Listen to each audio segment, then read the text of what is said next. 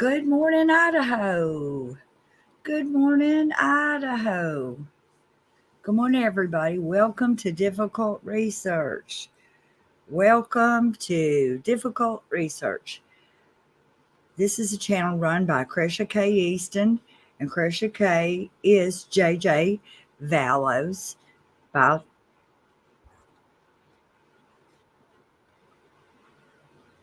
I had it on in the background. Sorry. Y'all getting double time on me this morning. Yes, Bewitch says y'all like this video. So I'm going to go back up here to the front and read some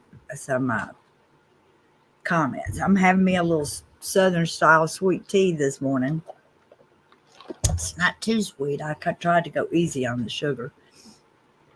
Grandma Snark says, Guam listening here. Thank you for doing these. I'm kind of new. I've been trying to catch up. I've heard bits and pieces over the years, but felt overwhelmed with the twists and turns. Well, Grandma Snark, welcome. We welcome you here. This channel is about the difficult research, about getting justice for Tylee Ryan, JJ Vallow, Charles Vallow, Tammy Daybell, and Joe Ryan. And right now we're in the middle of the murder trial of Chad Daybell, and he's been charged with murder of Tylee Ryan, JJ Vallow, and Tammy Daybell in the state of Idaho. And this is a death penalty case. He's also got grand theft because of insurance fraud and some other things. So we're in the middle of this trial, and we're waiting for it to start this morning. I feel like that we're getting down to it. I think we're getting down to it, but maybe I'm wrong about when the state is going to close and the defense is going to start. I just feel like it's going to be soon. And so welcome, X-Files. She was asking me about the pollen this morning. Yes, this pollen is about to make us all sick. And my eyes feel like I got sandpaper in them. Mad Donut says, good morning, family. Hope everyone had a good evening. Me answered about the allergies. Julie Coe says, hello, everyone in chat. Hi, Donna and Cresha. Lamecia, hi, friends. Gonna be here till 11 and then back at 12:30. Okay. The X-Files says, Donna, I live in Georgia, and it's like you literally look outside and the air is yellow. Rain keeps coming down. Pine trees are as bad right now. I know all the trees are blooming and they're dropping that stuff. We've got, if you didn't know that pecan trees and oak trees bloom and drop stuff, they do. Natalie Huber says, hello, everyone. JoJo says, good morning, everyone.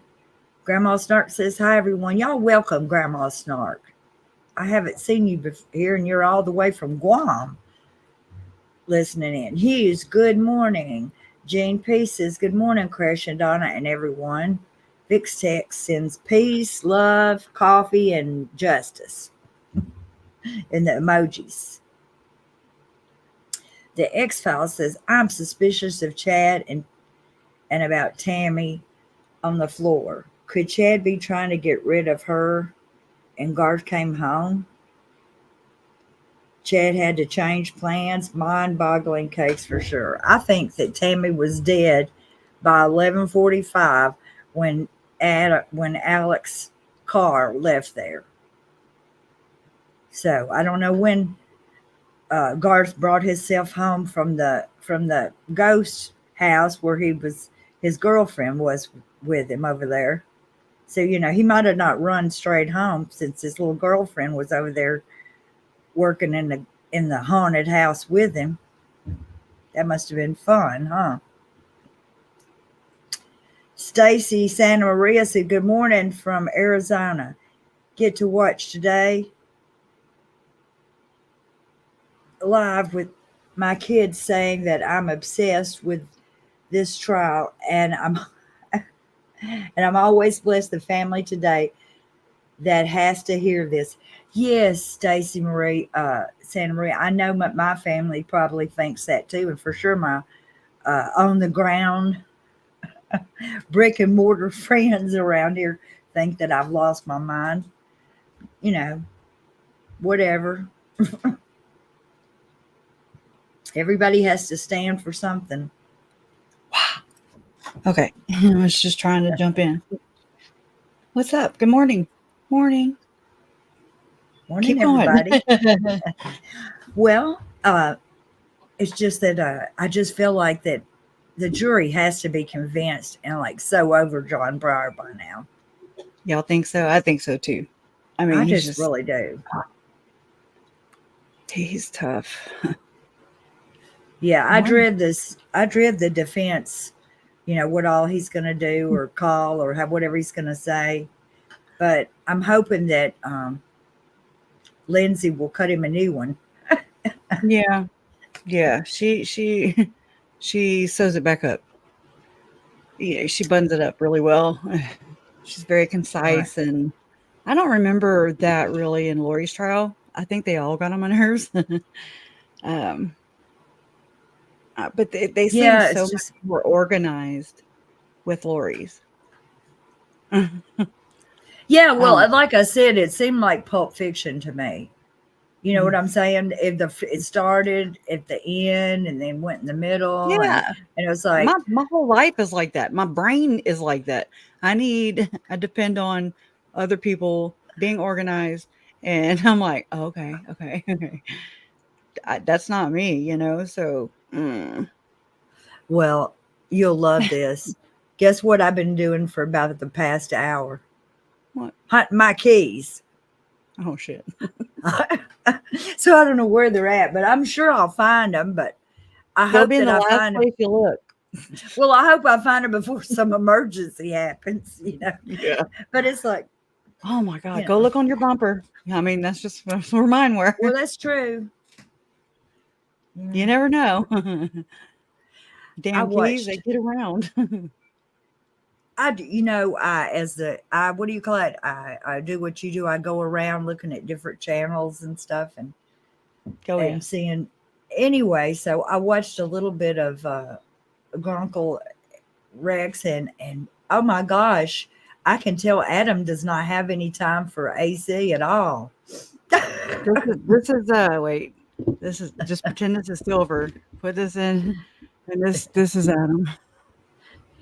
He's always got his damn microphone. But you know Somebody needs to tell him that's not what is so cool. sad about it is what is so sad about it, and I try to get into it, but it just pisses me off that they're there to answer trial questions, That's it. and but yeah, but he doesn't know, he doesn't go to the trial, and he says he don't keep up with it. Right. So, but I feel sorry for him. So you know, Mhm. you know, Eh, my that damn silver microphone though, y'all. Somebody needs to tell him that's not cool. I don't know who told you that. He's a DJ. I mean, silver, and he's like always got it like up in there. I'm like, dude, I can't hear you though. What did you do? You cut the mic off, didn't you? this is my blue Yeti, and Mhm. and Yeah. it comes in all colors. But I thought the blue was nice, so. Well, it's better than the damn silver, that's for sure. Tell your God. friends. Kidding. I mean, I know that's so petty, but I'm just like, okay, he'll calm down on that. And in fact, he did not calm down on that yet. So, Adam, I don't have your number, but if eh, I don't know, dude. I'm not saying I'm the best, uh, but damn, I know as we get older, we become boomers, and that's very boomy. And So, whatever. and somebody asked him this question. They said, "What question do you wish people would quit asking?" Morning. And what question do you wish they would ask? And Oh they had god. no answer. But it pissed me off, and I'm just going to say it. And I wrote a mean comment, but I took it off of there. But this is what I've got out of it now. None of those people, and I'm sorry, I have love for all of them. I don't wish anything bad on any Right. of them. But Just the reason why they were of no help hunting JJ and Tylee is because they knew they were already dead. oh wow. There, I've said it. There, I've said it. Kind of like Lori wasn't looking for missing children because they weren't missing to her. That's Exactly. how I looked at her, but Exactly. I mean, what, you know, I'm sorry, but that's because of the mm, comments that they've made now mhm, about what they were thinking at the time. And also finding out that what all Ian said to the police. Ian yeah, thought that there was something bad happened to him clear back whenever he got recorded. yeah, yeah. There's so much to process, huh? But I I'm mean, sorry. I hope that no, no, wasn't a no, dump load. no. I know. Dump it right here, God, boo. I was Yeah. just, and I'm trying to give them grace Yeah, I because, mean, and I mean, and we will never know. And you know, my thing is just please.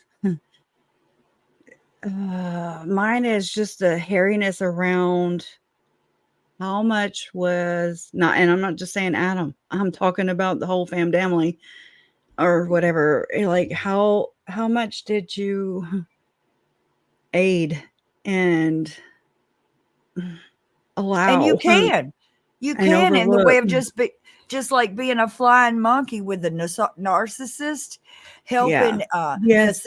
facilitate their stupid things they want to do. I mean, it's Doing the their same bidding. thing. And I Yeah. mean, I done it before with a Mhm. stupid girlfriend, like you know what I'm talking about. Have a Yeah. mean friend, and like she Yeah. says, okay, everybody, we're going to give her the stink eye when we go in, and we all give them the stink eye, whatever Donna's it giving the takes, stank eye. Yeah. Man. I mean, I hope that like Summer, especially, like she's already way, in my opinion, she's on the other side. I mean, just some things I cannot erase. Like, who want me to go shoot him myself? Um, just she seemed to be kind of in the know, but then the cop, who investigated her was like, "No," and I'm like, "Well, she went to St. George, and so did Melanie Pulowski, and so did Barry, and so did Janice, and allegedly, this is just word on the street from a long time ago that Barry had given Chad his blessing. you know If what? that's true or not, I will never know because none of them will ever say it, Or you come to know? the damn funeral. And that's another Yeah, thing that he said that people were mad at Janice because she did not come to the service. But then he's like, "Well, how hard would it been? Well, how hard was it for Chad Daybell's brother to come yeah. to the memorial service? How You hard know was how it?" far I traveled? I traveled, you know? Mm. It's an excuse because if they can go to St. George just to be a support system for the next one and the next one.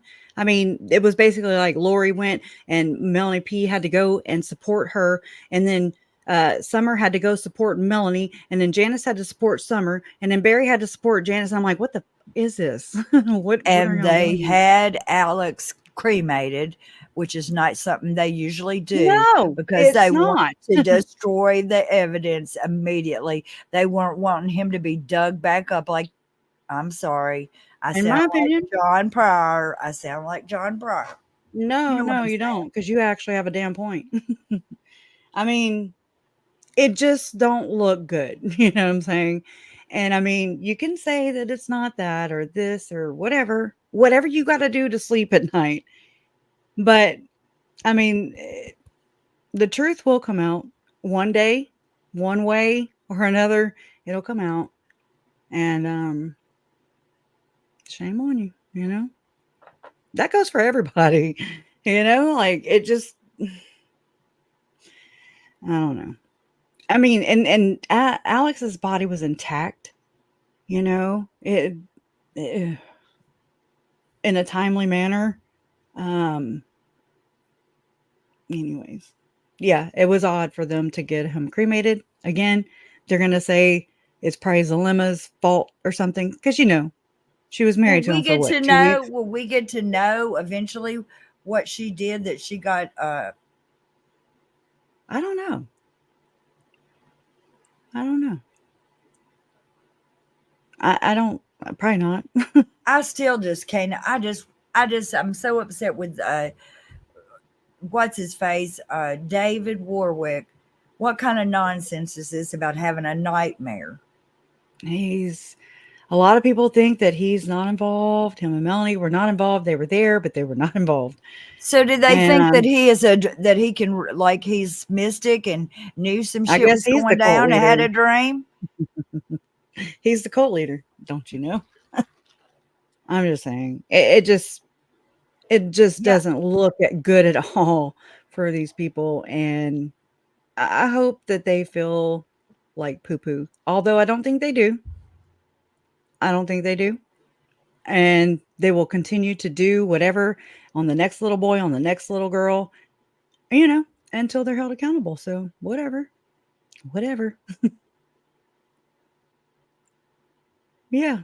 Carolyn, I think the dream or the nightmare, whatever. The dude is all about dreams and visions. That's all he does. Uh-oh, here they come. Or No, is no, that no, you? no. No, that was me Oh shit. checking because earlier today I had looked at it and I had accidentally hit the button and it wasn't, you know what I'm And saying? it's not your mouse that keeps cruising across the screen either. It's the damn because I'm like the red bar would come up, and it never does. So it's It's gotta be them. them. Yeah. Okay, well, good, because I was like moving to that other computer to type on this stuff because I thought, well, maybe it is. I'm glad you Oh told me man. that. I was like, yeah, no. I've been trying to figure out the mouse, um, whatever. w- Mystery. The mystery of the Yeah. mouse. But yeah, Carolyn. So I think the nightmare is just indicative of what was really going on in the nightmare for JJ, honestly.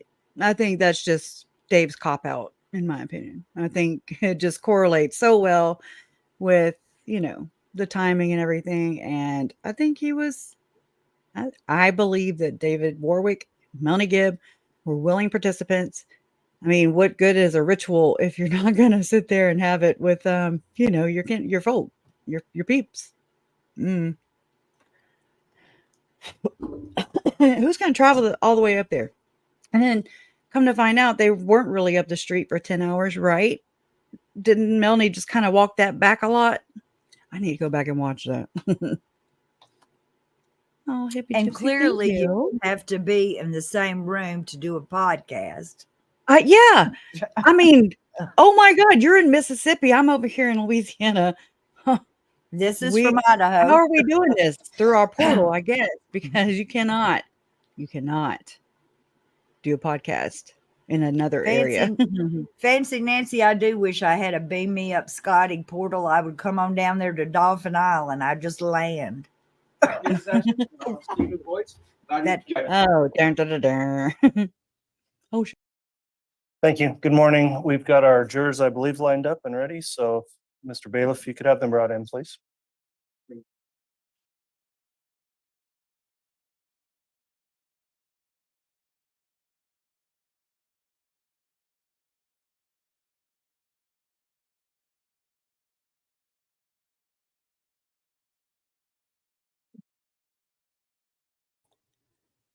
the podcast, they had a technical difficulty, Heidi's mind.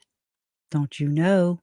They had a technical difficulty with that particular podcast. The weekend JJ was murdered. Anyways.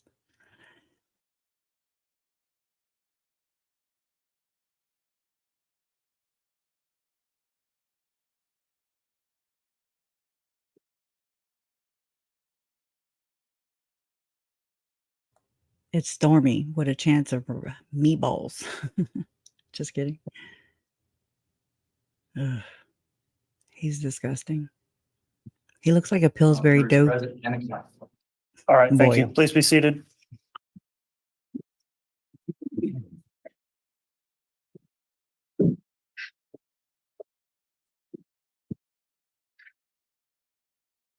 All right, good morning, everyone. We're on the record on case CR 22-21-1623, State of Idaho versus Chad Guy Daybell, continuing with the state's case in chief.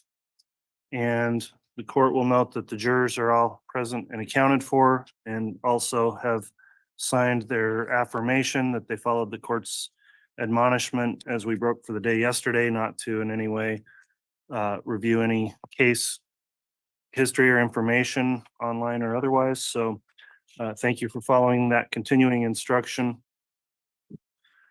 As we left off yesterday, Mr. Pryor was conducting cross-examination of investigator Wright, and I believe we'll be continuing with that cross-examination this morning. Is that where we are, Mr. Pryor?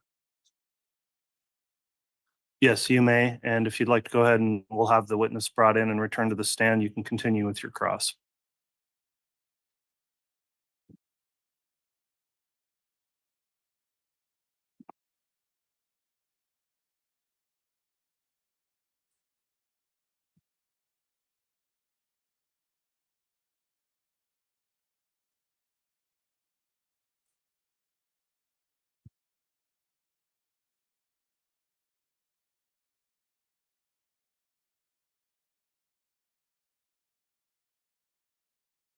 All right, good morning, Investigator Wright. Before we get started with additional cross-examination, I will just inquire, because of the court's exclusionary order, have you done anything since yesterday to either review any part of this case online or talk to anyone else about your testimony or theirs in this trial?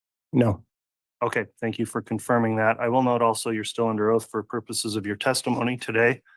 Mr. Pryor was conducting cross-examination, and you can continue with your cross at this time, Mr. Pryor. Thank you, Judge. And could I utilize the Elmo as well, Judge? Yes, just identify which exhibit will be published before you do that, please. Judge, it's it's 299, I believe. It is 299. Okay, and that's been admitted, so you may publish from 299 if you wish.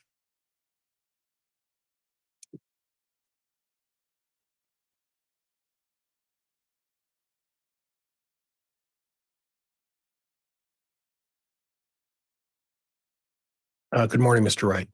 Good morning. Now, Mr. Wright, the last time we spoke, just to recap a little bit, we discussed that Alex Cox's phone at 2011 to 2356 was at apartment 107, and that was his apartment. Is that right? Yes, that's correct.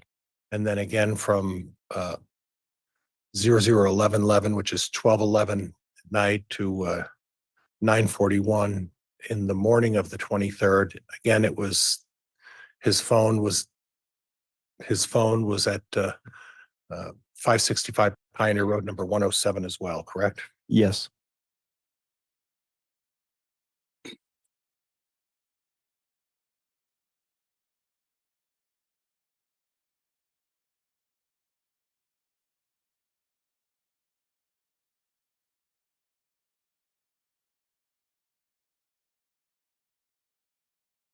And this exhibit illustrates the specific times that you were able to identify when Alex Cox was on the property of Chad Daybell. Is that right?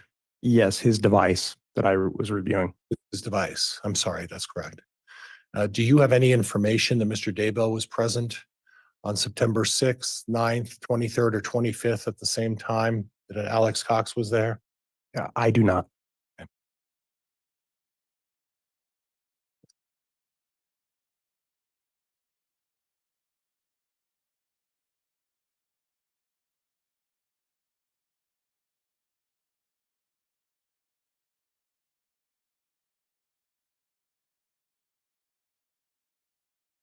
You testified that there were a number of occasions that Alex Cox went to a sportsman's gun club. Is that correct?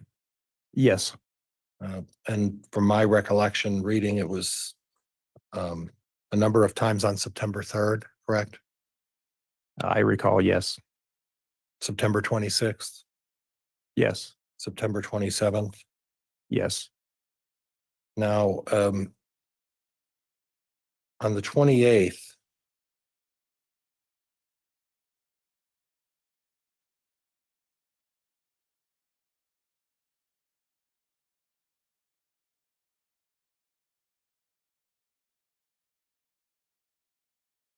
You made note of the fact that there were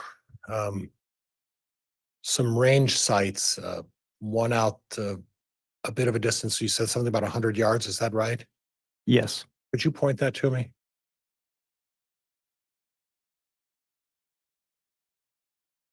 Okay. I And then believe again, that to be a 100-yard range. and then 200 yards. And then 300 yards. Okay. And is there a 50-yard range there at any point? I believe this is possibly a 50-yard range. Okay. It has multiple lanes with the berms that separate it, but I think Okay. that distance of the berm is approximately that And distance. Alex Cox on that day did not go to a short range shooting range. Is that a shooting area? Is that correct? I can only say that I showed only data points on this map on that particular time. It's possible there are less precise data points and he could be elsewhere on the range as well. But the data points that you have identified on this exhibit are quite specific in terms of gaps of time, correct? Yes, they are. And they were, for the most part, GPS and fairly precise. Right. So what you're showing by this is his travel up to at least it appears, and please correct me, to the 200 and 300 range, and then returning back. Is that what you're seeing? Yes. So the entire span of the period that he was there that day was 1525 to 1758. And if you notice, looking at some of these individual data points, there's a period of time in there that is, we get many data points, but then there's gaps in time where we don't really get any data points.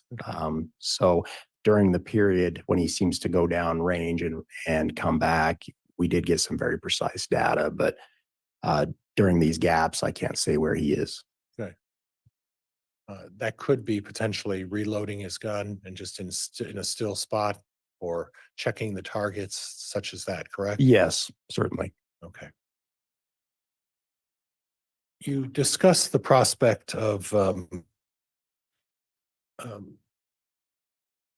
seeing Alex Cox at the Sportsman's Warehouse. Do you recall that? Yes. Okay. And you noted that he bought some items. He bought a frog tog suit. I'm going to kill that frog tog suit, and the tag was still on it. Is that correct? Yes, he had one that we recovered that had the tag from Sportsman's Warehouse still on the pants. And Was there any indication that those pants were ever worn or used? not that I'm aware of. They look new to me. Okay. And then you talked about the 2 or 3 other items. We don't need to discuss the Dr. Pepper, obviously, but the other 2 items were what? One was a woodland camo beanie, and then there was a flip mitt, a set of gloves, Okay. and then a ski mask. Okay. And was there any indication that those had been used as well? I only showed that they were purchased in that same purchase with the frog tog pants, Okay. but I'm not aware that any of those other items were recovered in the investigation from Alex Cox's residence or anywhere else. Okay. Did you happen to take any direction in your investigation into whether or not Alex Cox attempted to buy a hunting license at or around that time? I don't recall. I know on that particular date, it didn't appear he did at the Sportsman's Warehouse, but I'm not aware if he purchased one or not. Did you look into whether he purchased a hunting license or not in the end of September? I don't recall. Okay.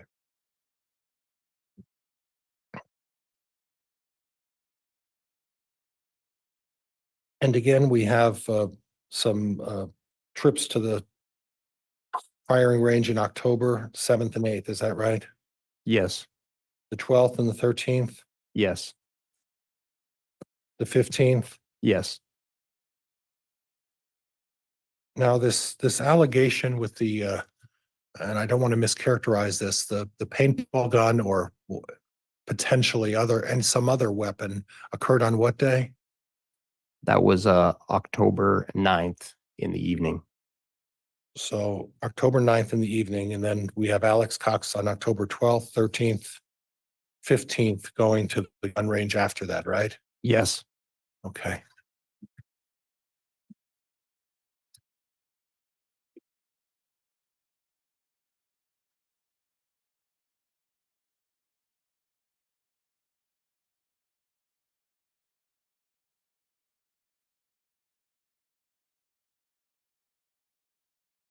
Just for purposes of clarification, and I'll talk into the mic this time, just for purposes of clarification, the picture to the right, my right, which has, it appears it has a tag on it. Was that the actual hoodie that was just taken from Alex Cox's garage? No. Okay. The image on the right is an image that I took within the Sportsman's Warehouse of that particular Igloo's 3-hole ski mask, which was the one on the receipt that was purchased when he was in the store. I'm not aware of any ski mask being recovered from his belongings that match the description of this particular item. Okay.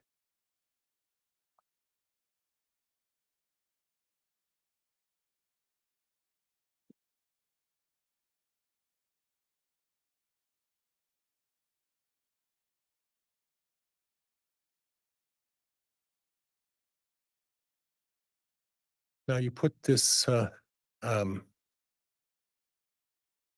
as a reference in October 9th, and October 9th would have been the day that Tammy Daybell encountered the person with the paintball gun or Yes. any allegedly other potential weapon. Is that right? Yes.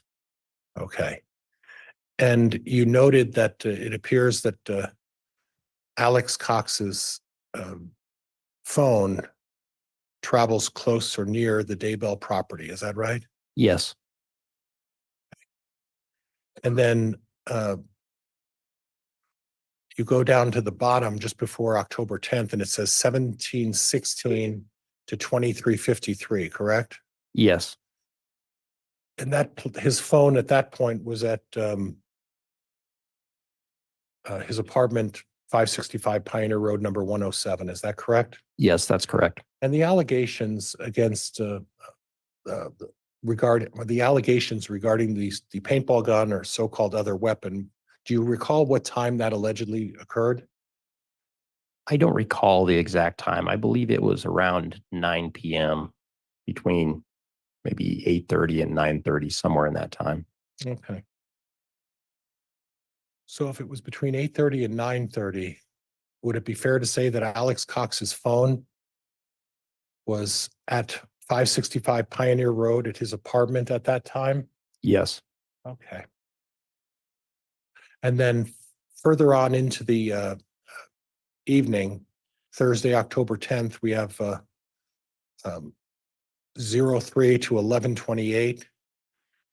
And so midnight to 11:30 in the morning. Again, the phone was at Pioneer Road for what looks about 11 and a half hours on the 10th of October. Is that right? Yes, that's correct.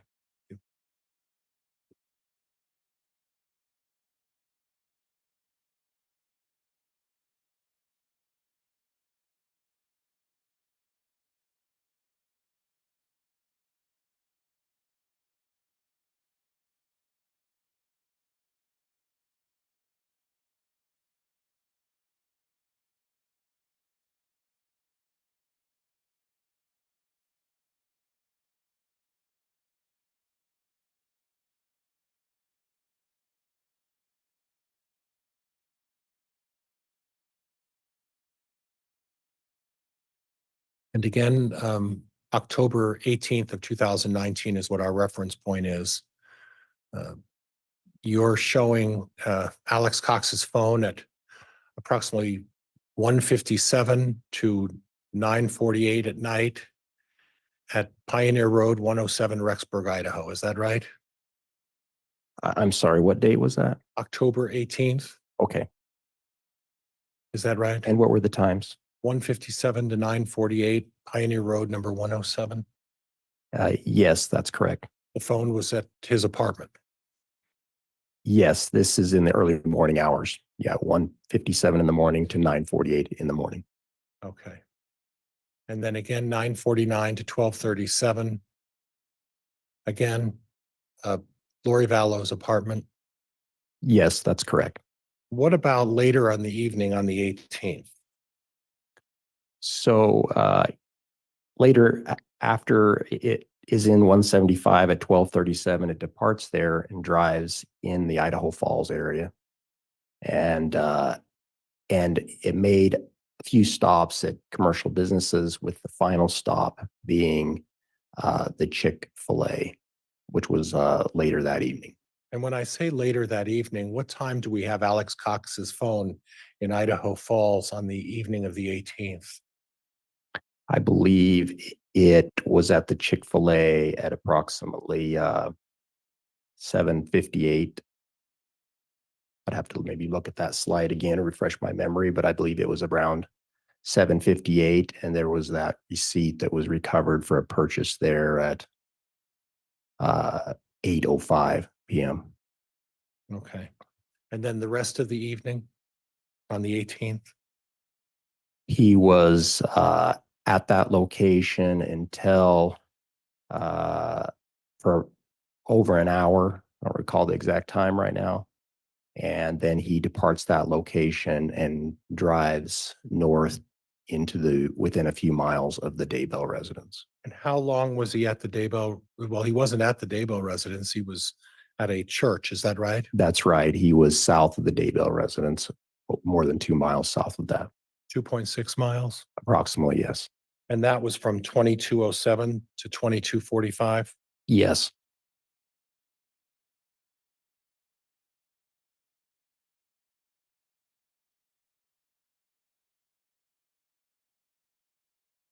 Your red dots are to the right, my right, a number of red dots. And could you get your pointer out for me?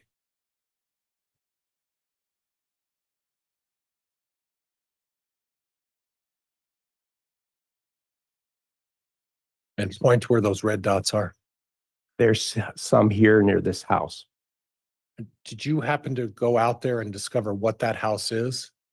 I did not, though I did make other investigators aware of that, and I'm not sure what follow-up they did on that. Okay, so we don't, it appears that there's parking and an entrance there. Is that something that's affiliated with the church? I don't know. It would only be speculation if you were to guess what is on that property. Is that right? Yes, that's correct. We do know that the large building is a church building, correct? Yes, that is. And between those two buildings is a driveway, it looks to me. Is that correct? This area? Yes. Yes, it's a narrow parking lot. And it appears that as you come into the entrance where the red marks are, there appears to be parking spots in front of that building. Do you see those? In this area? No, over to the right. Further to, just outside of where the red dots are, the parking near. Oh, right here? Yeah, right there. Yes. Yes, those are parking spaces, I believe. And then, like I said, just to clarify, where the red dots are on the roof of the building, there's parking spots that appears directly in front of that building. Is that correct? On the church side or this? That side, on that side there. That does look like a driveway of some kind. Okay. Okay. And I'm not going to belabor this, but on the right-hand side of that photo, from top to bottom, from where that road is to the bottom of the picture, there are a number of parking spots. You see those? On the right side in this area? Right there, all the way down. Yes, there are many parking spots, it looks like. And to the right of that, there's some parking on that road to the left, and there's other ones on the right. Is that correct? I'm sorry, you mean No, over to the right, right there. You have Okay. parking spots on the left of that mark, and then further to the right of that, up closer to the grass, right there. These? There's a whole bunch of parking there as well, Yes. right? And Yes. that butts up against the building, correct? That's correct. Okay. So we can't make a presumption that in any way that's attached or affiliated with the church, but at least it appears that was close to where Alex Cox was visiting. Would that be fair? Yes, potentially. We also had other data points on the other side of the building as well. Okay.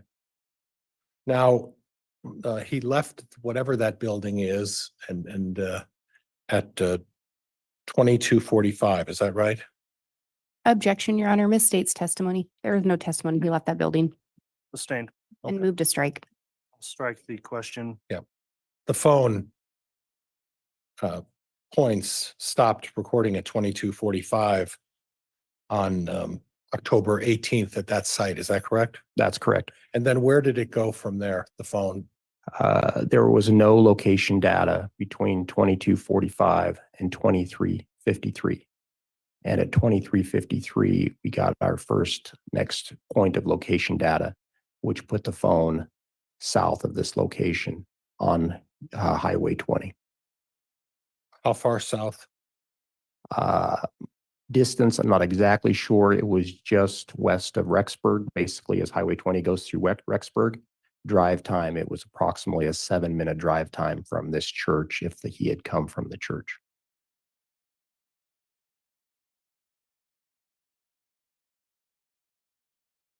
And then further after that, being south of Rexburg, where did you place him then?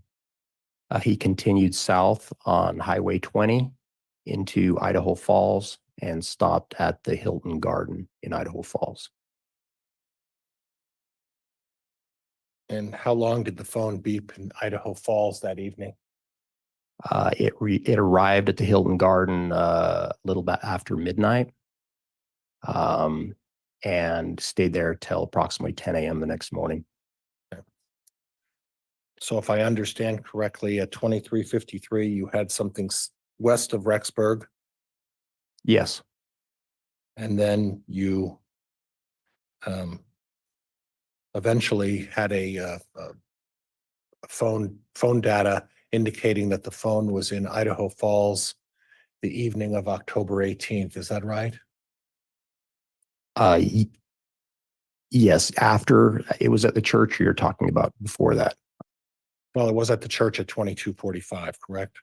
The phone? Yes, And then you said that there's a gap that you're not able to explain. Is that correct? that's correct. And we can't make any presumptions about that gap, can we? That's correct. But then what we do have is we have another data point that's west of Rexburg as the next data point at 2353. That's correct. And then eventually we have data points indicating that the phone is in a hotel. And what is the time the phone's in the hotel in Rexburg on October 18th? I would approximately 12:15, though I'd have to look at my report to refresh my memory, but approximately 12:15 it arrives at that hotel. And that phone remains there until 10 o'clock the next morning in Idaho Falls? Yes. Thank you.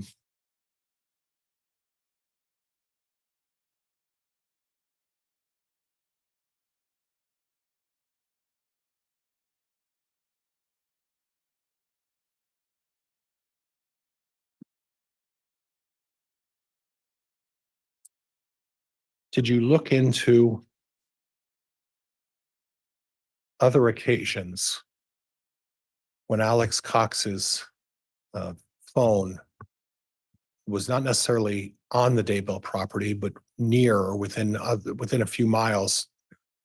For example, like at the Salem Church. Did you look at other occasions when that may have occurred?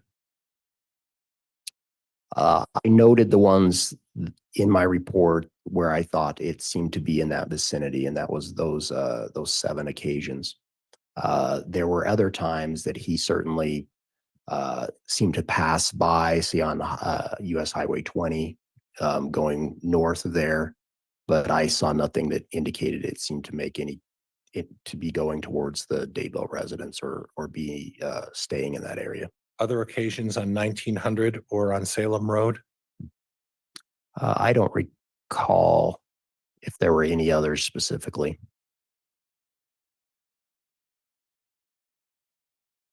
I don't believe so, or I think I would have noted that. As part of your investigation, you indicated that on a particular day, Alex Cox seems to have pulled off near a canal closer adjacent to the Daybell property. Do you recall that? I On October 9th, he he crossed over he was traveling on 200 North, and he crossed that canal there near the Daybell property.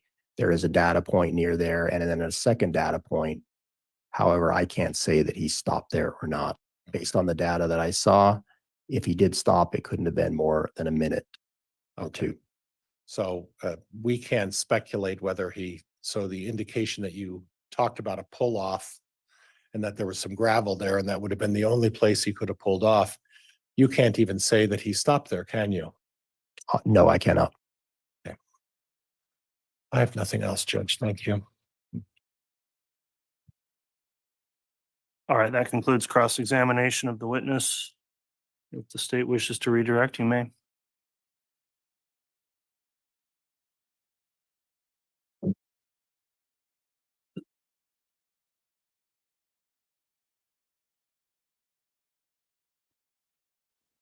And Your Honor, may I be handed State's Exhibit 299?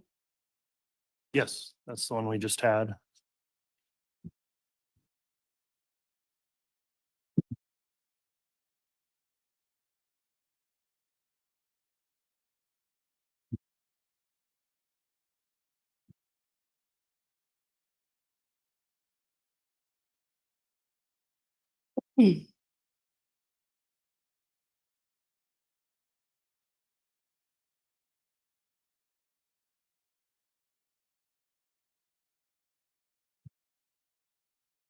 Agent Wright, can you remind the jurors when you became involved in this investigation? Yes, on November 27th of 2019.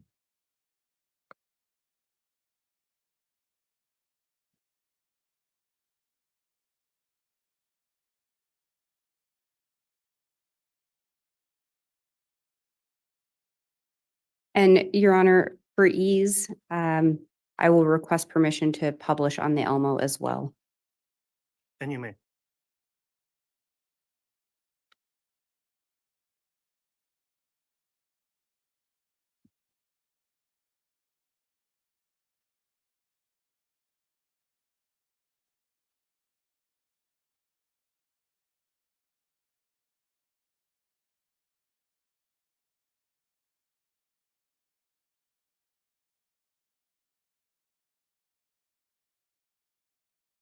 Investigator Wright, you were just asked some questions regarding these red dots. Do you see the cluster of dots?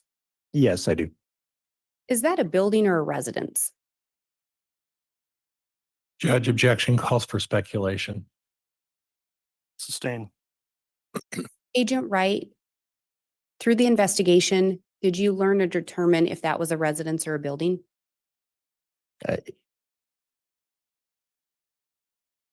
I am not sure exactly what it is. Any indication from the investigation that that building is linked to the church or that that residence is? Not that I'm aware of. Any indication that Alex Cox knew anyone in this area other than Chad Daybell? No. And again, where those red dots are, where those data points are, given the radius, could a vehicle be in the church parking lot and still be showing data points within a residence? Yes, those the data points on the left were GPS data points, and they were the most precise. The ones on the right were Wi-Fi data points, and they had a margin of error of upwards of 122 meters. And so the location of the actual device could be in the church parking lot or somewhere in that general area based on that margin of error. And do you recall approximately the distance from that church and the parking lot to the Daybell residence? I believe it's approximately 2.6 miles going up Salem Road.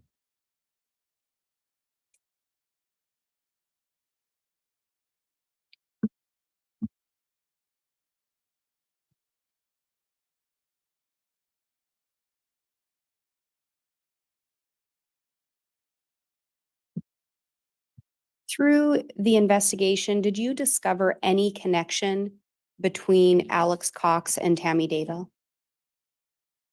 No, not that I'm aware of.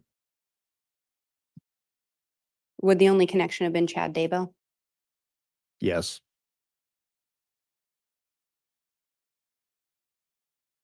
And council talked to you yesterday about the radius, margin of error. I think some different terms were used.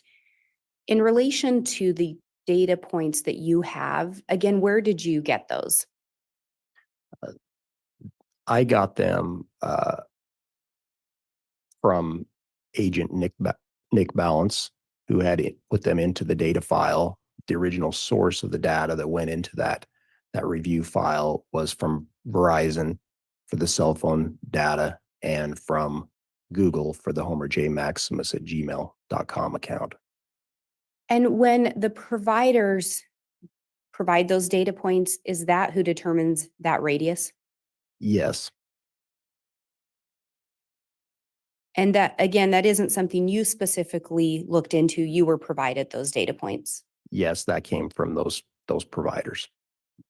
And the data you reviewed was linked to a device associated with Alex Cox. Is that correct? Correct. Did you personally review the any location data in relation to Chad Daybell? I did not. Did you review any location data in relation to Lori Vallow? I did not. Is it possible other investigators may have? Yes, absolutely. And in particular, would Agent Balance have been tasked with looking at those types of things? Yes.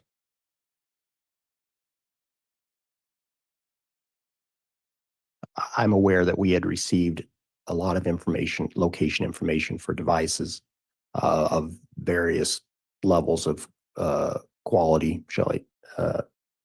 and that data went to Nick Balance for review. It was only this one particular device that I also reviewed. And yesterday you were shown a message that came from an individual identified as Phoebe. Do you recall seeing that message yesterday? Yes, I do. Do you recall having reviewed those communications previous to yesterday? Vaguely, yes, that was somewhat familiar to me, but exactly what those were and their meaning, I don't quite recall. Do you recall in that message it being a request for Chad to help with something? Yes, I do. And was that pretty common through the investigation that people would turn to Chad for answers or help? Yes.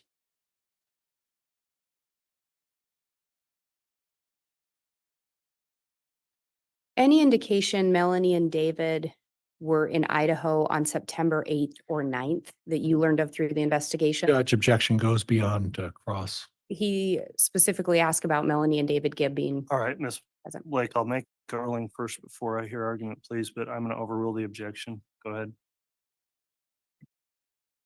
Not that I'm aware of.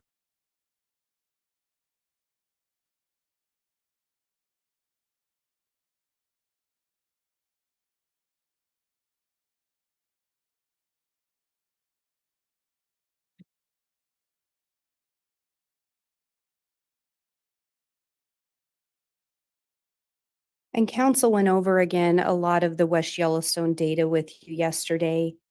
In your review of that, what was your belief on whether or not Tylee came back from West Yellowstone? Judge calls for speculation. Overruled. It was my conclusion that she appeared to probably have returned to her residence. And again, did you know where, through the investigation, did you learn which unit Tylee Ryan was residing in? Yes, at 175 at 565 Pioneer Road.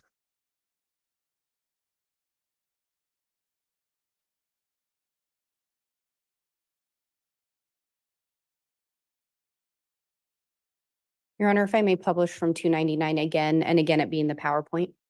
You may.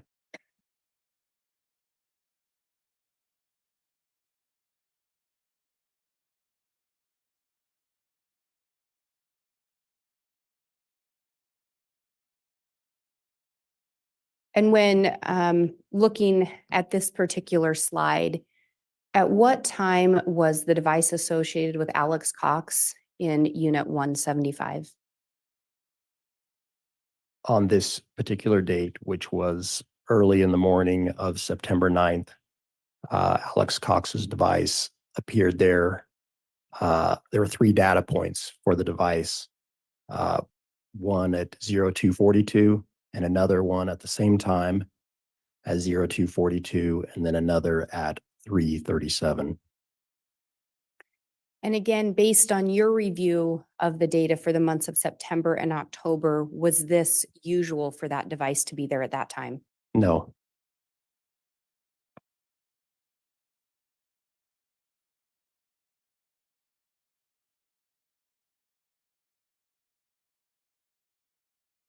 And then did you determine after being in Unit 175 where that device went?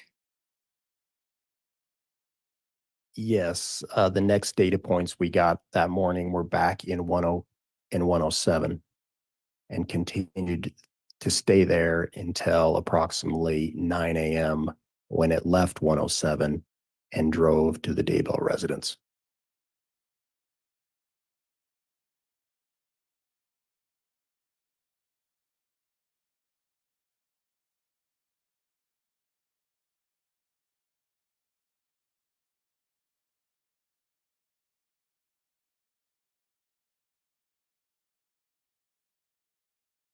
And as far as being at the Daybell residence, council had talked to you yesterday about this image. Do you recall that?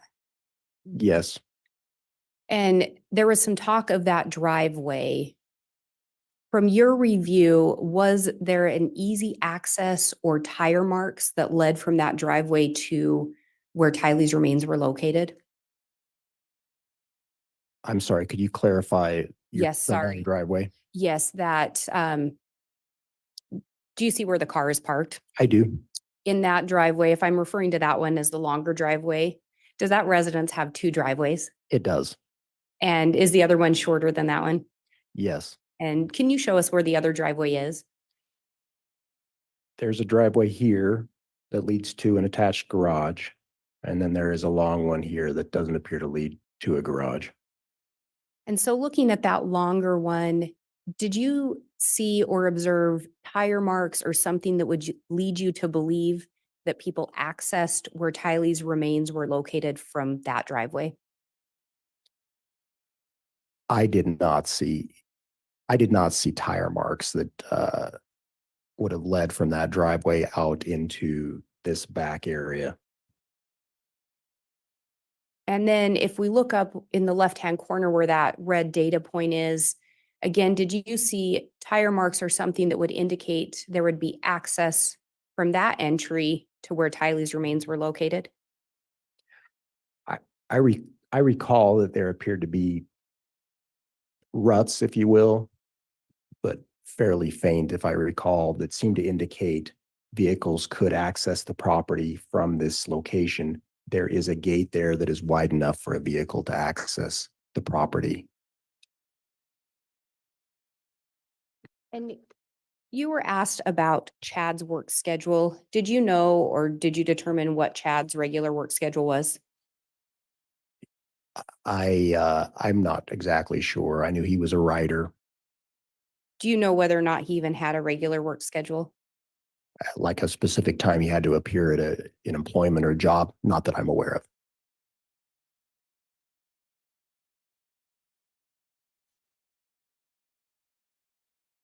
And I apologize, may I publish again? Yes, you may.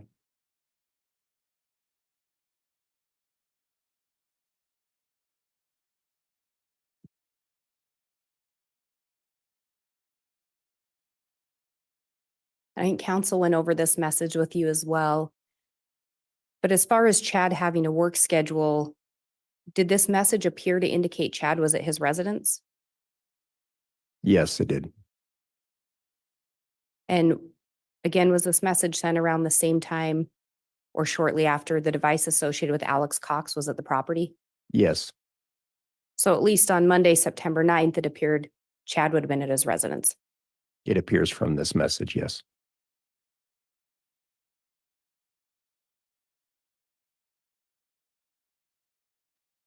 And you were asked about whether or not you found the remnants of a raccoon. Do you recall that? Yes. In reality, were you ever looking for a raccoon? No, we had a search warrant for only certain items. And in I don't reality, believe it included a raccoon. were you looking for missing children? Yes. Did you in fact find those missing children's remains on Chad Daybell's property? Yes, we found human remains for 2 children on the property, and we seized our search at the property after we found those 2 children. I have nothing further.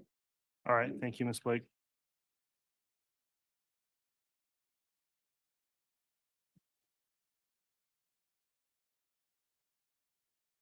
Mr. Pryor, is there any requests for recross? Judge, I don't think I'm going to request it at this point.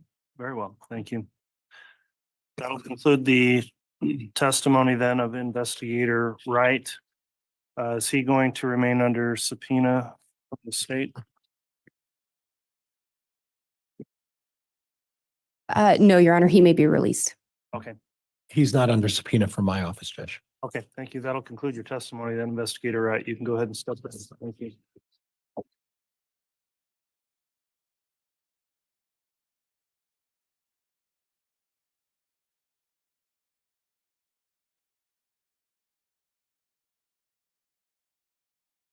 All right, once you're ready, the state can call its next witness.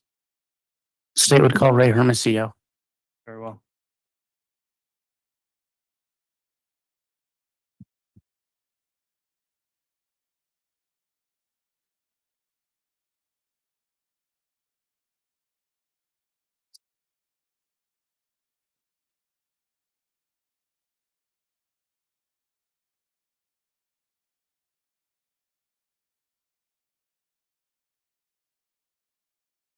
solemnly swear or affirm the testimony you're about to give will be the truth, the whole truth, and nothing but the truth.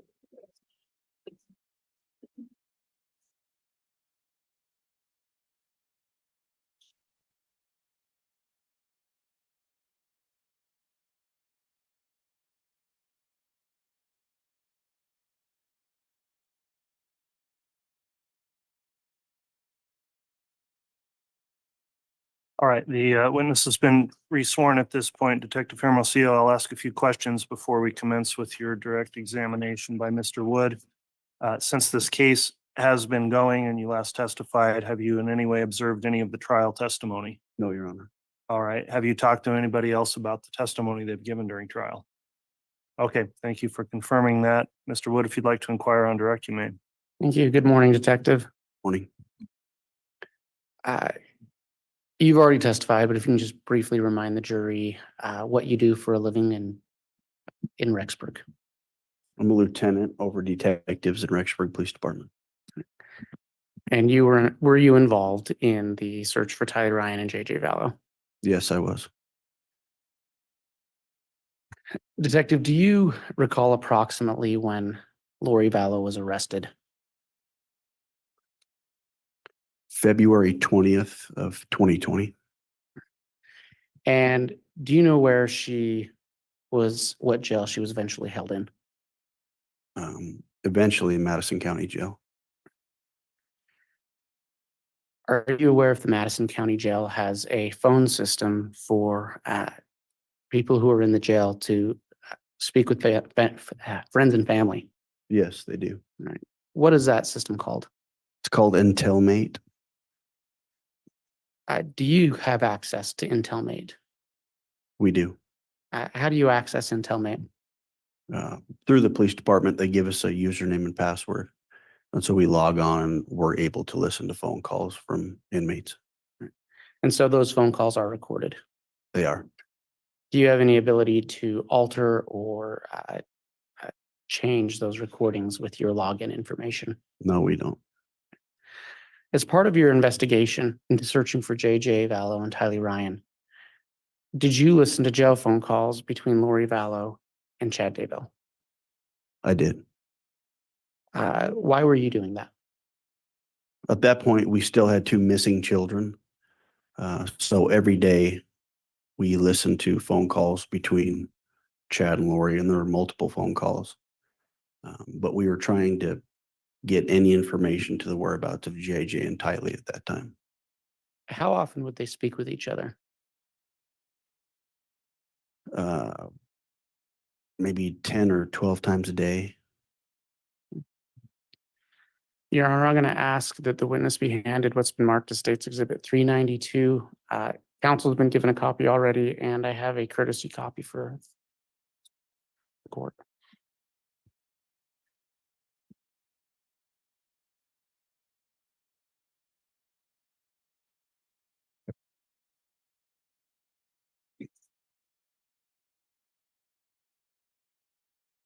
Thank you.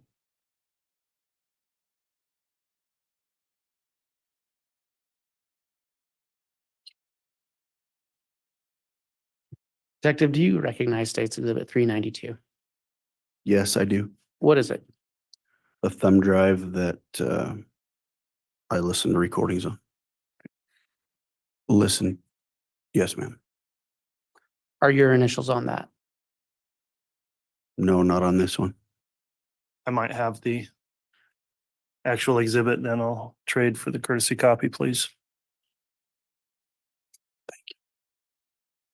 Thank you, Mr. Bailiff. Are there initials on that exhibit? Yes, they are. So you have reviewed the contents of that specific exhibit? Yes. As part of your investigation, did you ever listen to a jail phone call recorded on June 8th, 2020 at 9:16? Yes, I did. Is that what's contained on that exhibit? Yes, it is. Is that a true and accurate representation of the jail phone call you listened to? It is, yes. Your Honor, I'd ask that State's Exhibit 392 be entered into evidence. Any objection? No objection, Judge. All right, exhibit 392 is admitted.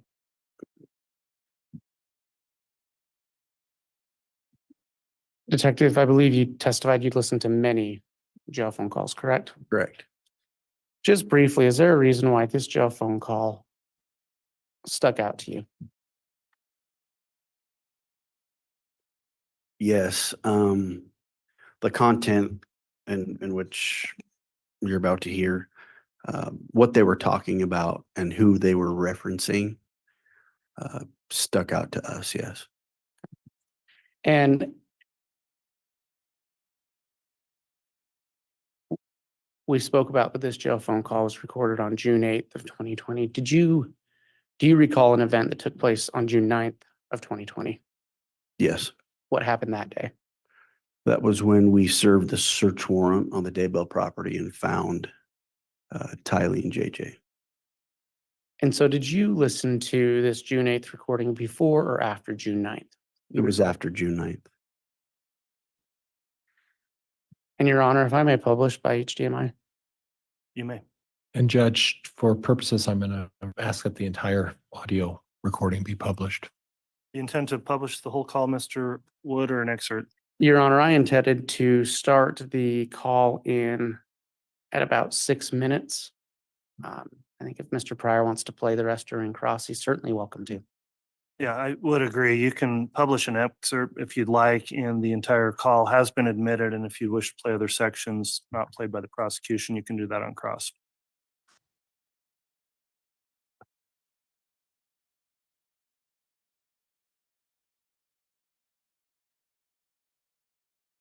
And for the record, Your Honor, I am going to start at 6:10.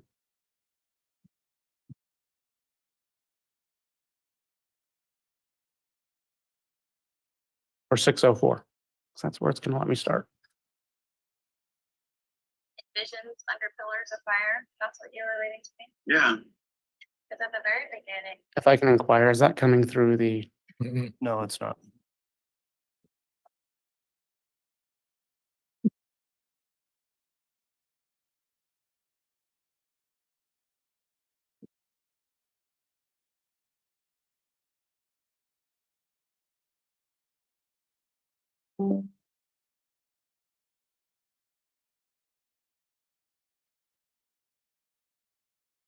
says, this was all still before the second coming. The Lord had ordained for us to begin the millennial day within Zion and her cities while war and chaos reigned everywhere else. So it was already like the millennium, they were already living colonial way Like a pocket, yeah. the whole time. That's kind of how I've seen it, as begins with a family, then a neighborhood, then a town, then a city. And New Jerusalem's kind of the best example of that. Right. Yeah, it starts small, but grows exponentially. Mm-hmm. It's little, and they're doing all they can to destroy one of the key families, but they're not going to.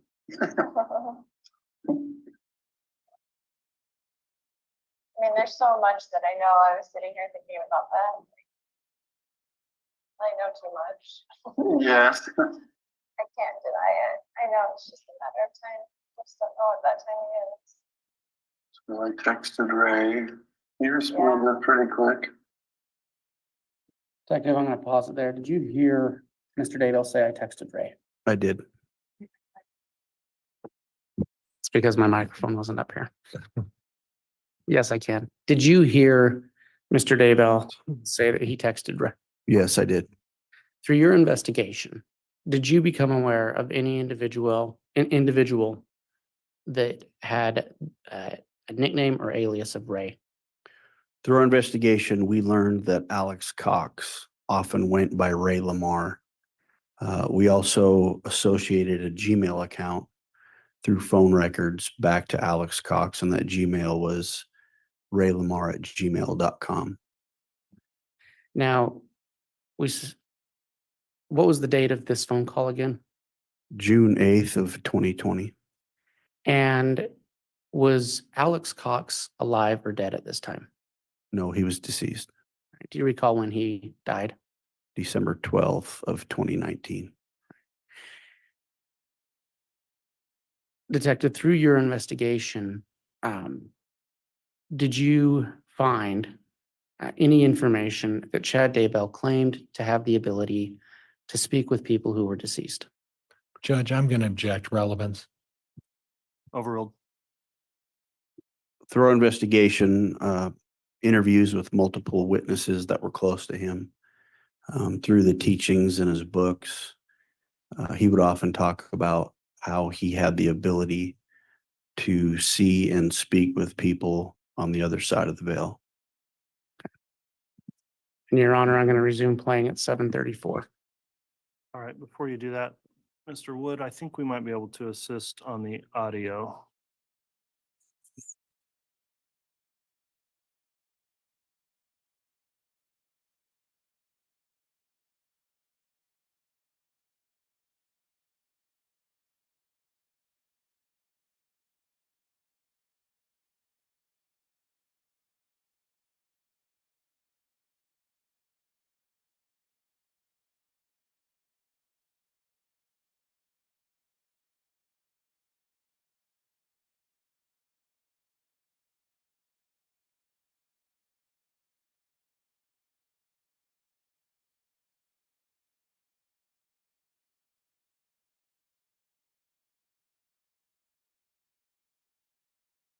Your honor, I'm going to start playing at 7:34, and if the court can let me know if it's coming through the speakers. All right, thank you. Oh, that's good. Usually it's hard to get a hold of him. He's busy Okay. days. Yes. But I asked him what we'd talked about. And he's very optimistic. It was very optimistic for you, or he's very optimistic it could happen. He's very optimistic for both of us. He doesn't know his own project timeline. He said, stick with it. To what he projected in that paper he wrote. You know, house renovations always take longer than they think. That's the problem. I've been watching that Extreme Pools, Uh-huh. and the people are like 3 months out. Like, I mean, when they estimated they'd have it done, and they're like, we had so many problems, we couldn't get to the backyard, we had to pull a crane over the house to get these huge rocks for the waterfall. I can remember last summer, Taylor Hill, Mark's friend, parents moved into a trailer, like a camping trailer in their driveway because they were going to build their house by the end of the year. Guess where they're still at? Really? They sold their house to their son. And it's just a weird situation, but you're exactly right. Yeah, it takes forever. Yeah, there's Mhm. always something comes up. Well, we didn't know when we dug in your backyard, we were gonna find whatever. And then they're like, we have to redo all the piping, and then we had trouble with this, and then something else happened. And so, but they try to make it sound like it wasn't really that long, but it's always like, it's gonna take 3 months. And then 3 months after that, they're like, okay, it took 6 months. You couldn't come in your backyard at all. And now it's not summer anymore. Now it's winter and your pool is finally done. Right. Mostly they do it in Florida, places like that. But. So he's optimistic about his construction problem or construction Problems. not problems, but plan. His Yeah, construction plan, the blueprints are still intact. yes. They're timing. And I kind of just said, I texted him what you just said is, you guys are always a little off. Right, exactly. We just want a real estimate. Right. What do He you say? he just laughed. Did a So little he did not, LOL. he did not confirm nor deny that fact. That contractors are always Oh, later than they think they're gonna be. He's like, it'll work out, how he is.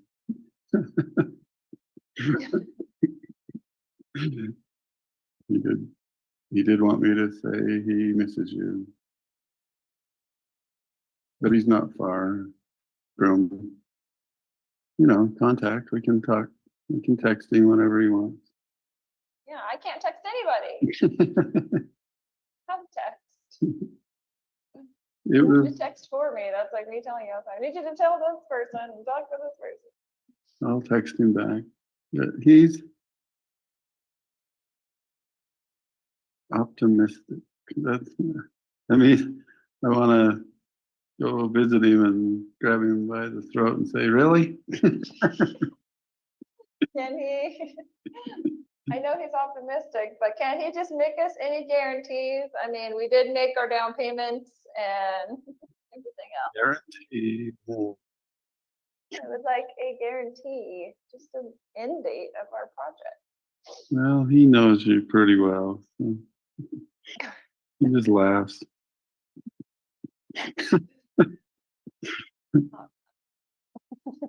No, I asked him what he thought of the video project. He said it was really nice. He loved it. Oh, good. Detective, through your investigation, were you aware of any type of video put out about Alex Cox around this time? Not around June 8th. But shortly after Alex Cox died, his sister Summer Shiflett made a YouTube video with clips of Alex, photos throughout his life, and put it to music. And so we viewed that early on in the investigation, but that's what is being referred to here. Judge, I'm going to object. That calls for speculation. He can't speculate is what it calls for. Untimely, overruled. And Judge, I had stopped playing at 12:13. I'm gonna recommence playing at 12:13. You may. Yeah, oh, that's good. Although I'd never heard that song before. I don't know what that is. Maybe it's just something on like iMovie or something that's on your phone. Exactly. Yeah. Like one of the backgrounds that you can Church use or something. just a happy one. Yeah. I Mhm. don't know, because I've never even heard that one, or I've never seen the app, but I know people can do that. iMovie, it was always on my iPhone. I just didn't ever click on it. Yeah, but So, frustratingly optimistic, I guess is. so frustrating for us. Yeah, We're gonna be that's what I completed. mean. Thanks for completing your project on time. Will they get a bonus? They do it. Oh, yeah, we'll give him a bonus.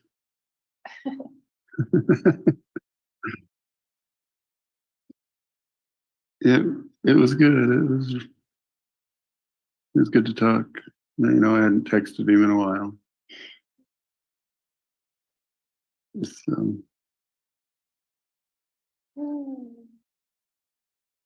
So he would still answer all my questions in the same way, you think, if I texted him? I think you ought to write down some questions for him and maybe even mail them off and see what happens.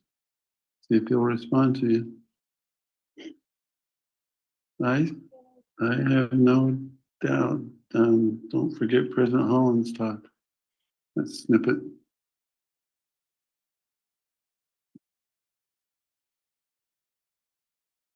He seemed like he wants to text you if he could.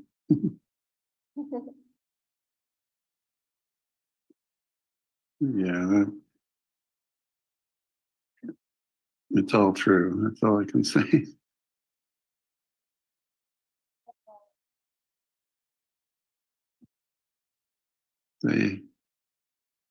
They haven't forgotten.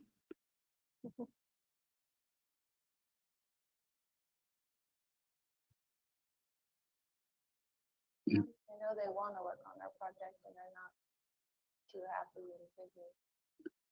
You know, that's how I spelled it out. Oh, just like, I'm busy. Well, true I'm to that. good. It's good. It's good. You know what I'm saying?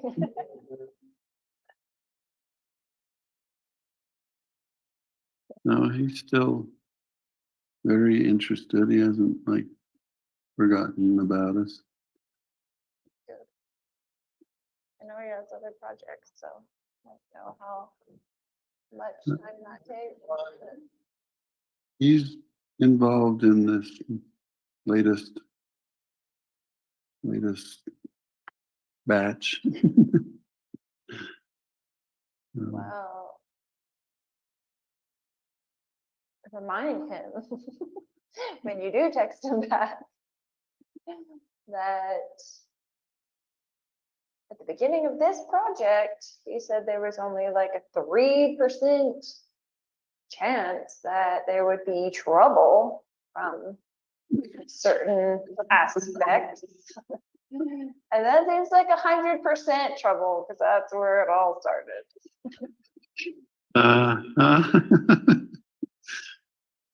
So find out about that.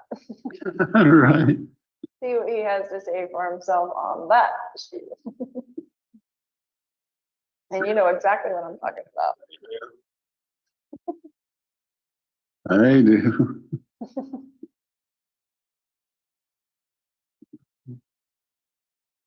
Recall what I'm talking about? Oh, I know exactly what you're talking about. Okay.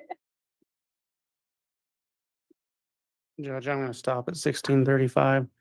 Detective, who is asking who to obtain information in that snippet we just heard? Lori was asking Chad for information. Your Honor, I'm going to continue playing at 1635. You may. So I want to know why that is 100% instead of 3% chance of having a problem.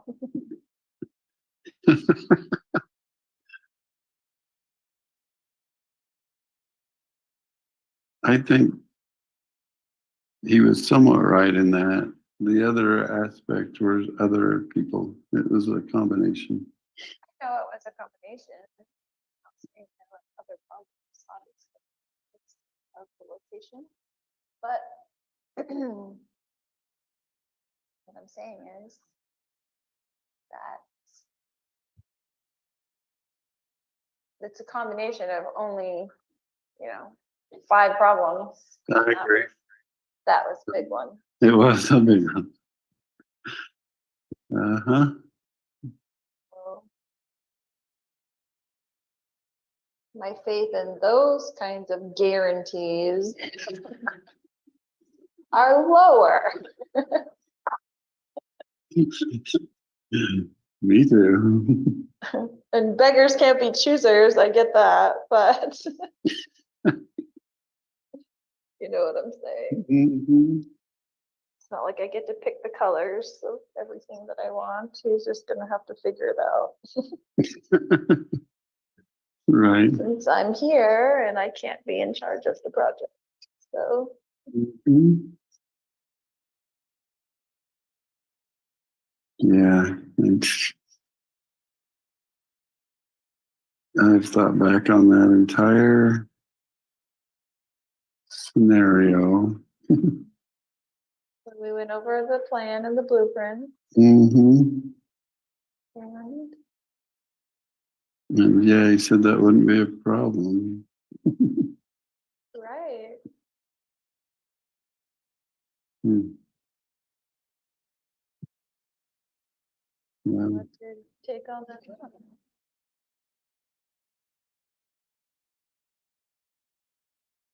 oh, Why was that? it really was. Right. No, I don't doubt that. It's just strange how it blossomed.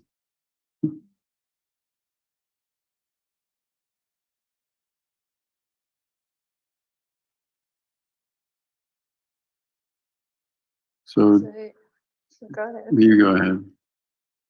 No, I'm just gonna say, so. You think it was meant to have complications and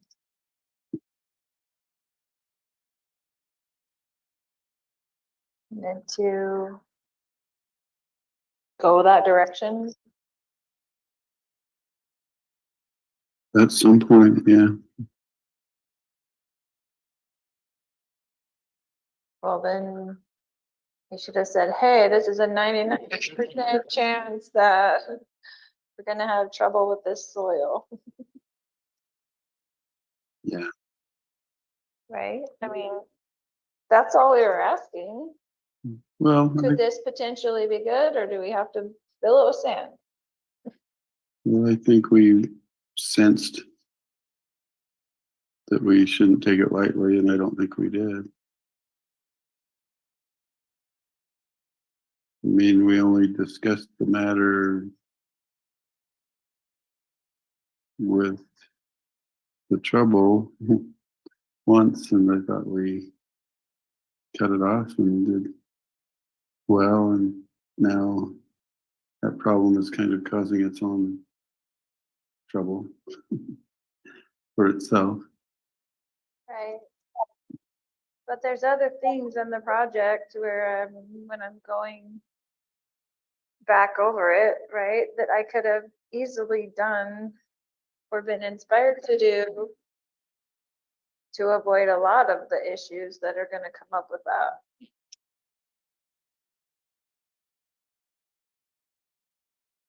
Yeah. That we weren't made aware of, so. You see what I'm saying? Mm-hmm. I do. It was meant to go this way, you think, is what I'm saying. I do. It's terrible.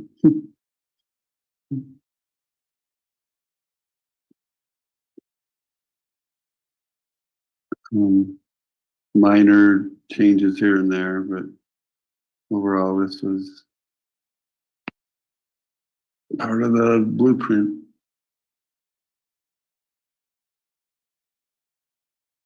And just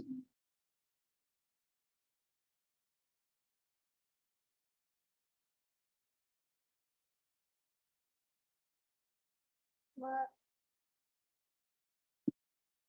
Oh, I just wish it hadn't been. But I'm thinking of previous blueprints where the people weren't warned either.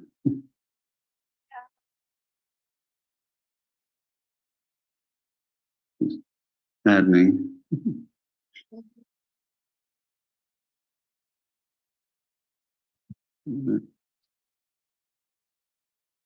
Ray's in that contractor position for a reason, and he's not gonna drop us for another project. Well, can't he like forcibly use a hand, punch some people in the face and get some things done?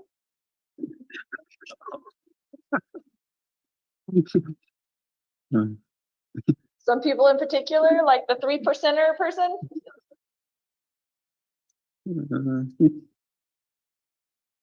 I don't think he wants to be violent, but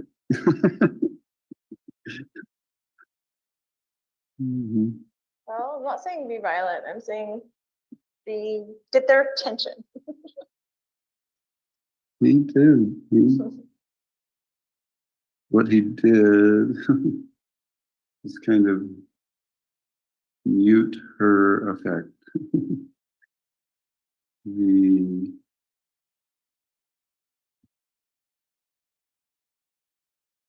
I don't know, just kind of kept her in her place for quite a while, to the point it almost diffused any value of her. Not talking about that.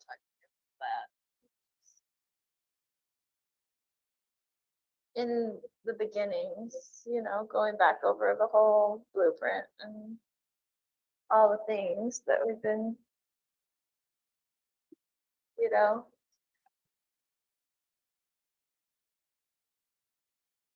I don't know what the word is, when you go through it. Anyway, a lot of that stuff could have been avoided. Yeah. Just minor tweaks. Yes.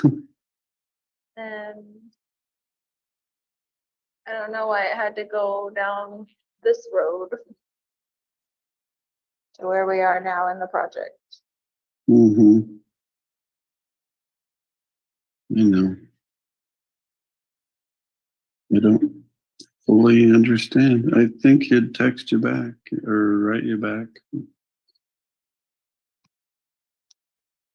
Ultimately, what I need from you is that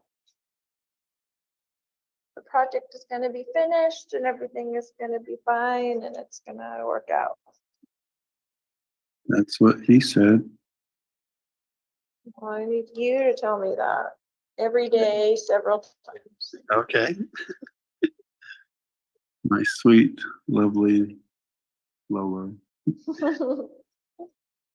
Things are going to work out, not just because he says so, but because I know so. It's a marvelous plan. Slight How do you know hiccup. so? How do I know?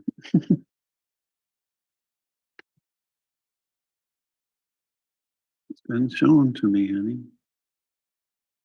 I've seen those beautiful eyes filled with tears as she sings to amazing groups of people, and I've seen that wonderful body dance to heavenly songs. Your Honor, I'm stopping at 2641. Detective, in that conversation, who is asking who for assurances? Lori was asking Chad, and we found that throughout multiple phone calls. She would ask Chad for assurance. And who said they had seen the plan? The defendant, Chad Daybell.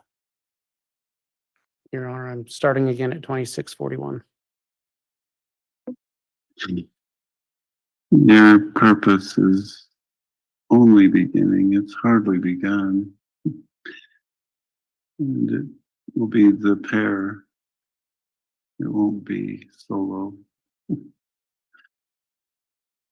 And it's going to be incredible. Be cholo and not solo. That's right. Yep. It will be the Eurythmics. No solo careers.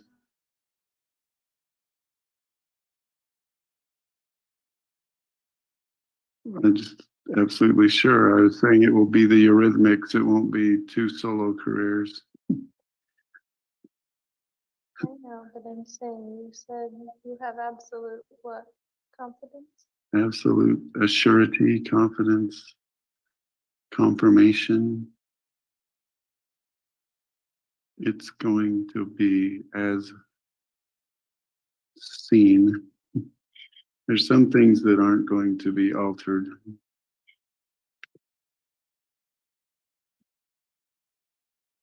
Your value is tremendous, immense, and needed in every way. You're tremendous, my love. I know that is a fact. I think you underestimate yourself. I'm not trying to give you a big head or ego because you don't have one. You just are spectacular, and the Lord is going to use those talents. You're on earth at this time for that purpose. I'll try to call you back so we can pray. Okay.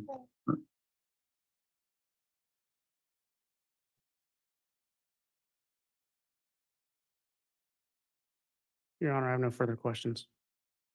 All right. Council, before we begin cross here, I think this would be an appropriate time to take our mid-morning recess. So let's go ahead and do that. It's right at 10 o'clock. So if we could start up again, we'll try for 10:25 to be back with cross-examination starting. All rise, please.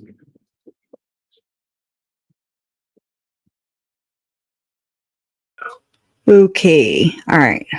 I'm going to play this real quick. I got this recording on my phone. So it's, let me throw that down. Ooh, that was nasty. I feel gross for having listened to that. Y'all go wash off. All right. Present, share screen. Oh my God. I hate loud mufflers, y'all. It's ridiculous. Okay. Share. Okay. So I found in this video where they say this. Okay, so okay. I'm sure kind of difficult knowing like they're asking for information that's going to help them in a case against your sister. But I guess the thing I want you to know is our whole goal is just justice for these kids, you know, and we, I mean, our hope as it comes to it, your sister's actually made some overtures. She might be willing to talk to us. I hope she does. I pray for that all the time. We hope she does. Yeah. She actually was talking with Chad about talking to us before we found the bodies, just a few days before, and he talked her out of it, which is too bad. It would have been better for her to tell us. Yes, sure. I mean, we were actually just finishing up our warrant on the day that she said that. We were just getting ready to go out there, but it would have been, you know, that would have been even better, and he talked her out of it. Yeah. And then the night before, she says to him again, like, hey, what do you think about, you know, and he uses this kind of, I call it spiritual abuse, spiritual manipulation. Yeah. You know, we've all seen that guy in the LDS religion whose wife has to obey him because he has the priesthood type thing. And that's not what it says, but it's the same type of thing. Mm-hmm. Well, I'm the visionary guy. So, you know, anyway, again, I just wanted to meet with you real quick, introduce myself and Mackenzie. I've obviously seen you. Yes, yeah. Yeah. But don't take any joy in doing anything that's going to harm her. I don't take joy in her spending her life in prison. There's nothing. Okay, so y'all caught it? Because, oh my God, I'm like shaking. So it's like, oh my God. That's kind of how my mind works. It matches things. He says, I mean, just to repeat it without hearing their voices, right here. He said, I'm sure kind of difficult knowing like they're asking for information that's going to help them in the case against your sister. But I guess the thing I want you to know is our whole goal is just justice for these kids, you know. And we I mean our hope is oh my gosh. Our hope is it comes oh my gosh, let me go mute myself because obviously my throat don't want to cooperate. I can't. Okay. I mean our hope is it comes to it. Your sister's actually made some overtures. She might be wanting to talk to us. I hope she does. They pray for me all the time. What? We hope she does. She still actually was talking about with Chad about talking to us before we found the bodies just a few days before, and he talked to her. I'm sorry, and he talked her and he talked her out of it, which is too bad. It would have been better for her to tell her, yes, sure. I mean, we were actually just finishing up our warrant on the day that she said that we were just getting ready to go out there, but it would have been, you know, that would have been even better. And he talked her out of it. Yeah. And then the night before, she says to again, like, hey, what do you think about, you know, and he uses this kind of, I call it spiritual abuse, spiritual manipulation here. You know, we've all seen that guy in the LDS religion whose wife has to obey him because he has the priesthood type thing. That don't sound like Chad, does it? And that's not what he says, but it's the same kind of, same type of thing. Well, I'm the visionary guy. So, you know, anyway, so, all right. So let me turn this off. Oh, well, maybe not. Let me just turn it down. Okay, trying to do too many things at one time. Which is the story of my life here. So, I mean, did y'all get that? Or did y'all not get it? Oh, y'all did? Okay, for the most part.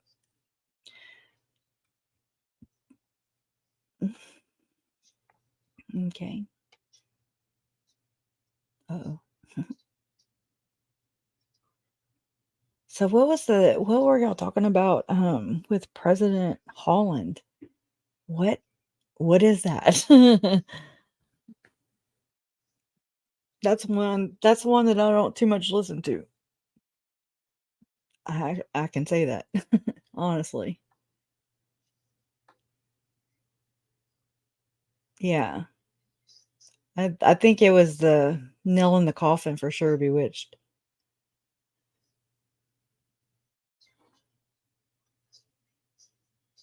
Oh.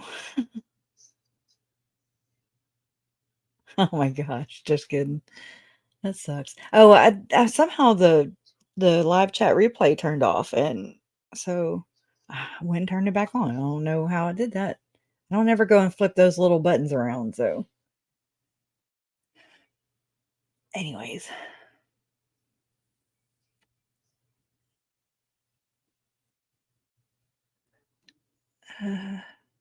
Okay.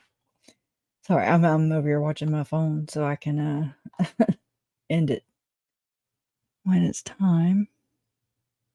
What are y'all's thoughts on that? Passive aggressive people, right? Yes. With all the happy laughing. It is sadistic. They are narcissistic, sadist psychopaths. Everybody that agrees with U12 SI7, go smash the like button. Really piss them off. No. The project and the blueprints. And not only that, but like the soil testing and the selling his house to the son. I mean, what the hell? I gotta go back and listen to it again 11 more times. Just I was too triggered, or not triggered, but I was trying to find that so I could match it, put them together. His plan, oh yeah, not only that, but the whole obstacles thing too. And so, I mean, if that's him talking her out of it, I mean, again, I'll have to go listen to it just to pick up more on the what he was putting down. And it reminds me of Ruby Frankie and Kevin Frankie when she starts talking about the damn book and that author. And I mean, I Googled the author and everything. I'm just like, this is code talk. And I mean, they're good. Well, Lori and Chad suck, but it I don't know. It's code talk. Yes, Kevin and Ruby, big time. And people have been like, they don't code talk, and I'm like, bullshit. Bullshit. Well, I mean, again, I say code talk a lot with just looking in scripture in the Book of Mormon, and the stories that are there. To me, it's code talk because I'm never Mormon. This is like, what? I've even, whenever me and Jen were throwing stuff back and forth at each other, and I was like, I would tell her whatever, and then she would say, "Oh, you'll have to tell me what I'm looking for or whatever because I'm used to it," and I'm like, "Oh yeah, you know." Y'all are people who are from that faith. You're used to it, and so it just it's not so easy for one to see, I guess. What's alarming, when you really go and read it and you're just like, oh my gosh. Like when Mike Stroud is like, you are the group that's being groomed for this. Why do you think you're here? That's a direct quote. And I showed that to Jen and she's like, oh, well, they say that all the time. I'm like, wow. They literally take like-minded people and they own it and make it like it's not a cult, but it's exactly what the meaning of cult is like-minded people. I don't know, it's weird. I was finishing my cigarette. What's up?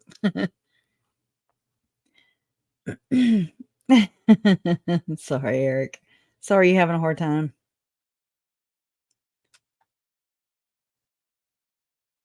Yeah.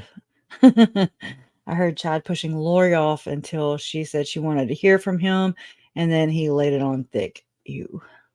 Gross. Chad's gross. I don't know. I say a lot of things, so you have to remind me what I said.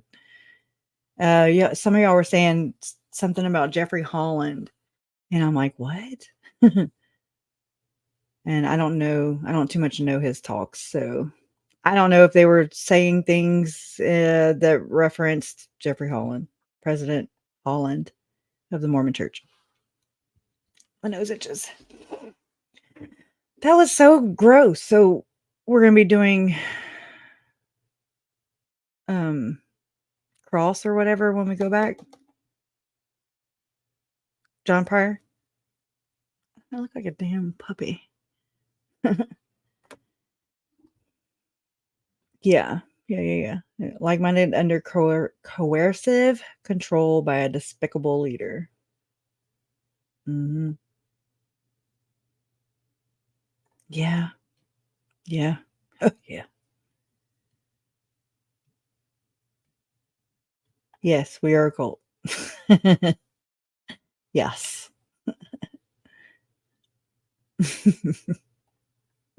I know. When I first started learning about what cults were, and I'm just like, well, every damn thing's a cult then, where two or more are gathered, watch out. So, yeah, it's like, don't be a destructive one. I don't know.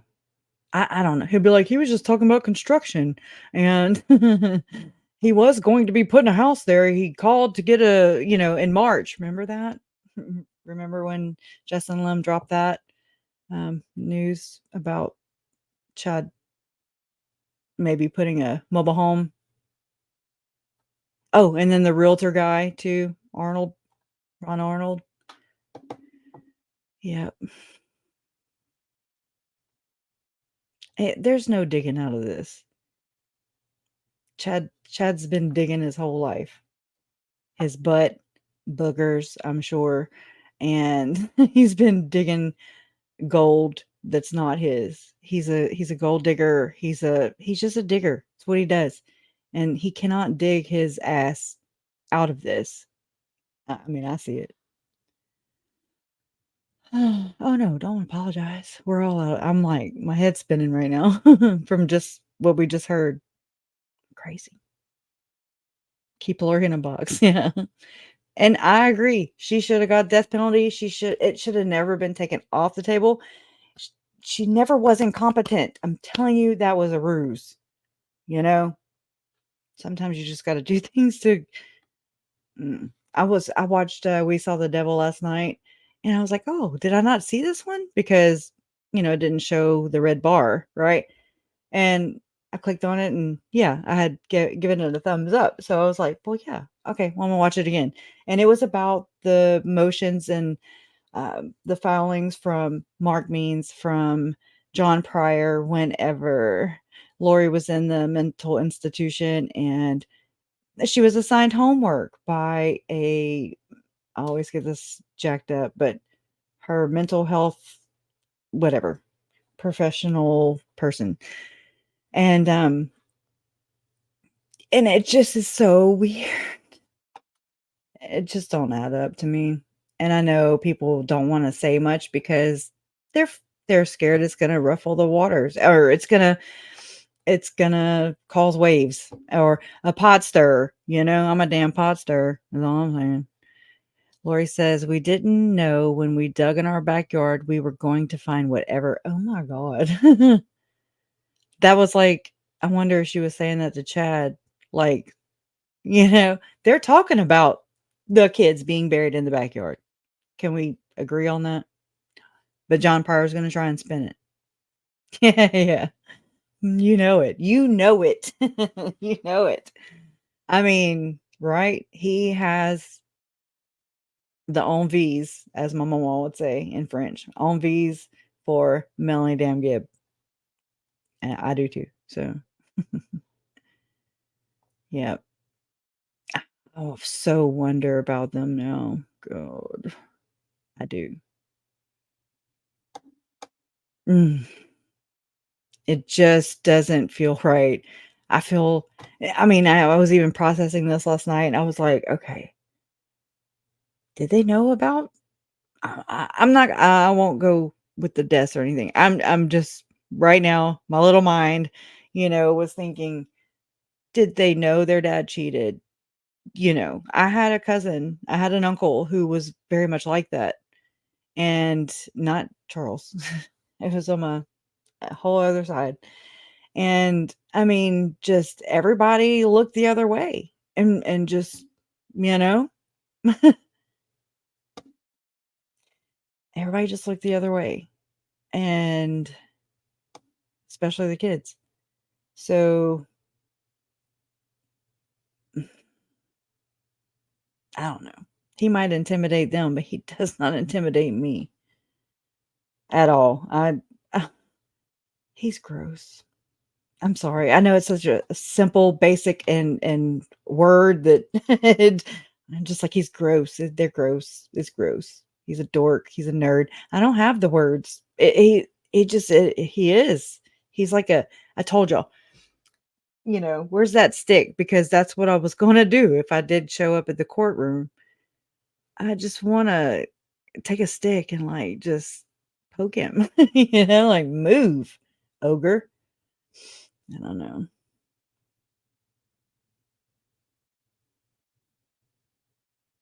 Mm. The text. Hold on. That's what I was trying to figure out. The text was time stamped. What text? Then forwarded to Lori. Also double CYA, cover your ass. That was an alibi. I lived Elder Holland until he came out so hard on LGBTQ community and so many. Oh my gosh. Yeah, I think so. I was like, well, how the hell is he going to cover both? Because I mean, that'd have to be a long ass mobile home or modular home or whatever the hell. I mean,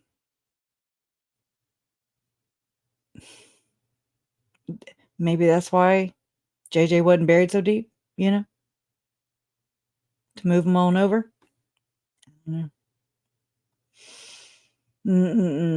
No, I agree. You really haven't missed much.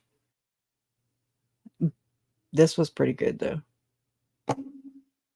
I hope they have more stuff like this because, I mean, yeah, you find little it's circumstantial, a lot of it.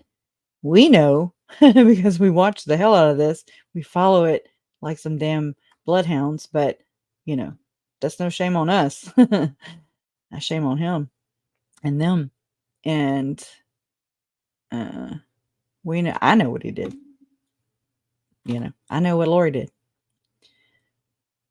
The rest is just formality, is how I see it. It's just formality.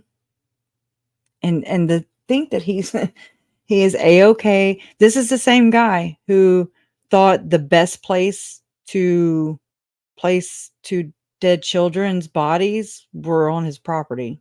Why? So he could watch, because he's a control freak. He is a control freak. He wants to be all up in the business because he wants to control it. I mean, he controlled Tammy. He controls his kids. He controls his desk. He is sitting there fixing it, and he controls the microphone. I mean, he's a control freak. And like Lauren was saying about his hands and stuff, he controls his hands. He's trying to control himself. He cannot. He's such a control freak. Whew.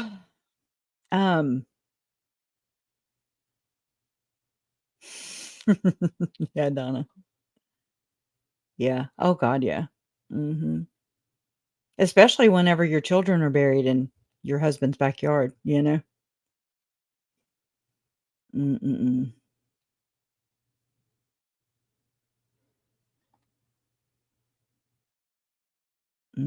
Oh yeah. Yeah, just like I think that the kids, the pictures and everything, that was trophies, maybe to convince themselves that they were zombies. I don't even think they believe that. I think it's just, I think they do. I don't know. I'm so torn with that. They believe it enough to do whatever they need to do with it to get to the other side of their plan. I heard plan in there a lot too. Yeah, I agree. Then again, it just makes me yeah.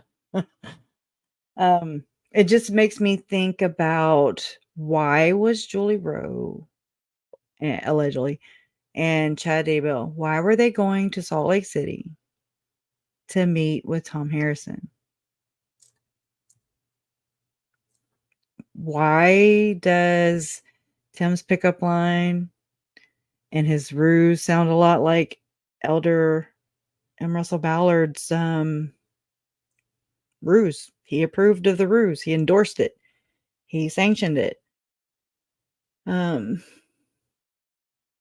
So that Tim would have to, now just listen, just so Tim would have to go and find someone to pretend to be his wife,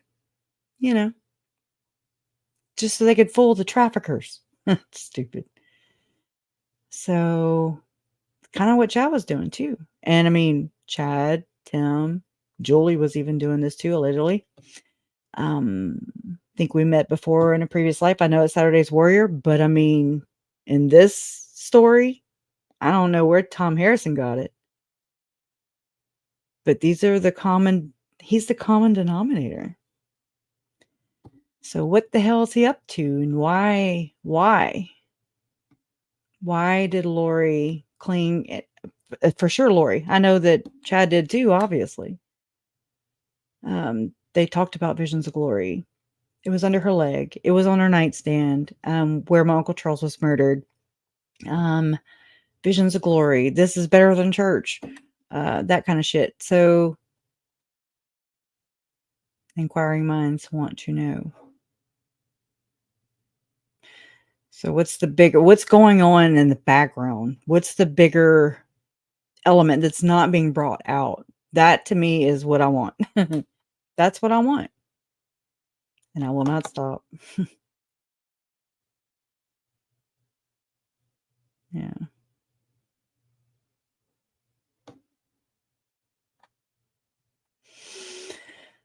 Oh my God. What? I'm gonna be like Donna. Oh. No, I'm kidding. Chad did say the bishop, etc., knew what he was doing. I'm sure they do. There's a lot of people that know, but the church came out with those letters, yeah.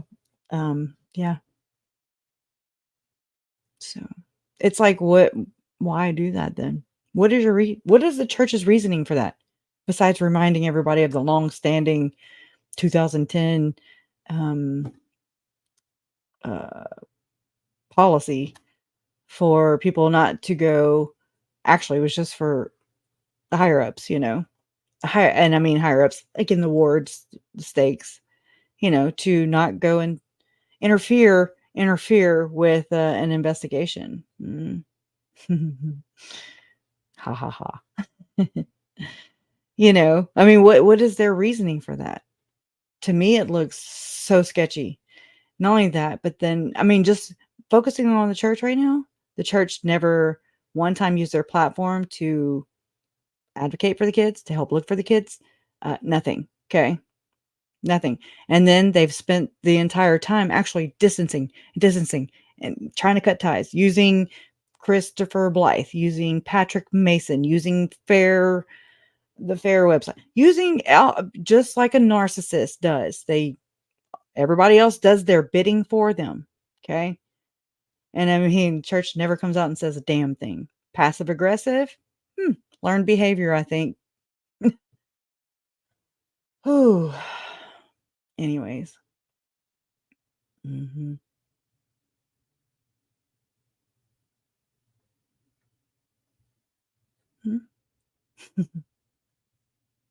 Yeah.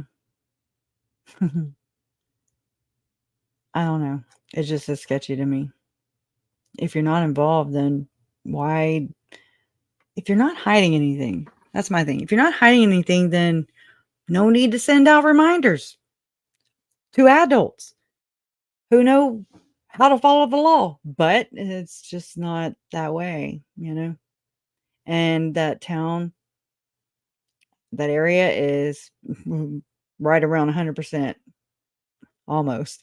We'll say 96% LDS. Only so many people are worthy to go to the temple. And at that time, there was only one temple. I don't know if there's two yet. There's supposed to be a second one in little Rexburg, So all these people, they pray together. Okay, I think, oh no, that's you. Did they not see Lori, Audrey, Melanie Plowski, I mean, and Chad, going, and not Tammy, again, anyways, there's so many more people that know, and they are not saying a goddamn thing. Sorry.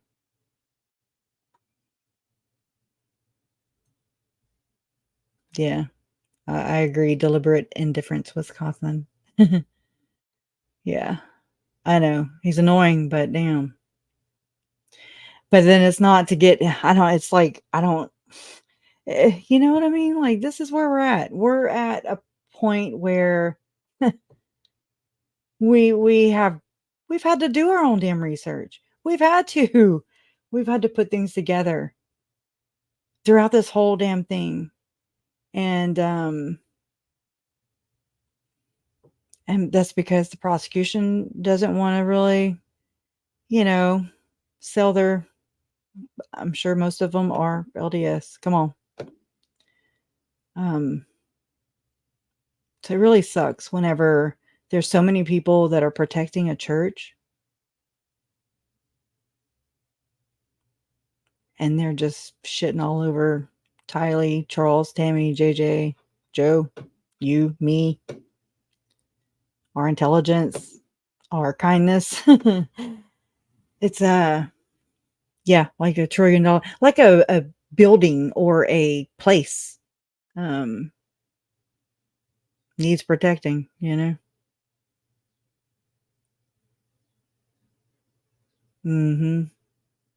they were. Just kidding. Definitely. They were big time. They were building Timmy up, branding him, building him up, preparing him.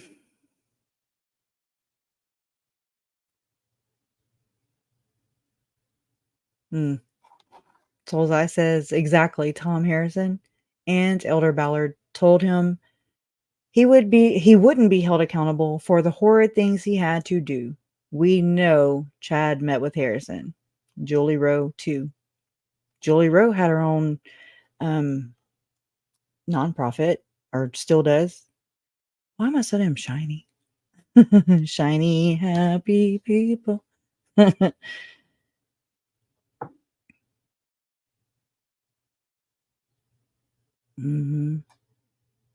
Yeah.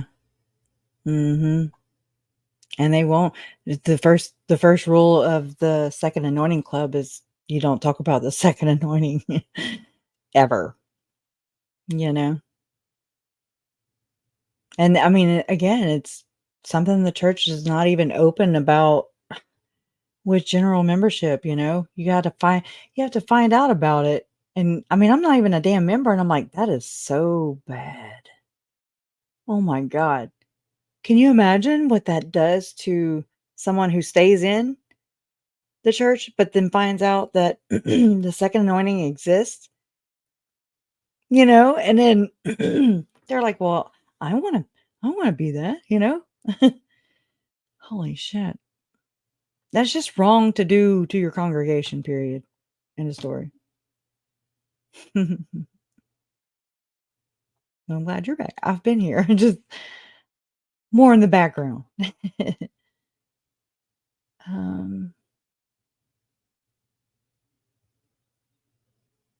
Yeah. Well, that's cool.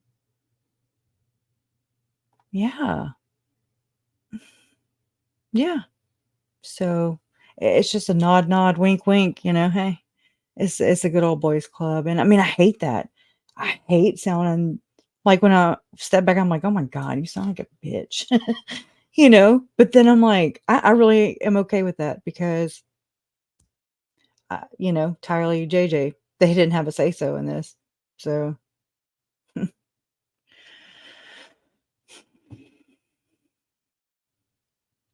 it's like, and it seems to be a lot of people that I've run across, through all this, are people who have found out on their own, they were in, and now they're like, hell no. And then, they have learned, you've learned on your own, like what damage is done and what lies have been told or are being told. And because you've the diversity, right? I think that's so important. But oh, hey Clancy, when you catch up. Yeah. Ugh. Yeah. Freaks me out, Faye Far. I'm like, don't look her in the eyes.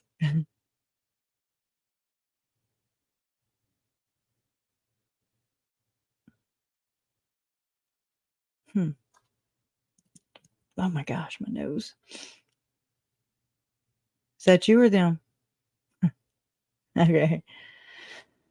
Hey, RDNAC. How are you?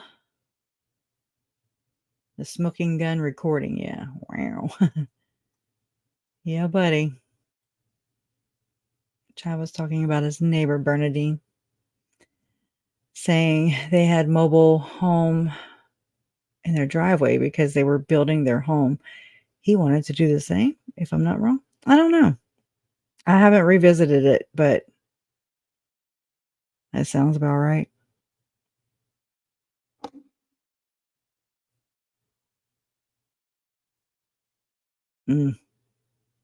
Fancy Nancy.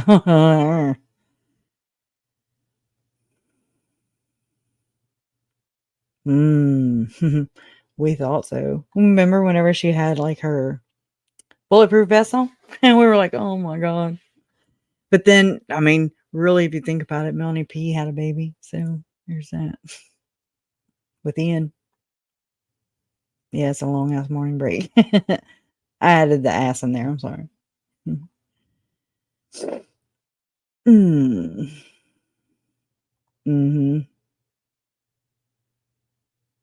Go watch New Name Noah. I mean, you can see it for yourself, hear it for yourself, and all that good stuff. Yeah. There are 140, according to Val Brinkerhoff, which is 7witnesses.com, which does have vibrations and frequencies and all that jazz, all mixed up into one. Okay. Kerfuffle. Okay. So, hey, sugar butt, how are you? But according to him, they have 144,000 light and then 144,000 dark. And I mean, they just is bullshit. They don't know. I mean, that's just if they were actually serious about it. But oh, I hope so. Ooh, girl, don't be doing that to us. Okay, she's doing positive affirmations, whatever. Oh, bleed away. Place to start. At the very beginning, it's the very best place to start. Okay, I suck at singing, so learn. I mean, just read, like, Google it, blood oaths, LDS. I don't know. I've read so much crap. I mean, not crap, but I mean, I've just read so many things. It's everywhere. I don't know if Bewitched or Soul's Eye.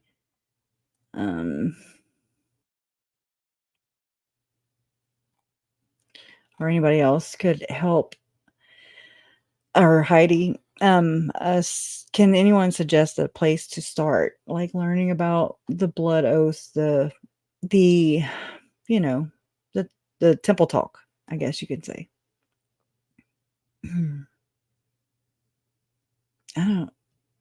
I know. I really don't know. I don't know the question. I don't know the answer to that. Is blood oath Mormon related? Mm-hmm. Oh yeah. I mean, I don't know if they call it a blood oath. I'm trying to think. I used to have a video clip back here, but I took it down. Figured, oh, the God Makers. Yeah, they do. They also have some television, I mean, YouTube videos. You can go to the God Makers. Yeah. Ravina, thank you. On Scribed, they have it. The God Makers. Yeah. Thank you. Start with Mormon Stories, Second Anointing. And Bill Real and Radio Free Mormon. Also, Nuance has done it too. But I went and found, I mean, nobody was talking about that. Okay, first off, can we just say that? I went and barreled through all that stuff, and I found Tom Phillips' interview with John Dehlin, Mormon Stories podcast, And I was like, okay, so he was waiting to see Jesus. Okay. You know, like whatever. And it sounded so much alike. And I was like, oh my God. Because they don't just come right out and just say it. You got to pick up what they're putting down. And so from there, you know, like I read Tom Phillips. He has like I want to say a website. He also has a book, I think, but I haven't I haven't bought any books or anything. But like Hans Matzen and Brigitte Matzen, there's two with John Dehlin. Then I really do think Rob Norman. Okay, it's on also. It's John Dehlin's Mormon Stories podcast about the preppers, Julie Rowe, the bubbles. I don't really know which one to reference it right now, but I could find it. But Rob Norman, because people, whoever they looped in with like Mike Stroud on Wheat and Tears, it's I guess a blog. Which I mean, Wheat and Tears, it's cleansing the earth. It's called cleansing. You know, you get rid of the tears. Anyways, holy shit, it's just laced all throughout all this stuff. No, it's not on yet.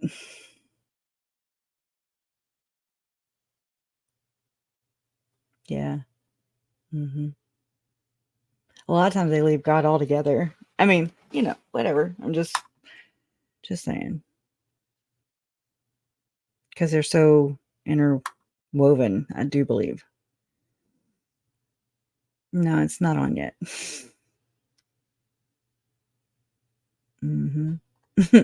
But so Rob Norman, I really think that he had a second anointing experience or something close to it.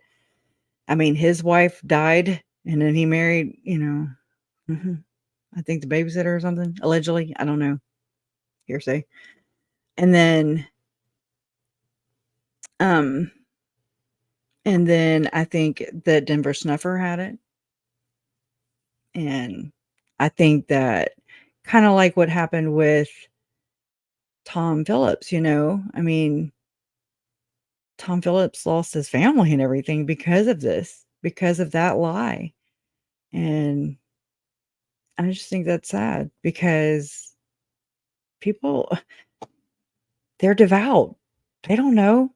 And then all of a sudden the church just, I mean, apostles like fly in on the Huntsman jet, right? Huntsman, by the way, was found in Jeffrey Epstein's little black book. Who hasn't? Who hasn't been found in his book? But anyways. And John Huntsman Jr. is buds with Senator Mike Lee. Senator Mike Lee used to speak at Firm Foundation Firm Expo. And he met with Tim Ballard at the Salt Lake City airport. You know, they were talking about the plan for Tim to run for U.S. Senate, and then squish squash. And then anyways, and then you got Glenn Beck emailing. Anyway, yeah, it's a lot of shit. A lot of corruption, to say the least. To say the very least. And you got Tom Harrison up in there, and he's like a mental health professional, well respected. Church, I'm sure, has recommended him, just like Jody Hildebrandt, just like David Hamblin, just like all the other ones that y'all know. And there's a slew of them every week. We're like, oh my God. Makes you wonder.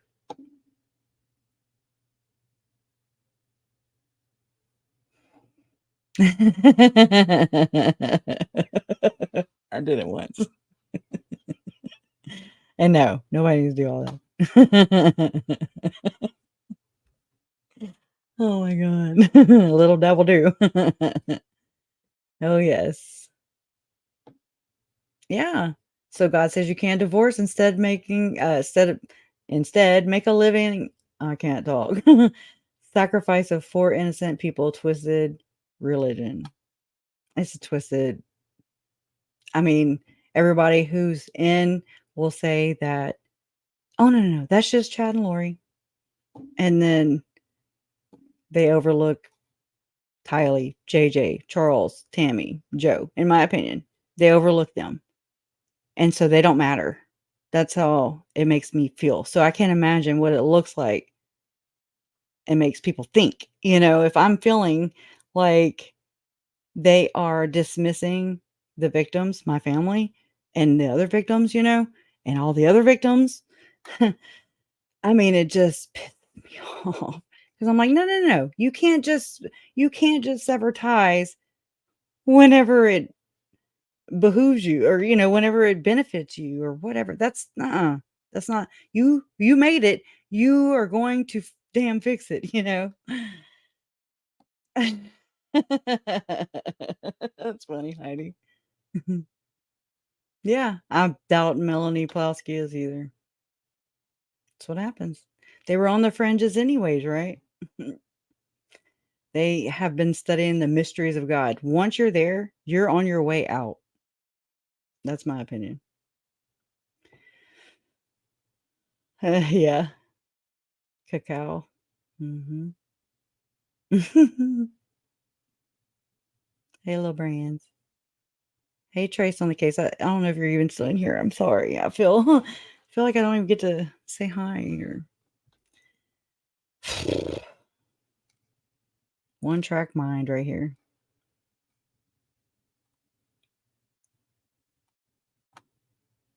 Yeah.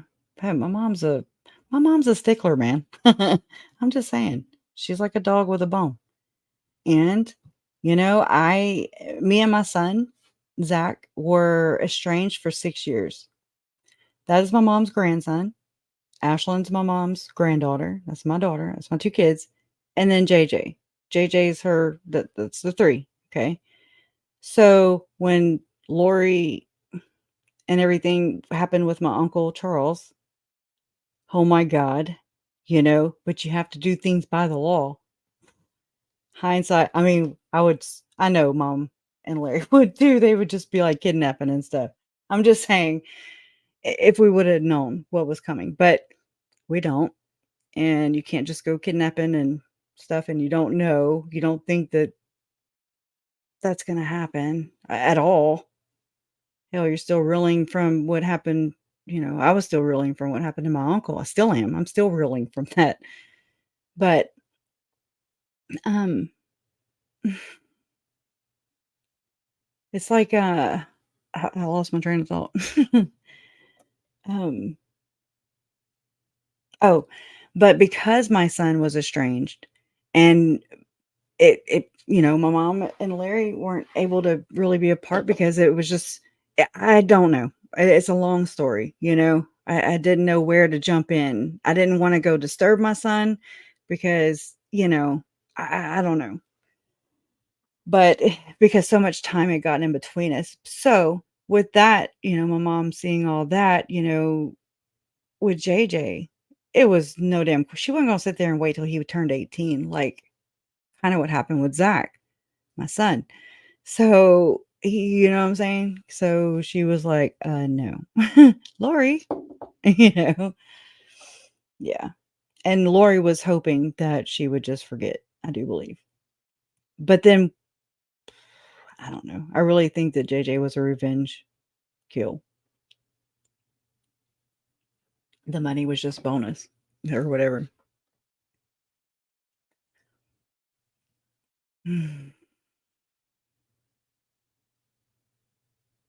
Yeah. When I was telling mom about Glenn Beck, and she was like, "Oh my god, she was like, "Me and her dad, me and her and my grandfather." She said he used I don't even know, but she said something about Glenn Beck used to be on Fox or something, and then my papa told mom, he was like, he's kinda going off the deep end, Oh, okay, there it is. Let me take that off. Uh, ooh, sorry.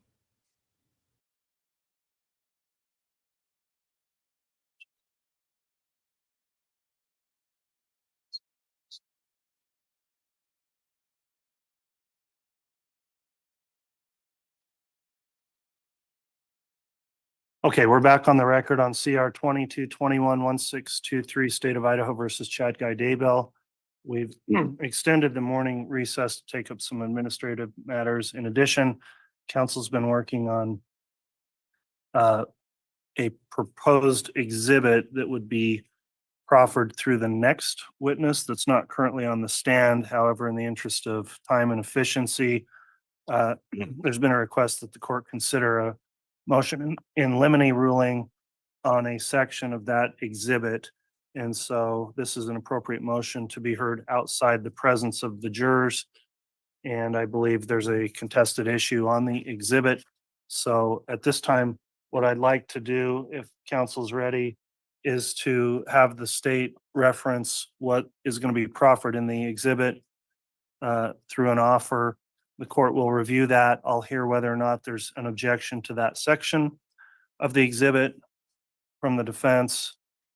And then I'll make a ruling so that we can have this exhibit, that particular slide ruled on before the witness that would introduce the exhibit is on the stand.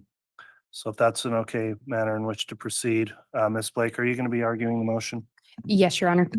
Okay, if you'd like to go ahead and argue your motion at this point then and reference which slide you believe is going to be contested here, and then I'll hear from the defense.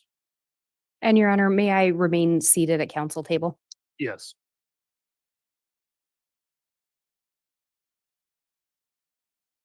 So within this PowerPoint, it would be slide 18 that is the contested slide.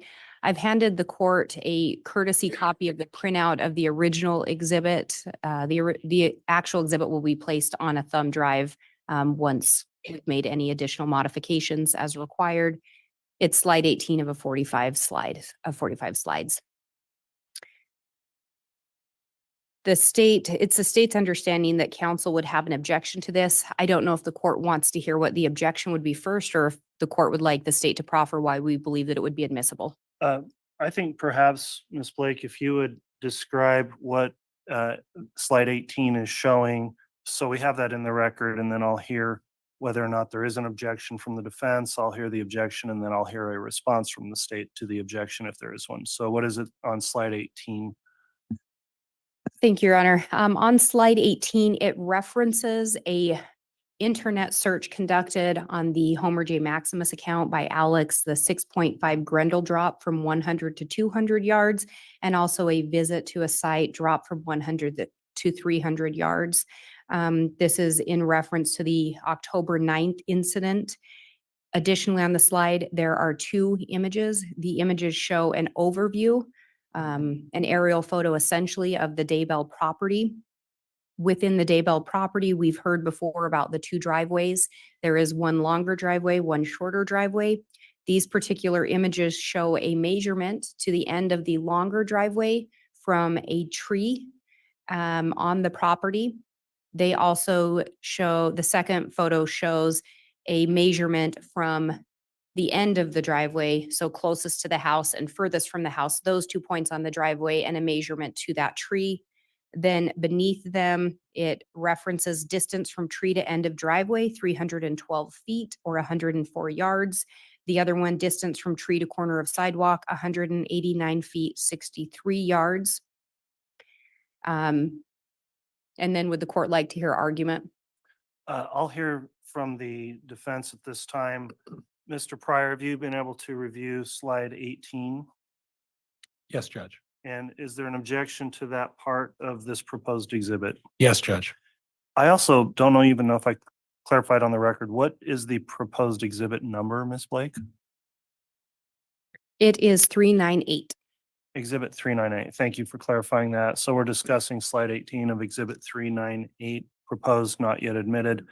Mr. Pryor, any argument as to why you think that would not, should not come in? Judge, the discussion that took place from the previous witnesses talked about the driveway that's identified off of Salem Road, and the words Salem Road are on this proposed exhibit, and that's the short driveway.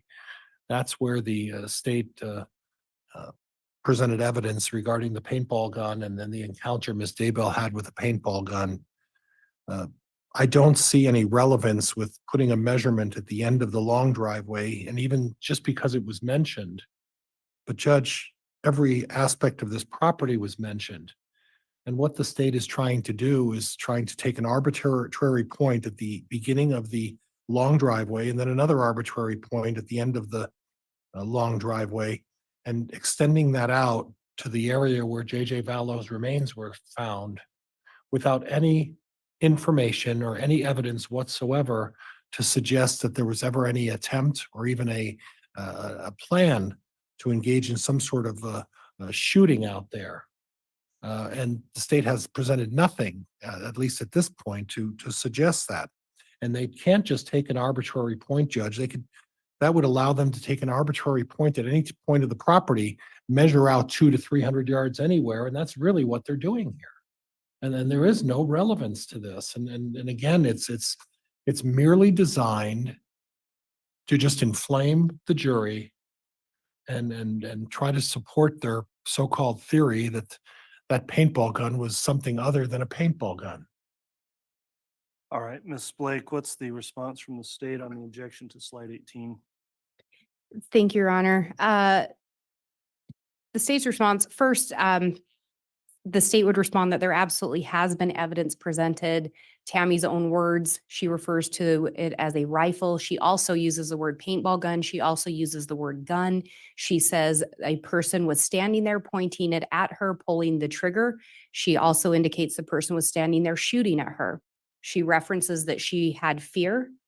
In addition to that, the state would indicate that this driveway absolutely became an issue during the testimony of Detective Kaikamanu. As part of the cross-examination, a significant length of time was spent on the driveways. There was some done on redirect, but the bulk of that was done through cross-examination. There's also been testimony regarding Alex purchasing a ghillie suit that could be a cover. There's also evidence of the Homer J. Maximus account searching Grendel 6.5 drop from certain locations, including long distance shots.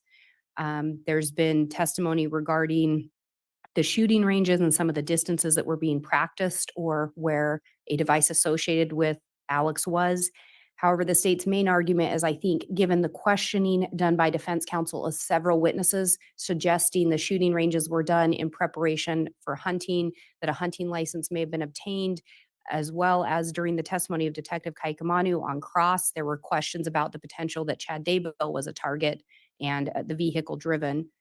So I think at this point, the door has been opened for the state to be able to talk about the potential that the tree would be a place where an individual could be concealed while matching up with the searches done by the device associated with Alex Cox and in line and around the time that these trips to the shooting range were taking place. So given that, I do think that this is admissible and the door has been opened for it. All right, thank you. So I've considered this exhibit 398, proposed slide 18, which shows 2 photos of the Daybell property, as well as a reference to an internet search conducted by Alex Cox for citing in a gun, October 8th, 2019, and then some measurements on the property. I've considered the objection of the defense. I'll note the court has to consider under Rule 401 whether something's relevant, and also under 403 whether or not relevant evidence may be excluded for unfair prejudice, confusing the issues, misleading the jury, or other parts presented in that rule. I'll note there's some case law, a case 148 Idaho 176, which is Schmeckel versus Dill, D-I-L-L-E, says Idaho Rule of Evidence 403, however, states that, quote, although relevant evidence may be excluded if its probative value is substantially outweighed by the danger of confusing the issues or misleading the jury, it's well established the trial court has considerable discretion to exclude evidence for reasons that the evidence is confusing or could have been interpreted in many different ways. That internally cites a different case also.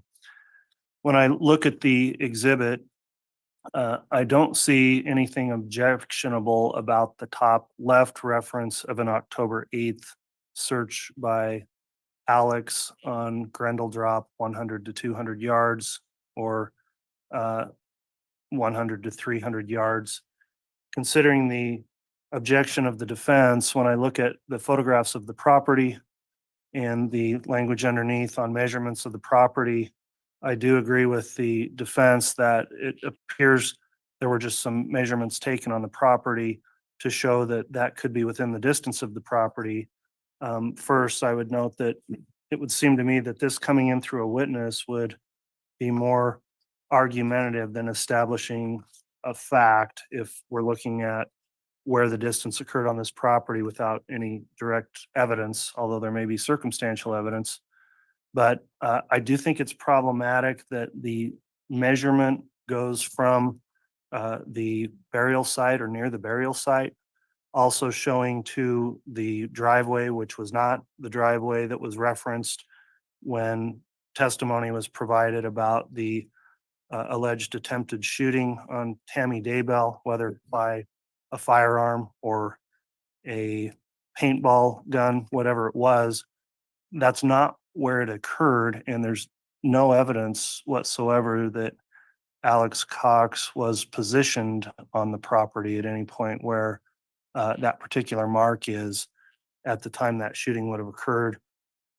I think that looking at that overall, there's a real potential here that this could confuse issues or mislead the jury, where the point of measurements taken from a burial site, which doesn't really relate to the evidence in relation to this shooting, either on the driveway or that's just a different issue of where the burial site was. So for that reason, I am going to sustain the objection as it relates to slide 18, partially in that the maps and the property measurements at the bottom of the slide would not be permitted. However, the top left part that just indicates searches were done, if that somehow becomes relevant in the form of the testimony, I don't find that to be objectionable. So I'll sustain in part the objection, excluding those parts of the slide, and deny it as to the reference of the internet searches. That'll be the ruling on the motion in limine. Mr. Pryor, do you have any questions on that ruling? No, Your Honor, thank you. Any questions from the state? Oh, Your Honor, thank you. Okay, thanks all for bringing that to the court's attention. We'll go ahead and have the jurors brought in then if counsel is ready for continued examination of the witness.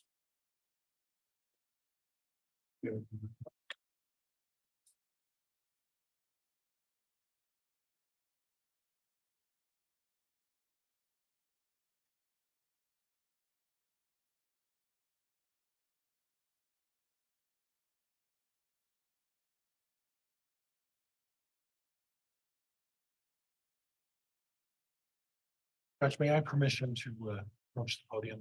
Yes.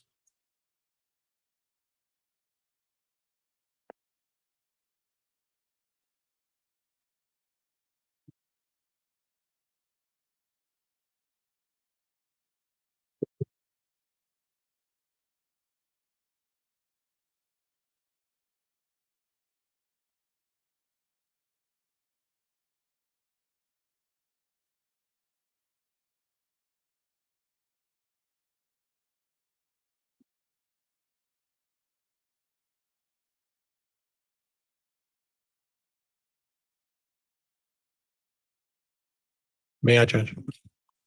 Wait for our jurors. Oh.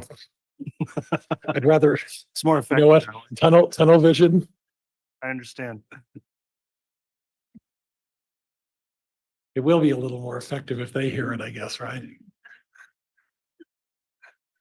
I could make another comment about what's going to be reported, but I think I'll just stop there.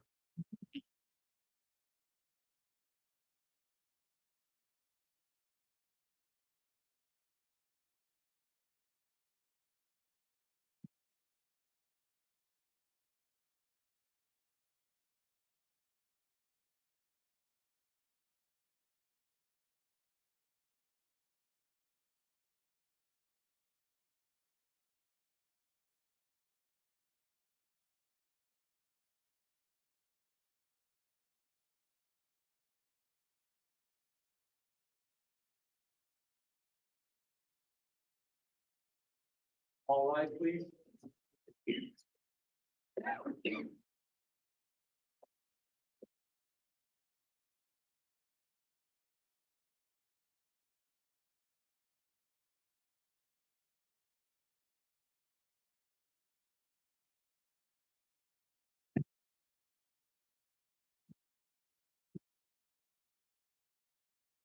The jury is present.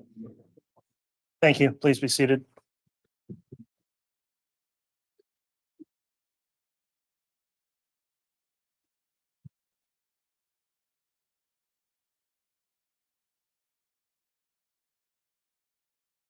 All right, ladies and gentlemen of the jury, thank you for your patience. We were working on some matters outside of your presence. We're ready to commence with the cross-examination of Detective Hermosillo.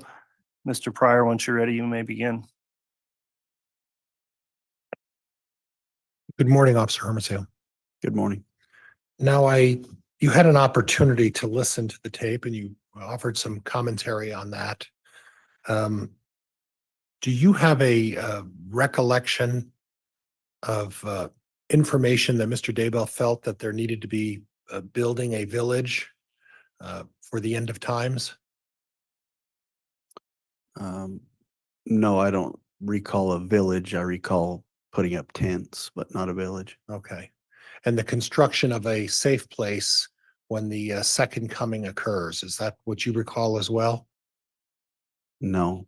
Okay.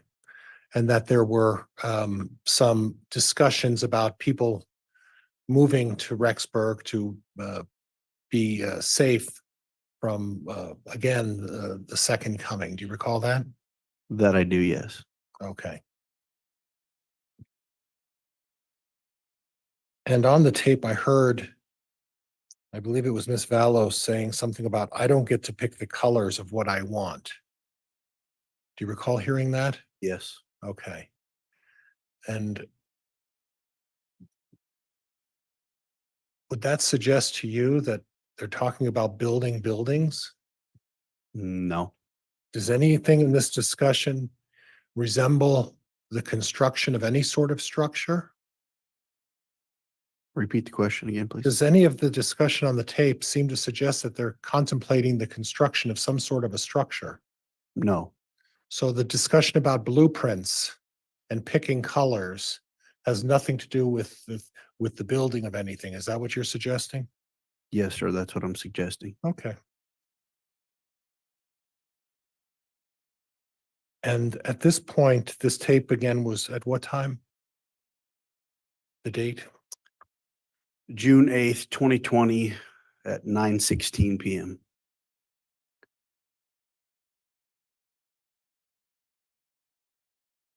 And at this point, there's just, you would agree that there's a discussion about future plans, correct?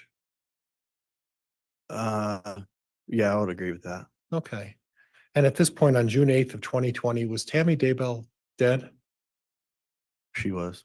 Okay. JJ Vallow, to your knowledge, Yes. already passed away? Yes. Tylee Ryan? Yep. Okay. Alex Cox? Yes. Okay. So there wasn't, from your knowledge of this, some nefarious plan to kill or murder anybody, was it? It was in furtherance of the plan through our investigation to lead the 144,000 or whatever it was that Okay. they wanted to do in the future. Okay. And I guess those 144,000 were going to live in tents? I have no idea where they were going to live. Okay. So we're not disputing that there was some plan to have some sort of a refuge in the future in Rexburg, right? I can't testify to what Mr. Daybell was going to do in the future. Okay. You seem to be testifying of what you thought he was talking about on this tape, though. How is that different, sir? Objection, argumentative. Sustained. Now, Judge, I'm moving for admission of Defense Exhibit 104 and 105.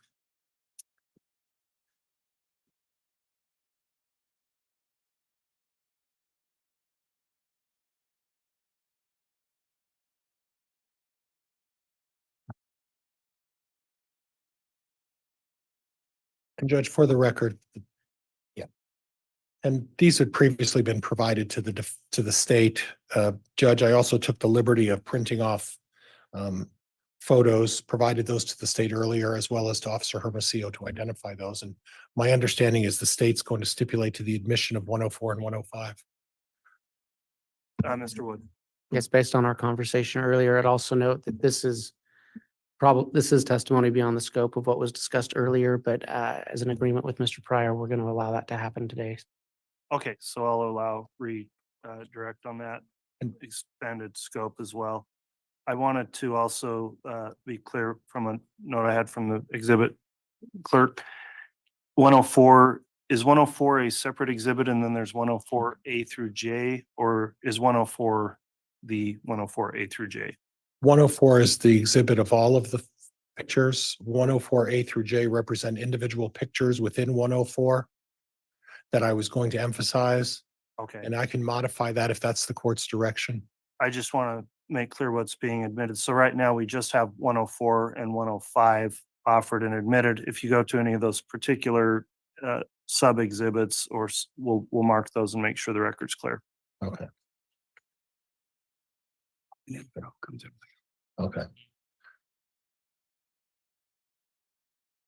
And Judge, I may need my computer if that's the route we're going to go. May I have permission? If you're going to publish those and need your computer, you can go get it. Thank you. Or if the court would not have an objection and the state doesn't have an objection, I can use the pictures as well for Elmo if the court has a preference. Either way you wish to publish this, but if we're publishing the individuals, we'll just make sure we're in the record what's being published. Okay. All right. May I approach for my computer, Judge? Yes.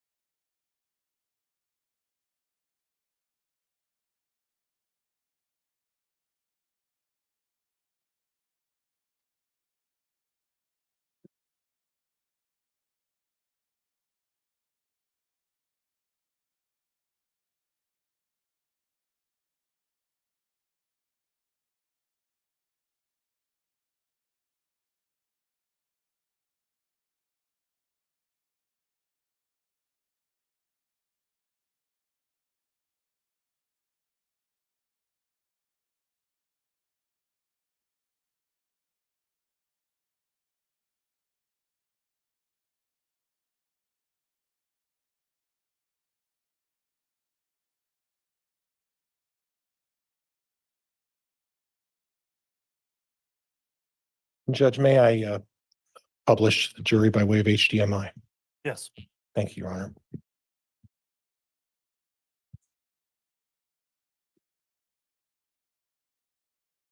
Oops.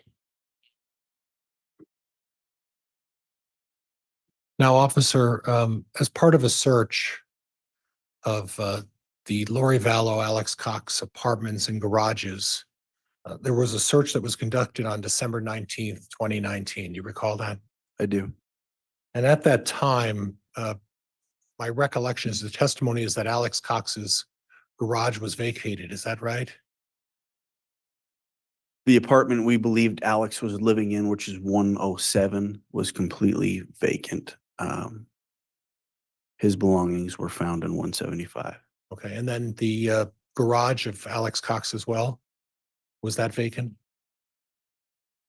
The garage of 107 was vacant, yes. And then there was a subsequent search, and you previously talked about some weapons that were found as a result in 175. Is that what you recall? That's correct. Okay, but there were other items that were discovered, and this is by way of stipulation of the parties. And do you recognize this picture? I do. Okay, and can you describe on the, and if you could get the marker out, I would appreciate it. and go to the top right corner of that exhibit. Okay. Right there, and it looks to me, what does that look to you that those three rolls are? Duct tape. Okay, and then to the left on the top upper right-hand side? Are you able to identify what those are? Looks like a fire starter lighter, maybe. Okay, and then in the middle, there are some canisters. Can you tell me what those might be? Right here. Yes. I can't tell exactly what it is, but it looks like maybe something to clean guns with. Okay, okay. And Judge, this is going to be a little onerous, so I'm going to have to do this a little bit at a time if I could.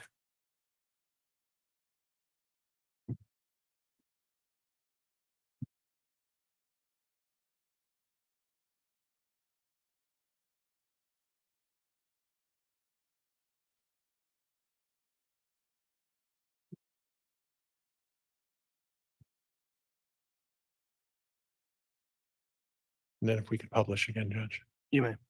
And then a little bit of a closer look.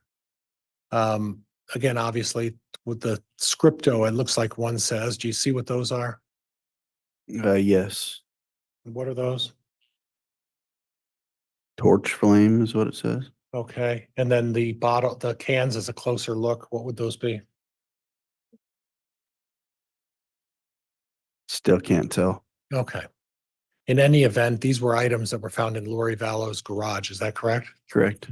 And if those were cans to clean guns, there were also guns found that were identified as being belonging to Alex Cox, correct? Correct. Okay.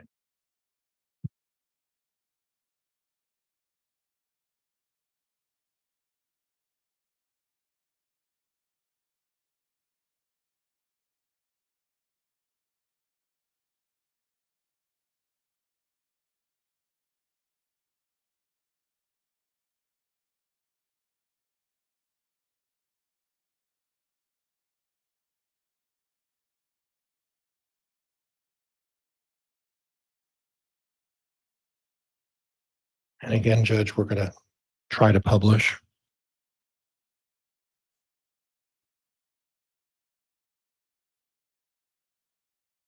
And again, what are we looking at here? It looks like a knife. And Some on the bottom tools. left, do you see what that might be? Looks like a saw. Okay, and then do you know what a Dremel is? Yes. What's a Dremel? Tool to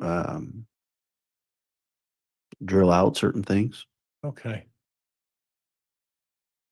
And Judge, again, we'll unpublish this.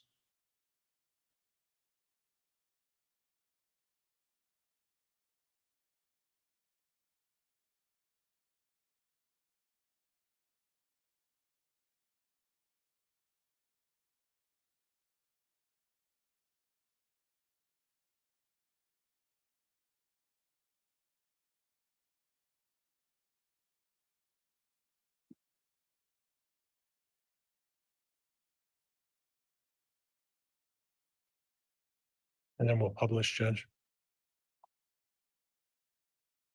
Okay, now, in this particular picture, would you agree we're looking at some other tools as well? Correct. And then in the middle there is a tarp. You see that? I do. Okay.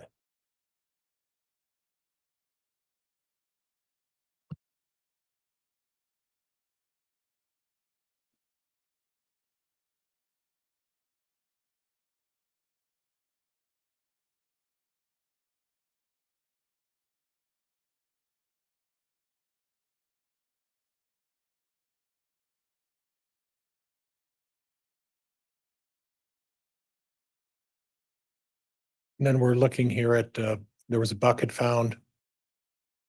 Correct? You see that? I do. Various gloves.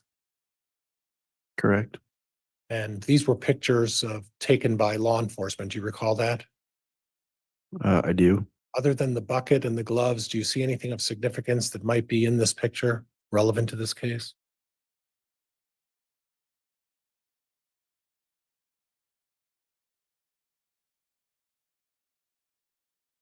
No. Okay.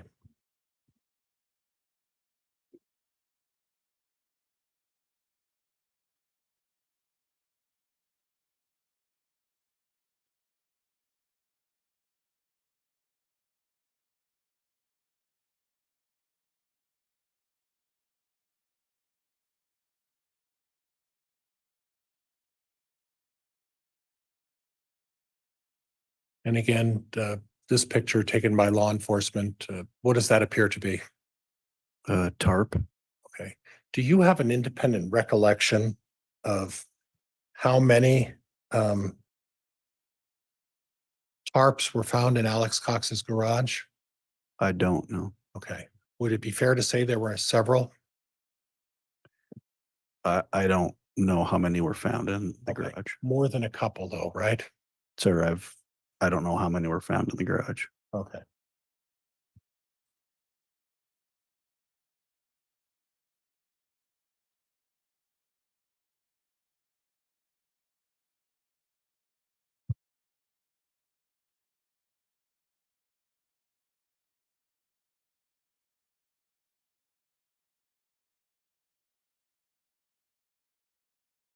And Judge, if I could just have a moment. Oops.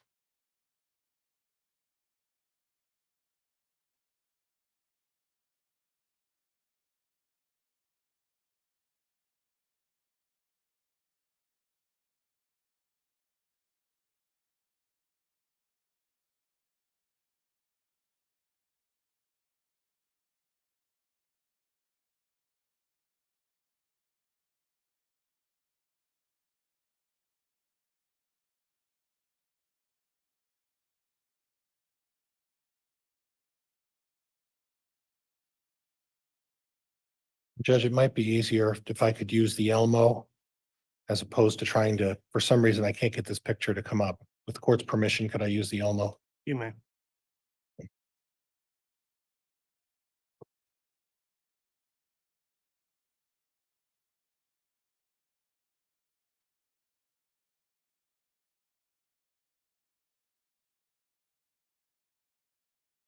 And again, do you recall or recognize this picture as well?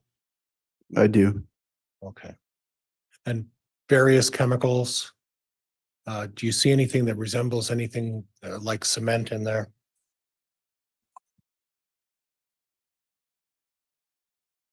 Not that I can see. Okay.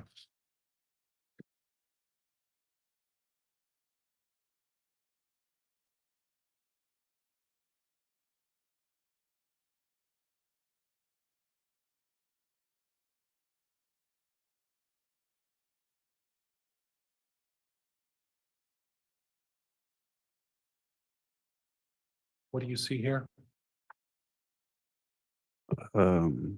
Plastic tub with black plastic. Plastic and white plastic as well Um, in the upper yeah, left. it looks like white plastic. And again, these are items that were found in Lori Vallow's garage. Is that right? That's correct. And then what do you see here? Appears to be bolt cutters. Okay.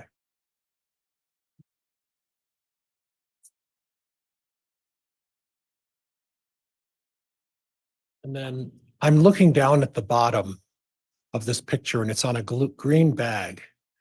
Can you make out the green writing that's on that bag?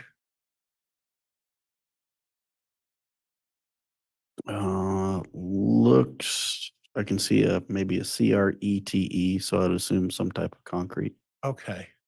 And various other chemicals within this picture as well. And these were found within Alex Cox's. Objection, counsel's testifying about chemicals. Move to strike. Abstain. You see any other buckets of any various sorts? I see buckets. I don't know if they're full or empty. Okay, several buckets in the previous pictures as well. Would that be fair? Yes. Okay.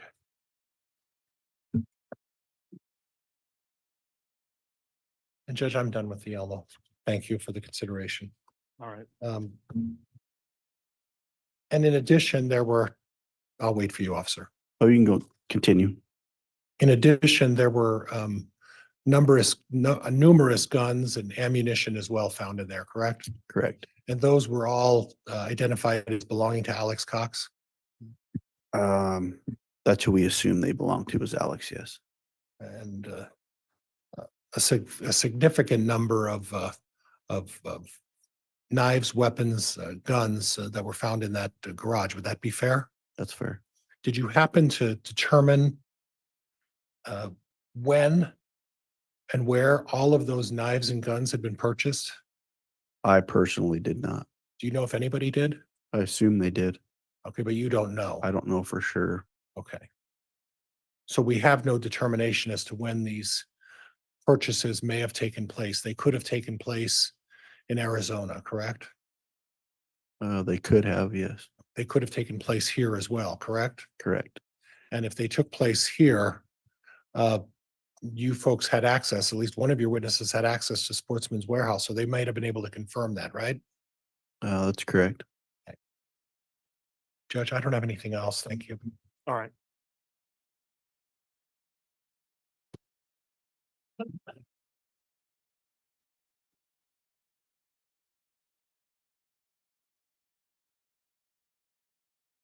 Mr. Wood, redirect.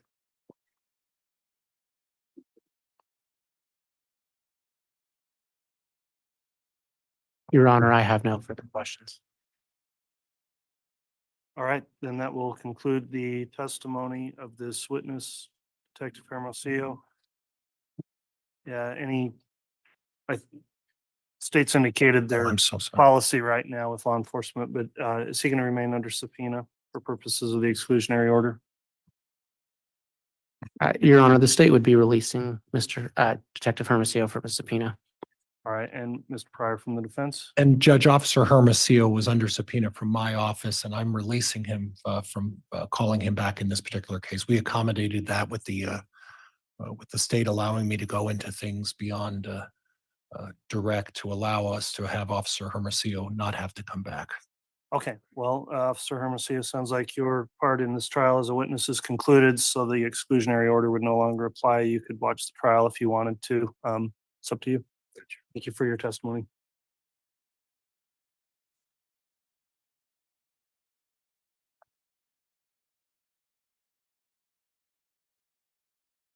All right, the state may call its next witness. Your Honor, the state would call Investigator Edwards.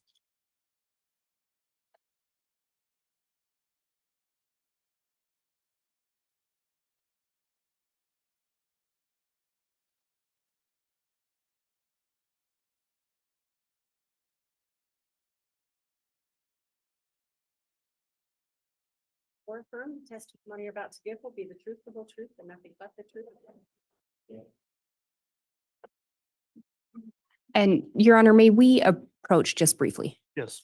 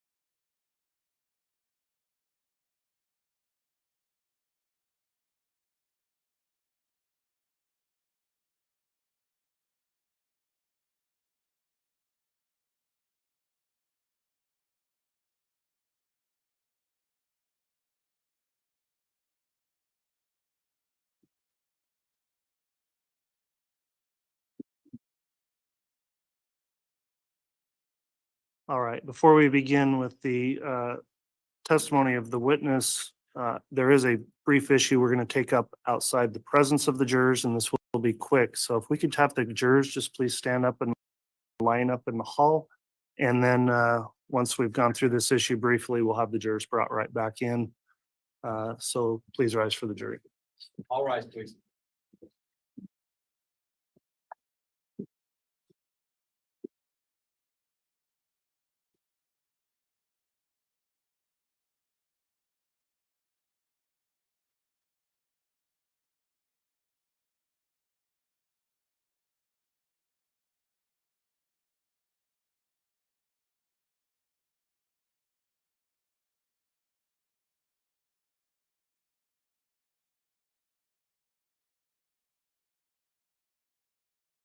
All right, please be seated. Investigator Edwards is on the stand, has been placed under oath. The court has an exclusionary order as it relates to viewing or watching any evidence or otherwise hearing anything about the trial. An issue was potentially raised on this matter.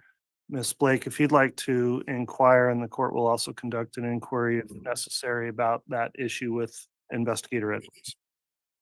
Investigator Edwards, did you happen to hear over the radio a portion of someone else's testimony? Yes, Was it information that you yourself had already personally reviewed in the case? yes, And specifically, did it deal with the James and Elena story? it did.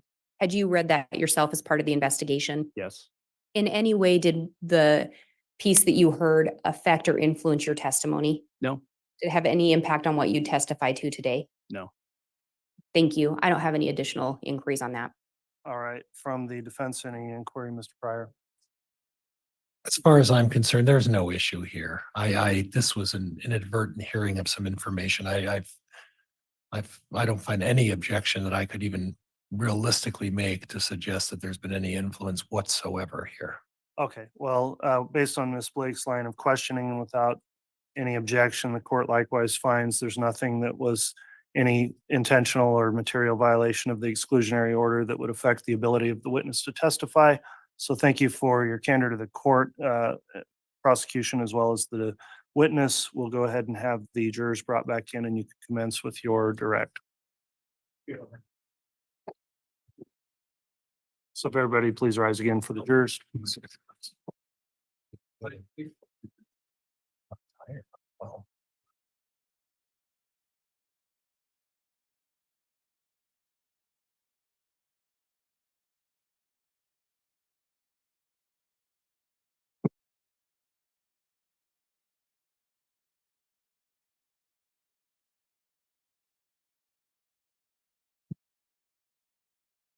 Your Honor, the jury is present and count. Thank you. Please be seated.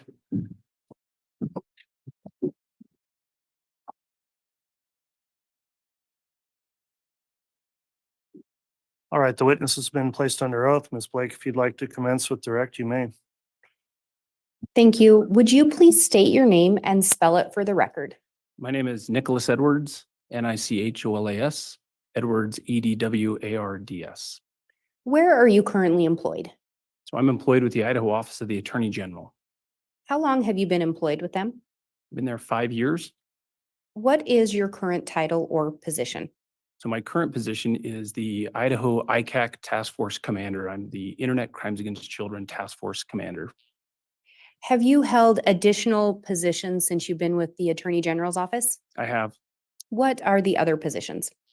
I was the lead over the Special Investigations Unit, as well as the investigator there at one point as well.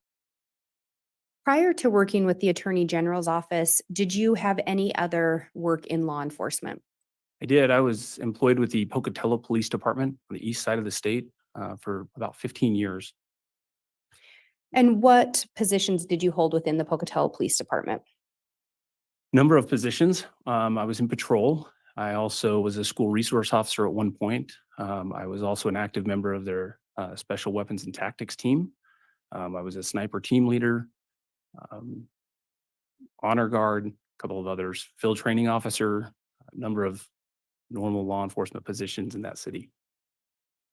And in order to be a law enforcement officer, do you have any additional training? I do. Yeah, I've got, I'm also an active member of the Idaho Army National Guard. I've had that's not necessarily for the, you're asking for law enforcement specifically? With regard to law enforcement, do you have additional training or certificates? Yeah, I hold a number of post certificates, basic, intermediate, advanced, mastery. Also an instructor in topics, law enforcement topics, to teach other police officers on a number of topics to include sniper observer tactics, SWAT tactics, and others. And then you mentioned you also are a member of the National Guard. I am. So I'm a member of the Idaho Army National Guard. I've been, yep. The Idaho Army National Guard. I've been in the militaries for 24 years now, and currently possess the rank of Command Sergeant Major at the Idaho Training Center here in Boise. Do you have any degrees? I do formal education. I have an associate's degree in law enforcement, a bachelor's degree in criminal justice, and I have a master's degree in strategic leadership. And you talked about some positions you held in Pocatello involving SWAT and sniper training. Am I getting that right? Yeah, I was part of the sniper observer team for a lot of years. Trained with the team regularly. Also instructed many other students on precision rifle courses. And then in your work on the SWAT team and or the sniper program, did you familiarize yourself with various types of weapons? I did. And particularly, did you work closely with rifles? I did. Did that include assault rifles? Yes. Do you also have experience with them being in the National Guard? I do. Have you ever used paintball guns? Yes, I have. And in what capacity have you used paintball guns?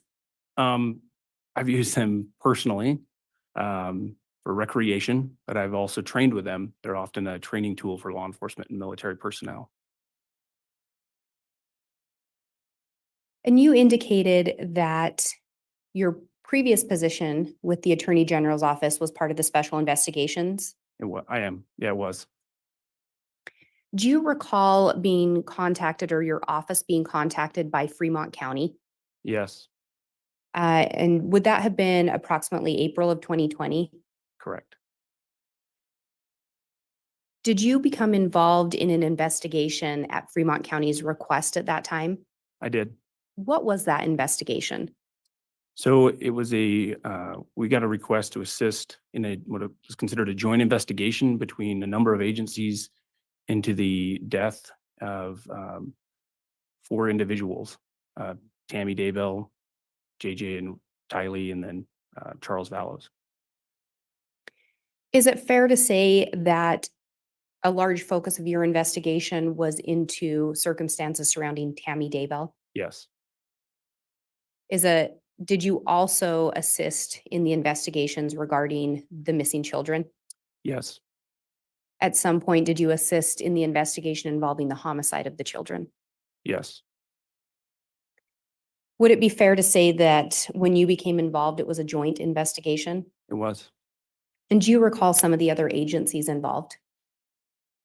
The Fremont County Sheriff's Office, Rexburg Police Department, FBI, Chandler Police Department, a number of others. And through your investigation, did you conduct interviews? I did. Did you review various phone data? Yes, Did you review other documents? yes, Did you discuss the case with other investigators as you were going through? yes, And in preparation of your testimony today, did you create an exhibit? I have. Do you believe that this exhibit would assist you in testifying today? It would. Do you believe it would assist the jurors in understanding the evidence and testimony we'll be talking about? It will. Your Honor, I have what's been marked as State's Exhibit 398. I have a copy for counsel and I have a copy that has been initialed.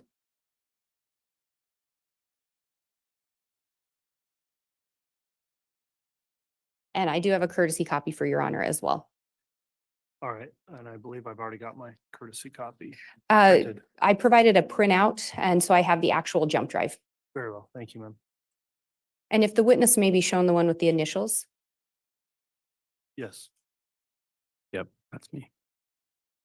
And Investigator Edwards, do you recognize that jump drive? I do. Are those in fact your initials on it? They are. And Your Honor, I would move for admission of State's Exhibit 398. Any objection? In its present form, Judge, no. Very well, Exhibit 398 is admitted, incorporating the court's previous ruling on a motion in limine. Ms. Blake, you can continue. Thank you, Your Honor. And the state would request permission to publish. You may.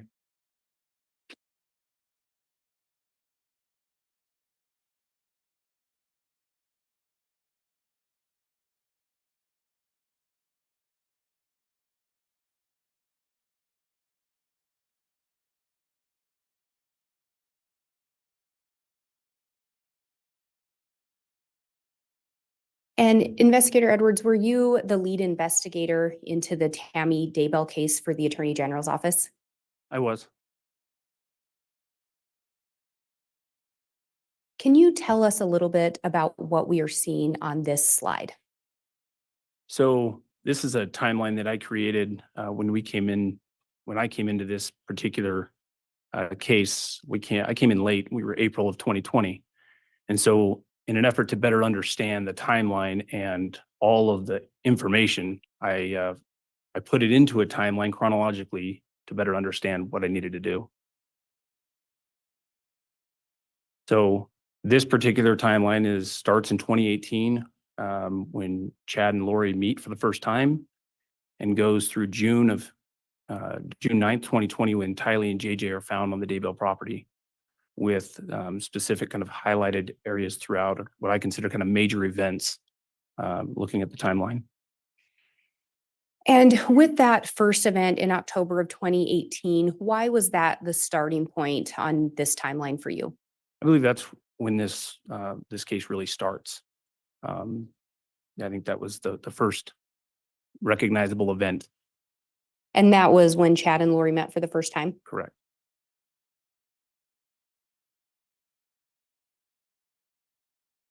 And when we look at this slide, can you talk to us a little bit about these particular events? So on October 26th, 2018, St. George, Utah, Chad and Lori meet for the first time. A few days later, on October 30th, 2018, you know that Chad does some Google searches and searches those particular things: Lori Vallow, Charles Vallow, and Lori Vallow photos. And at this time, Lori is actually living in Mesa, Arizona at the time.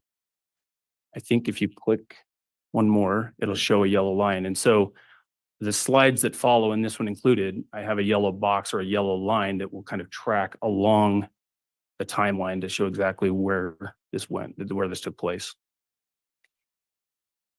And at the time Chad and Lori meet and these searches are conducted, do you know if Charles Vallow was still alive? He was still alive. And what about Tammy Daybell? Yes, absolutely.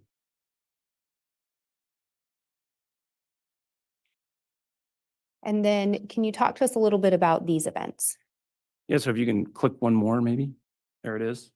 So during this time frame that's highlighted in yellow, on November 16th through the 17th, we know that Chad traveled to Mesa, Arizona for a Preparing the People conference, and he stayed with Lori in her residence. And this is just, almost less than a month from the time he'd first met her. Judge, I'm going to object, non-responsive.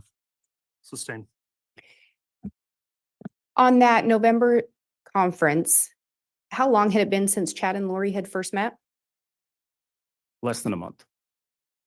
And it was your understanding Chad ended up staying at Lori's residence? Yes. And then that next date there, can you talk to us a little bit about that?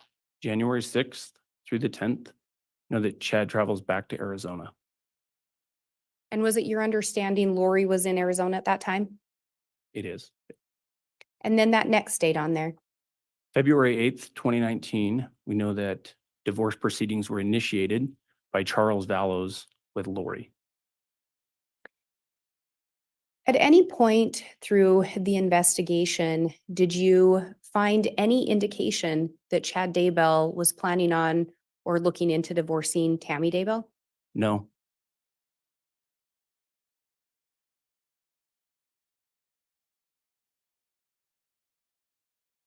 And can you talk to us about this particular event? So again, we're moving kind of down that timeline. March 19th to the 21st, 2019, Chad travels to Arizona with plane tickets that had been purchased by Lori. And again, during this time, was Charles Vallow still alive? He was. And was Tammy Daybell still alive? She was.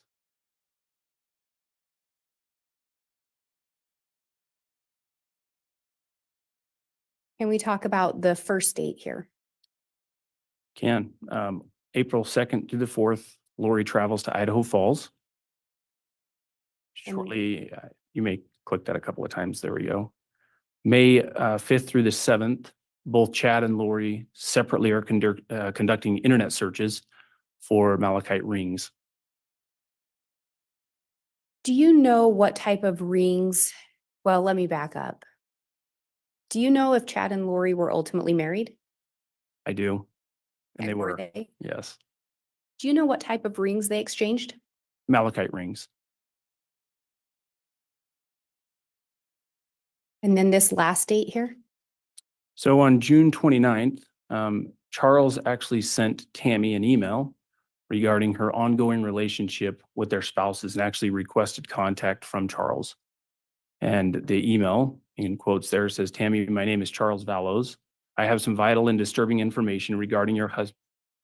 Yes, ma'am, I apologize. Where do you want me to start? Tammy? All right. Tammy, my name is Charles Vallow. I have some vital and disturbing information regarding your husband and my wife, Lori. I apologize to be the one sending this, but something has to be done. I feel it's best if I shed some light on the issue. Charles also sent Chad an email and confronted him regarding the relationship as well. In relation to this email, through the investigation, were you able to determine if Tammy ever saw the email? I was not. And do you know when Charles Vallow was killed? So he was killed less than 2 weeks after this email on July 11th, 2019.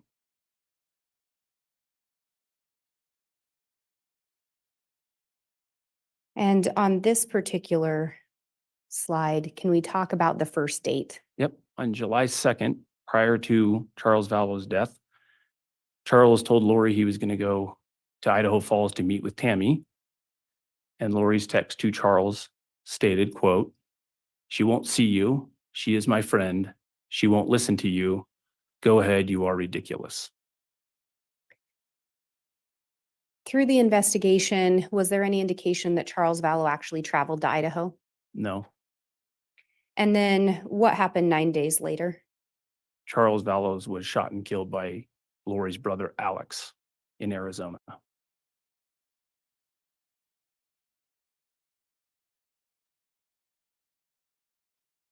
And can you, starting first with the July 13th, 2019, can Yeah. you indicate who the message is being sent from and to, and read that message into the record? I can. So this slide in blue is Chad and in pink is Lori. So the first one is July 13th, 2019. Chad sends a text message to Lori and says, I'm heading to bed so that I can come snuggle tightly against you. I adore you. You are truly my best friend on earth and throughout eternity. See you in a minute. And again, this is just 2 days after Charles Vallow is shot and killed. Correct. And then if you move to July 14th, if you would also read those messages into the record. Okay, I'll start on the left, July 14th, 2019. Chad states, I need so badly to just gently kiss you for hours. And then the time is 8:33 p.m. Chad again, it would likely lead to other activities. Time is 8:34. Lori replies, likely or lucky at 8:34.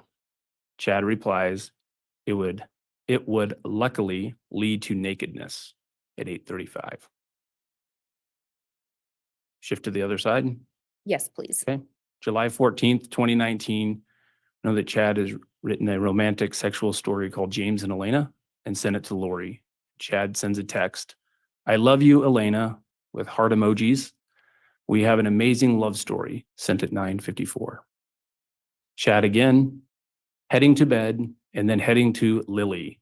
Can't wait to talk in the morning. You are fabulous. Heart emoji, fire, kiss at 9:57. Chad again, definitely loving you throughout the night. Fire emoji at 2:32. And there's a reference there to James and Elena. Through the investigation, were you able to determine who James was in reference to? It was Chad. And who was Elena in reference to? Lori. There's also a name in there, Lily. Did you learn who Lily referenced? Also Lori. And then if we move to the messages on July 15th, if you could read those into the record. July 15th, 2019, Lori sends a text message at 11:43. Taking off to Vegas, last ones on the plane, just making it. Wishing you were on the other side of this flight. Love you so much. And then 2 heart emojis. Chad replies, love you more. Keep me posted, my beloved angel, with a heart emoji.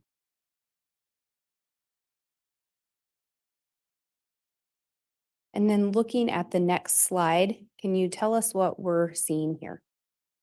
Yeah, so as we move, again, kind of moving down this timeline, at July 18th, 2019, a text message from Lori to Chad, where she states, quote, so I talked to the insurance company. He changed it in March. So it was probably Ned before we got rid of him. They can't tell me to who, of course, but it's done. I'll still get $4,000 a month from SS, believe to be Social Security, end of quote. And were you able to determine who Ned was in reference to through the investigation? Yeah, that next paragraph there, Ned is a name that Chad and Lori assigned using it in reference to Charles Vallows.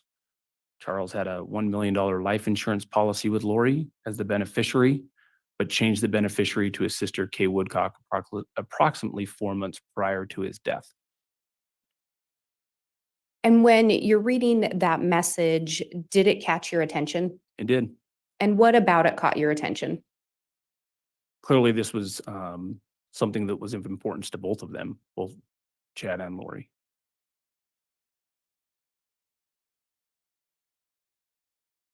And then looking at the next slide here, are these additional messages that were recovered that were between Chad and Lori? They are.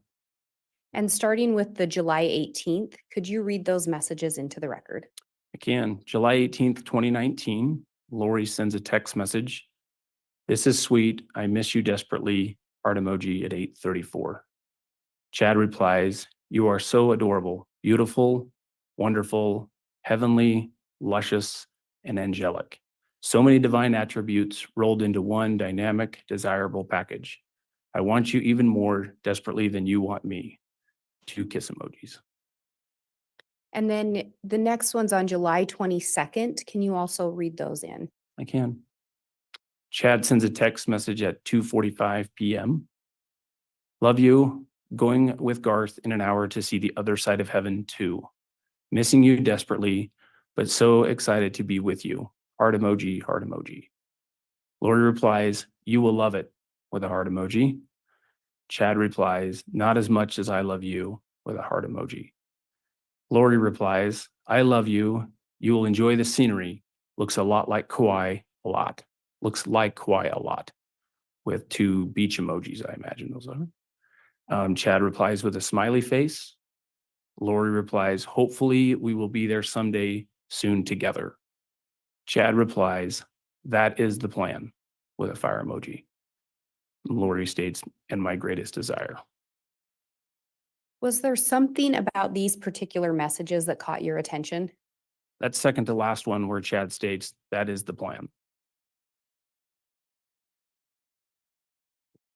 We talked before that Chad and Lori were married. Do you know where they ended up getting married? In Hawaii. And do you know when they were married if Tylee and JJ were present? They were not.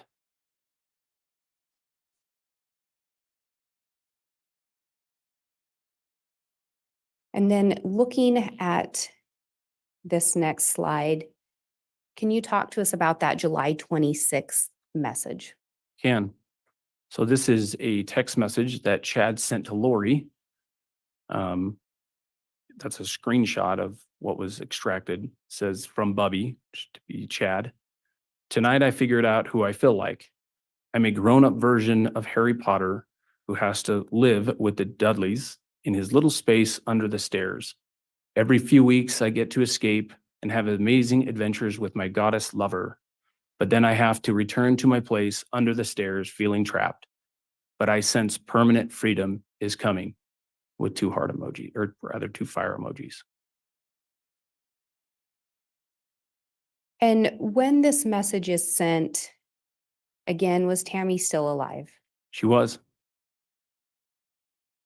And then was there anything else in relation to that message that stood out to you? And the top one, Yes.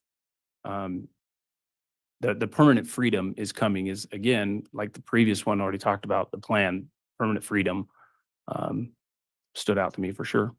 And at that point, was Charles Vallow still alive? Oh, And then if we can move down to that July 30th, can you read that text? I can. July 30th, 2019, Chad again sends Lori a text message. Says, yes, quote, yes, we might need to release a little steam when we talk. Anyway, this is the chart that checks what percentages mortals are still in their body. It worked for my friend's wife who died, my neighbor, George Bush, Stanley Lee, etc. I kind of forgot about it because we've been dealing with zombies and demonic entities. But this afternoon, Tammy said she felt lightheaded, as if her body and spirit weren't connected. Goes on to say, quote, I got the inspiration to go back to my original death percentages that helped us track Charles, Ned, etc. Tammy is very close. Her percentage has fallen steadily since Hiplos left. It's encouraging.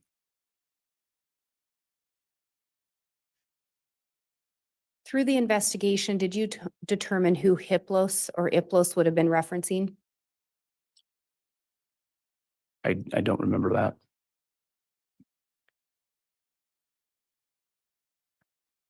And in this, did you notice whose death percentages are being referenced? Yes, Tammy's.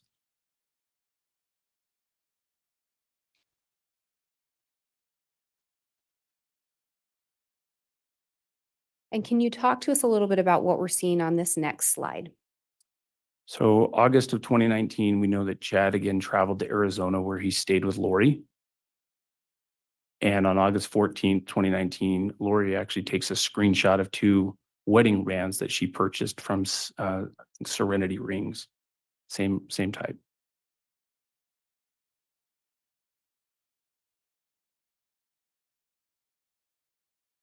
And again, at this time, Tammy Daybell is still alive.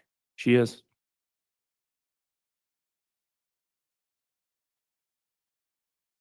And on this next slide, can you tell us a little bit about what we're seeing here? So this is also text message content on the far right between Lori, Zulema, Chad. On September 15th, 2019, Zulema travels to Rexburg under the Lori and Chad's direction. Zulema then assisted Chad in getting out of the house so that Lori and Chad could meet. And that's evident in the text message. The top one is a text message that's actually from Chad that is sent to Zulema from Lori, if that makes sense.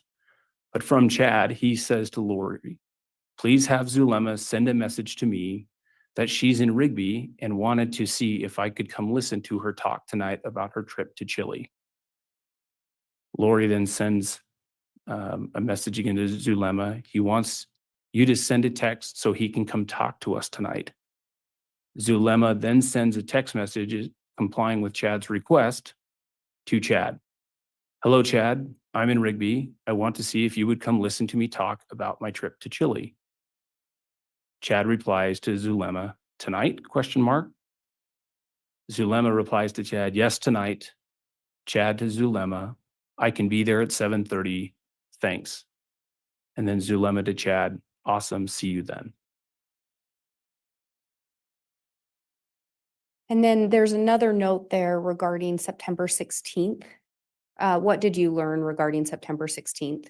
That on September 16th, 2019, Chad, Lori, Alex, and Zulema travel to Mesa Falls and Island Park together.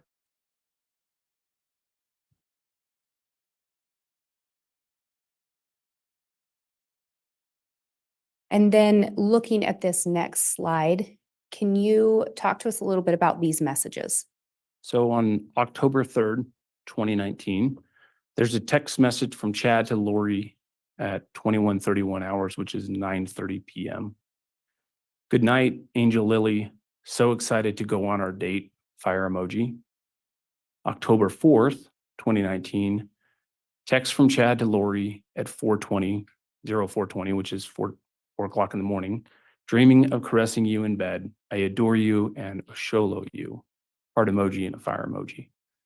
And were these copied over as found? They were. Do you believe that that message contained a typo?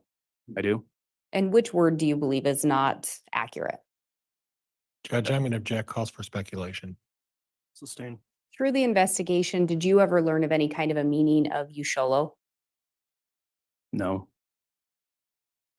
And then on that final note there, can you tell us what that's about? October 4th through the 5th, Chad urges Tammy to go visit her family in Springfield, Utah.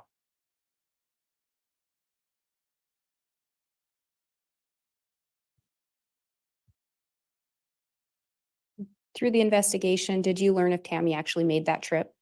She did.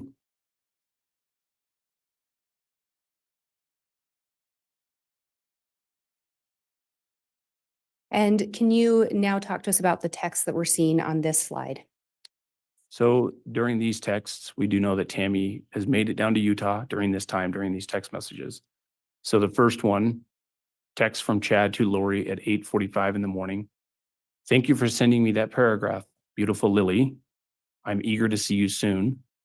Trying to hasten her departure.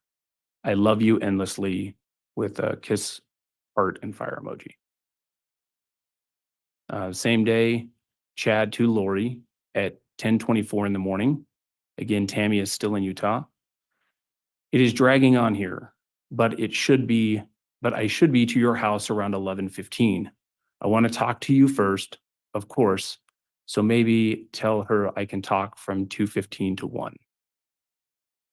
And then a follow-up text from Lori to Alex, her brother, at 4:29 in the afternoon. Again, Tammy's still in Utah.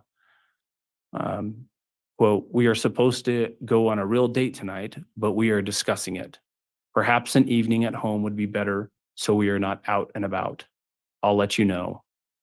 But you could come and sing with us after your shower. Heart emoji. The last one, October 5th, 2019. Again, Tammy is still in Utah. There are 3 deleted messages on the Lori Vallow iCloud account from Chad. And those are going to be shown on the next slide. And in relation to when Tammy was in Utah, do you know where Lori was living at that time? At that time, she had actually moved up to Rexburg. And do you know where Chad was during that time period? Rexburg.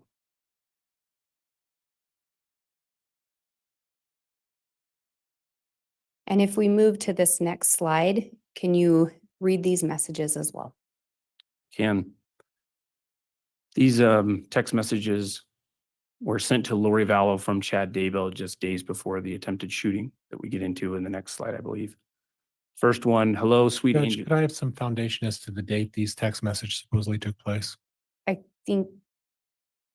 think the witness just indicated that, Your Honor. It's overruled. The also, if we move that message just barely up, the date is time stamped on them.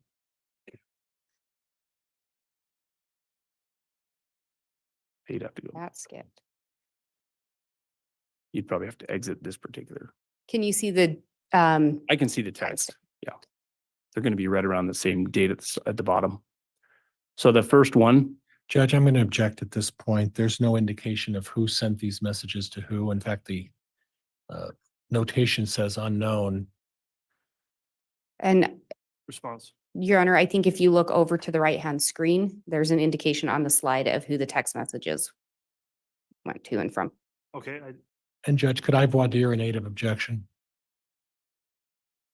Well, in lieu of that, the exhibit's been admitted. I think that's appropriate for cross. There is an indication, so I'll overrule the objection at this time. Ms. Blake, this is a lengthy enough exhibit. I think we are going to need to break for lunch before we get through it, and we're right at noon. Is there a time you think that's more appropriate to stop them now? I had intended to just get through this slide and then stop, but if the court would prefer we stop now, we can absolutely do that.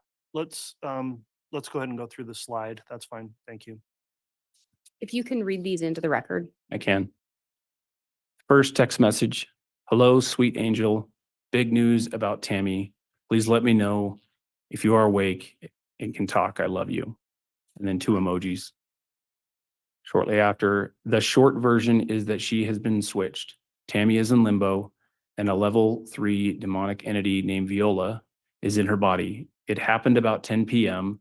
and was done by Tammy's sister, Sam, who I always knew was 3D, but it turns out she's multiple creation. Next, quote, Viola has been attached for about a year to my niece, Danica, who is Sam's 12-year-old daughter. I have connected with Tammy in limbo, and she is very frustrated and upset. She wants Viola removed as soon as possible. Viola seemed to be similar to Penelope. The personality differences from Tammy should be evident quickly. Please seek a confirmation on this, but I have checked 3 times since I got home and get more affirmative answers each time. Next quote. Sam is much like Brandon. She has been my biggest enemy over the years. She refuses to read my books and threw the biggest fit when we moved to Idaho. She has only visited us when the kids got married and always fled Idaho within hours, like she was being burned. She's definitely comparable to Brandon and Summer. The last text, not fully sure of the timing for removal, but once her actions verify the differences, I don't want to wait. And Your Honor, if we would like to break for lunch now. Okay, let's go ahead and do that. We'll take our lunch recess at this time. Come back on the record if we can at 1 o'clock, please. All rise, please.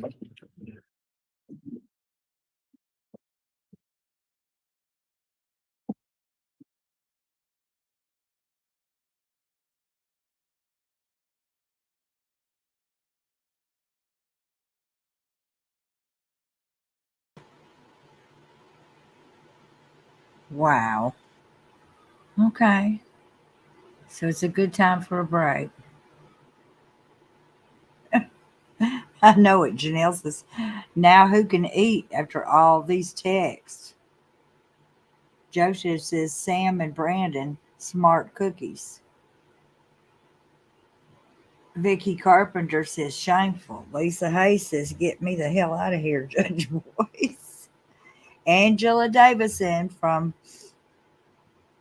Facebook says, boom again, in my opinion. I think so too, Angela. Denny Lenny says, I don't remember the specific text about Samantha's daughter and Brandon. Yeah, that was crazy. Why U12 is SI7 says death penalty is not for it, too. For the first time, changed my mind. I know. Bewitched says Chad was huffing his own farts and slapping. I don't know. I lost that. Slapping the prophecy label on it. Marilyn Pastor says Chad is freaking talking about eliminating others. Clancy says so many mistakes, missed opportunities, lucky breaks in favor of the evil Chad and Laurie. It always makes me wonder if that's why they felt so confident in their hocus pocus. Janelle Murphy says poor Pryor has to make sense of this. He doesn't have a chance. He don't. Hippie Gypsy says, that's true, Bewitched. Most of us have seen those body cams. I'm surprised they weren't destroyed. Lee Shell says the murder ripping effect that could have taken place if they hadn't been stopped. Shoo! The list was everyone who ever made either of them question themselves. Yeah, Kay was on the list. Cheyenne Pena says, what, Summer? No, Samantha, I think. Zero says, Chad played around the hole of the ASP and fell in. Soul's Eyes Jewel says, Janelle Murphy, I wonder how many of us there are. Nate and Lauren both had 10,000 in chat the other night. You know that just touches the amount of people following the case in one way or another. Bewitch says, "Oh, whoops, I'm being mean." Lisa Hughes says, "Ooh, oh my God, you're done, Chad." Lee Shell says, "Or inconvenience them." RJ LeMay says, "Do y'all think the state is getting ready to wrap up?" I did. Kate Vallow is on here. Any clue on how far back the phone call is? Well, you know what? I'm going to do the phone call. So I'm going to find it first.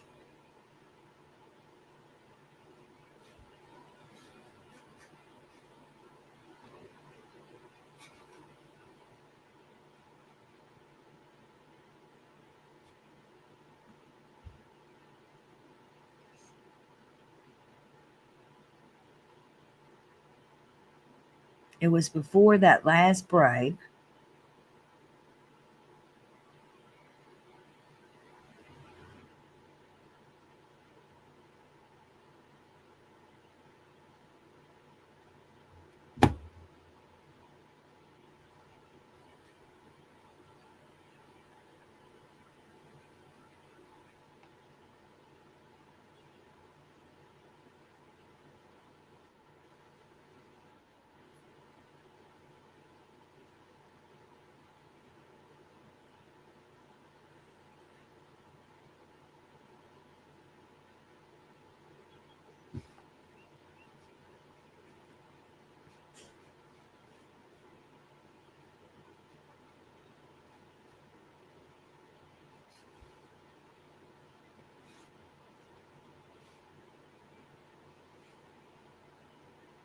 Says, this was all still before the second coming.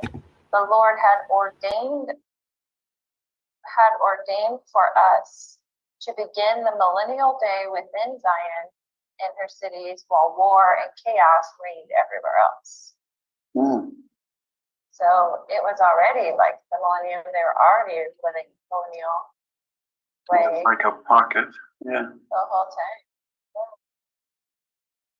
That's kind of how I've seen it. Is begins with a family, then a neighborhood, then a town, then a city. And New Jerusalem is kind of the best example of that. Right. Yeah, it starts small, but grows exponentially. It's little, and they're doing all they can to destroy one of the key families, but they're not going to. I mean, there's so much that I know. I was sitting here thinking about that. I know too much. Yes. I can't deny it. I know it's just a matter of time. Just don't know what that timing is. So I texted Ray. He responded pretty quick.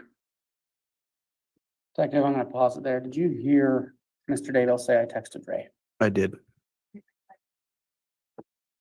It's because my microphone wasn't up here. Yes, I can. Did you hear Mr. Daybell say that he texted Ray? Yes, I did.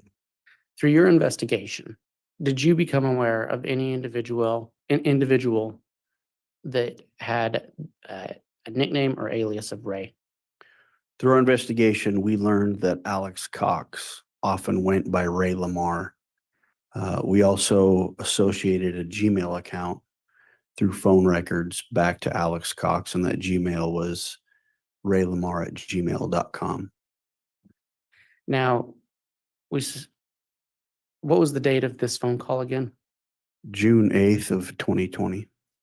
And was Alex Cox alive or dead at this time? No, he was deceased. Do you recall when he died? December 12th of 2019.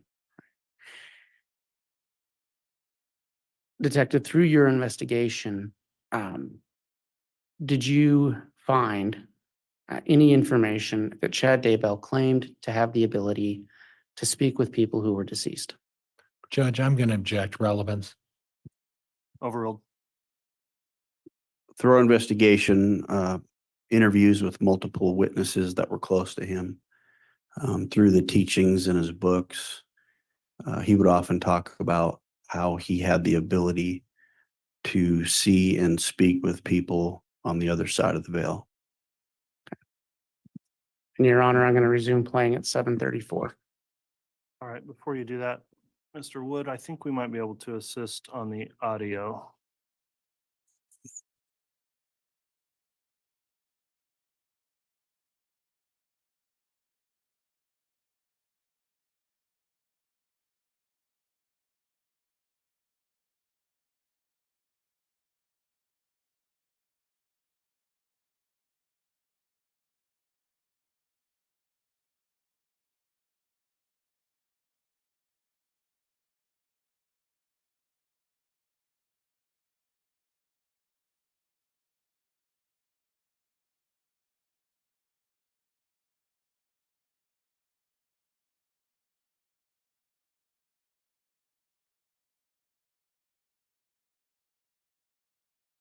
Your Honor, I'm going to start playing at 7:34, and if the court can let me know if it's coming through the speakers. All right, thank you. Oh, that's good. Usually it's hard to get a hold of him. He's busy Okay. days. Yes. But he was, I asked him what we'd talked about. And he's very optimistic. It was very optimistic for you, or he's very optimistic it could happen. He's very optimistic for both of us. He doesn't know his own project timeline. He said, stick with it. To what he projected in that paper he wrote. You know, house renovations always take longer than they think. That's the problem. I've been watching that Extreme Pools, and the people are like 3 months out. Like, I mean, of when they estimated they'd have it done, and they're like, well, we had so many problems, we couldn't get to the backyard, we had to pull a crane over the house to get these huge rocks for the waterfall. I can remember last summer, Taylor Hill, Mark's friend, parents moved into a trailer, like a camping trailer, in their driveway because they were going to build their house by the end of the year. Guess where they're still at? Really? They sold their house to their son. And it's just a weird situation, but you're exactly right. Yeah, it takes forever. Yeah, there's always something comes up. Well, we didn't know when we dug in your backyard, we were gonna find whatever. And then they're like, we have to redo all the piping, and then we had trouble with this, and then something else happened. And so, but they try to make it sound like it wasn't really that long, but it's always like, it's gonna take 3 months. And then 3 months after that, they're like, okay, it took 6 months. You couldn't come in your backyard at all. And now it's not summer anymore. Now it's winter and your pool is finally done. Right. Mostly they do it in Florida, places like that. But. So he's optimistic about his construction problem, or construction problems. not problems, but plan.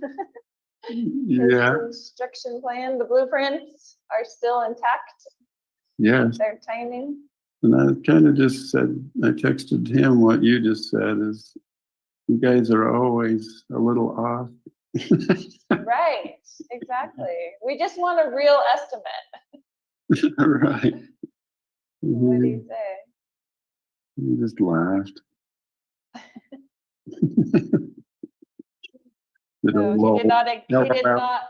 he did not confirm nor deny that fact. That contractors are always later than they think they're gonna be. He's like, you know, it'll work out, you know, how he is.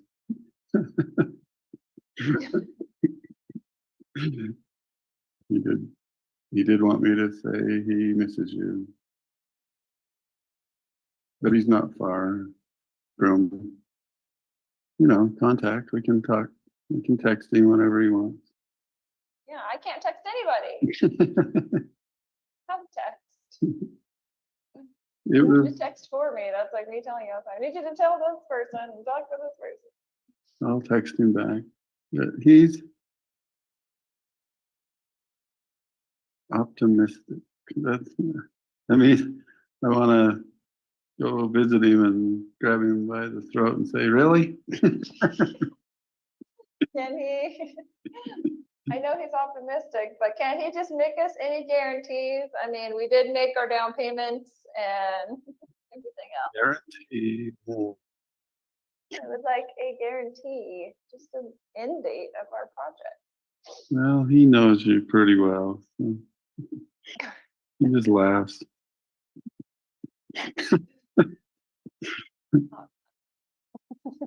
No, I asked him what he thought of the video project. He said it was really nice. He loved it. Oh, good. Detective, through your investigation, were you aware of any type of video put out about Alex Cox around this time? Not around June 8th. But shortly after Alex Cox died, his sister Summer Shiflett made a YouTube video with clips of Alex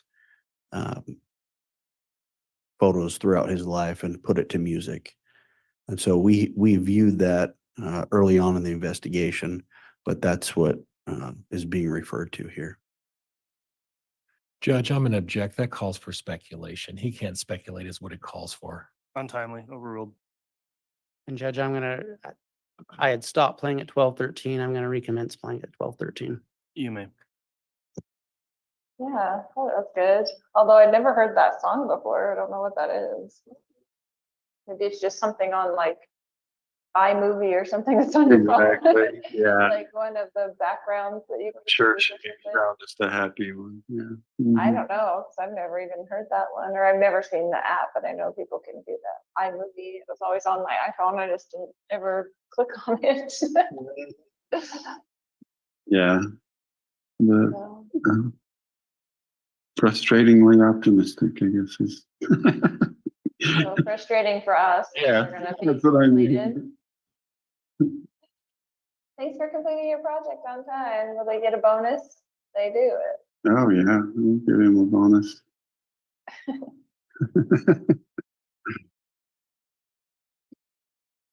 It was good. It was good to talk. I hadn't texted him in a while. So,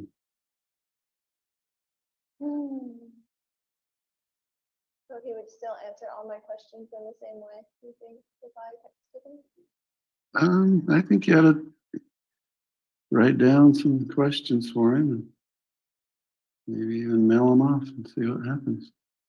See if he'll respond to you. I have no doubt. Don't forget President Holland's talk. That snippet.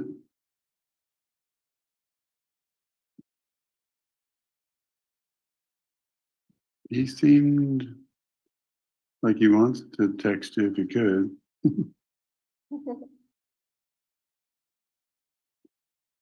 Yeah, it's all true. That's all I can say.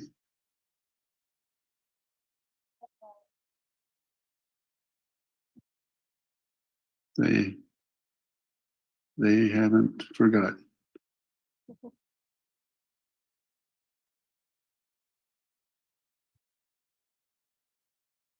Yeah. I know they want to work on their project and they're not too happy and busy. That's how I spelled it out. Oh, just like, I'm busy. Well, the truth I'm of good. that. It's good. It's good. You know what I'm saying?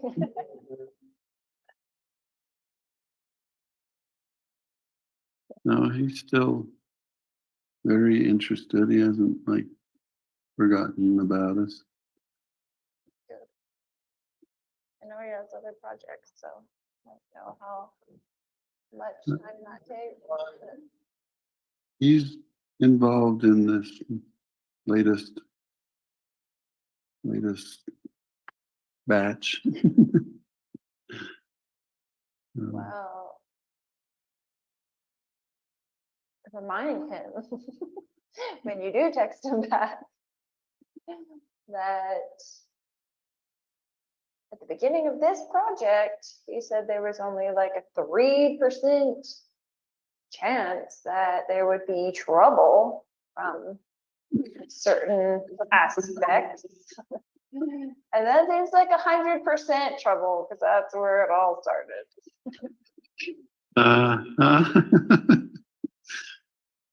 So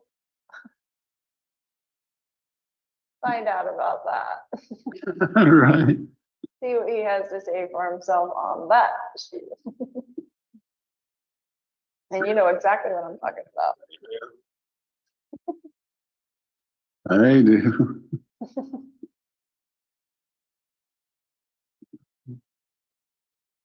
Recall what I'm talking about? No, I know exactly what you're talking about. Okay. Judge, I'm gonna stop at 16:35. Detective, who is asking who to obtain information in that snippet we just heard? Lori was asking Chad for information. Your Honor, I'm gonna continue playing at 16:35. You may.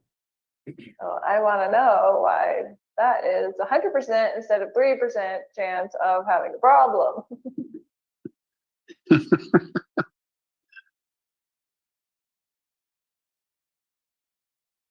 I think he was somewhat right in that. The other aspect was other people. It was a combination. I know it was a combination. I'm not saying there were other problems, obviously. It's of the location. But what I'm saying is that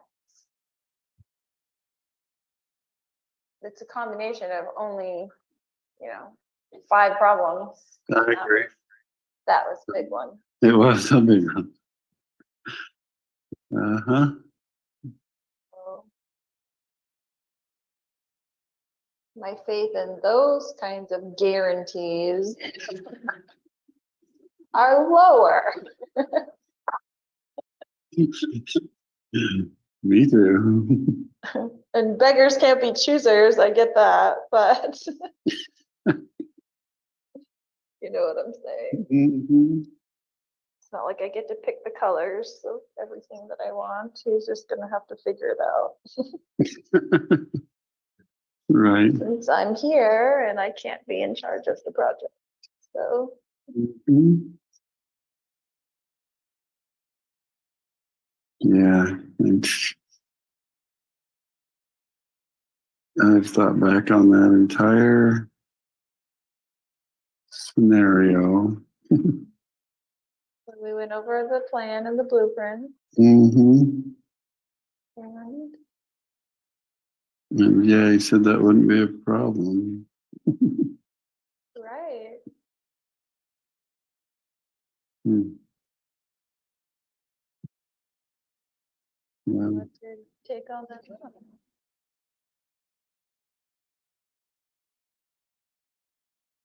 Why was that? It really was. Right.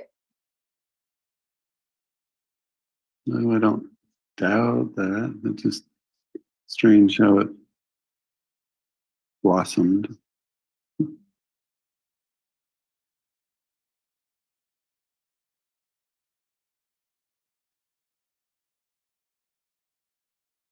So So go ahead. you go ahead. No, I'm just gonna say, so. You think it was meant to have complications and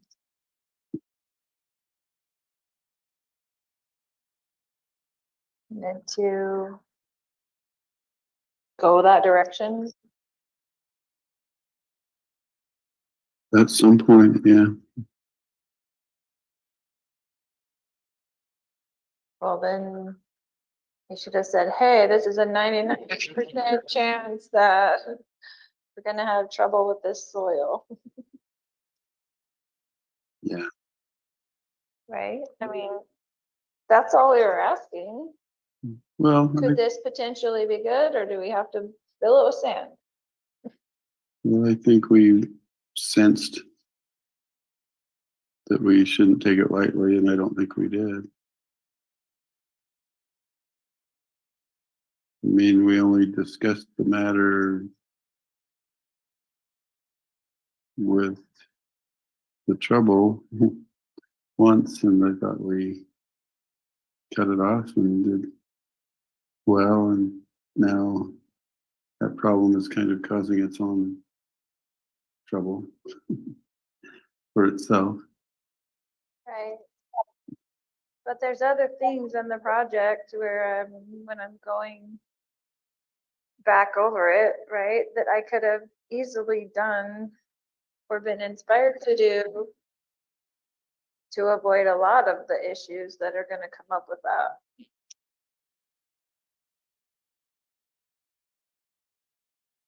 Yeah. That we weren't made aware of, so. You see what I'm saying? Mm-hmm. I So do. it was meant to go this way, you think, is what I'm saying. I do. It's terrible.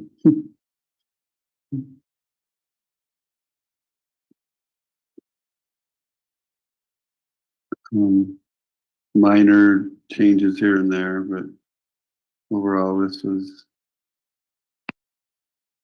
part of the blueprint.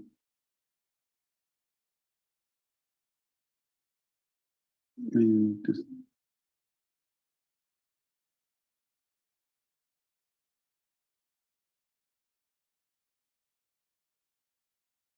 What? oh, I just wish it hadn't been. But I'm thinking of previous blueprints where the people weren't warned either.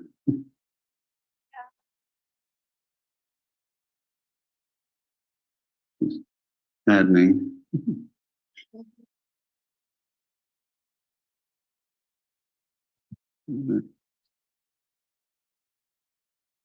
Ray's in that contractor position for a reason, and he's not gonna drop us for another project. Well, can't he like forcibly use a hand, punch some people in the face and get some things done?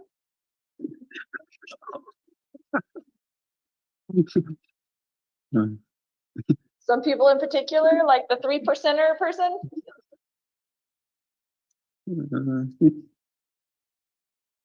I don't think he wants to be violent, but Well, I'm not saying be violent. I'm saying get their attention. me too. What he did was kind of mute her effect.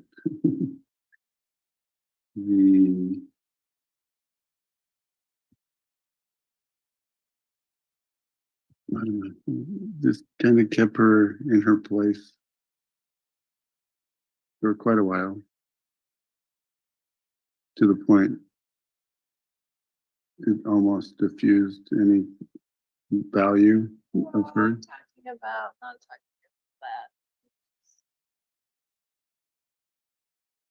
In the beginnings, going back over the whole blueprint and all the things that we've been,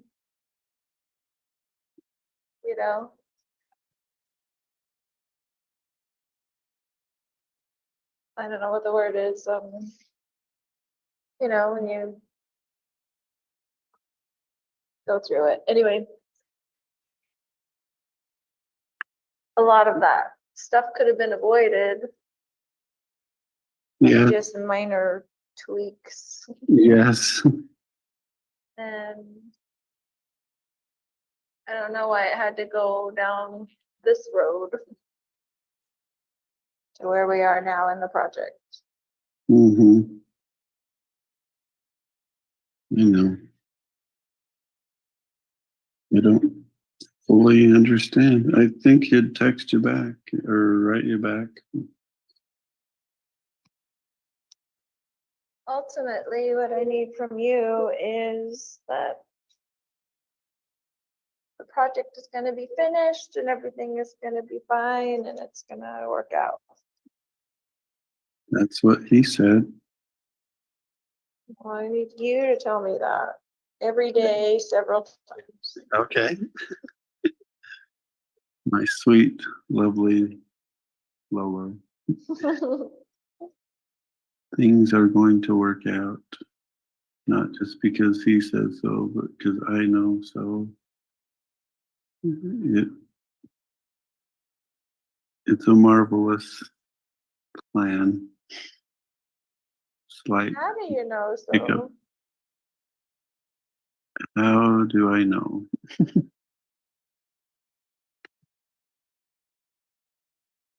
It's been shown to me, honey. I've seen those beautiful eyes filled with tears as she sings to amazing groups of people, and I've seen that wonderful body dance to heavenly songs. Your Honor, I'm stopping at 2641. Detective, in that conversation, who is asking who for assurances? Lori was asking Chad, and we found that throughout multiple phone calls. She would ask Chad for assurance. And who said they had seen the plan? The defendant, Chad Daybell. Your Honor, I'm starting again at 2641. Your purpose is only beginning, it's hardly begun. And it will be the pair. It won't be solo. And it's going to be incredible. Be cholo and not solo. That's right. Yep. It will be the Eurythmics. No solo careers.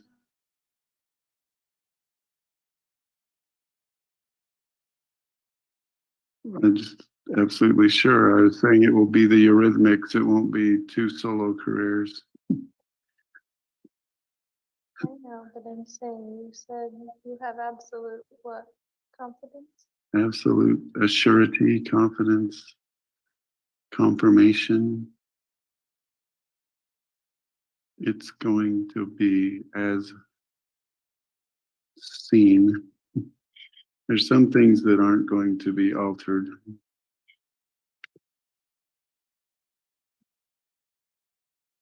Your value is tremendous, immense, and needed in every way. You're tremendous, my love. I know that is a fact. I think you underestimate yourself. I'm not trying to give you a big head or ego because you don't have one. You just are spectacular, and the Lord is going to use those talents. You're on earth at this time for that purpose. I'll try to call you back so we can pray. Okay.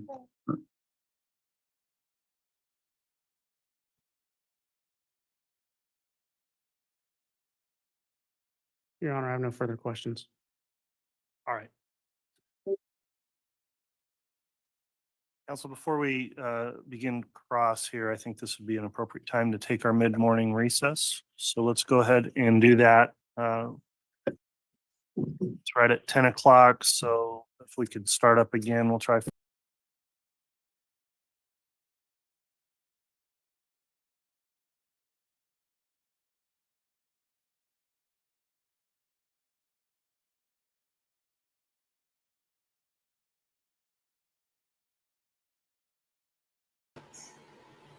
That was good. I think it was June 8th. It was hard to listen to. I want a transcript of it because Lori was mumbling. But it's clear from that phone call that those who are just getting in, that was a phone call they played this morning. It was a jail phone call. And Lori was asking Chad for reassurance that their plan, their little scheme here was going to work out. And she said that somebody had guaranteed them that they wouldn't have any problems. And she was like, if we had have known that, we would have tweaked it. Tweaked it. My ass. Oh my God. So that's what that phone call was. And it was a whole lot of loaded, coded language. I'm sure we'll have a live about that. But yeah. I wish I did have the words that she said in that thing.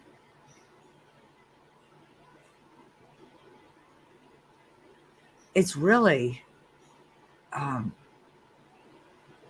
he was like guaranteeing it with confidence that it shall come to be.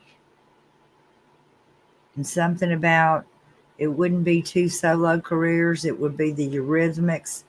How dare he? And it was pretty funny. Let's see. I want to see this comment because it was so funny. I thought it was fun.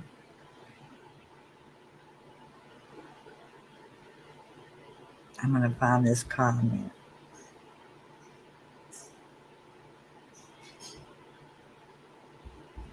Yeah, I was like, they were killing me.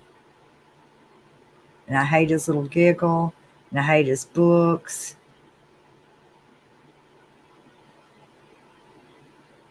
Let's see. It was Lee Shell, I think, that said it. Because she said, oh my gosh, if I don't find that, I'll lose my mind.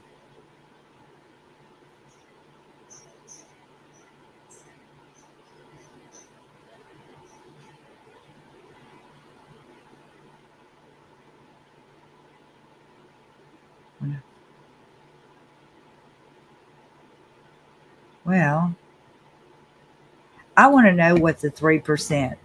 Who was this person? Who guaranteed them that this would work out? Who guaranteed them that this would work out? I'd like to know that. Oh my gosh.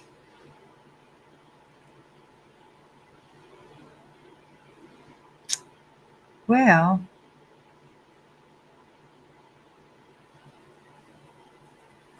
she said analytics would beat his ass for using that. And I thought, yes, go analytics. We need you to. We're just not going to let Chad take everything. Leanne Forsberg says Chad is so full of it and guilty as charged. In my opinion, it's like, Chad. Candy McMurdo said, calling him a charlatan. Lee Shell says, Mad Donut. Bewitch says, laugh out loud, Lee Shell. I thought it was so funny.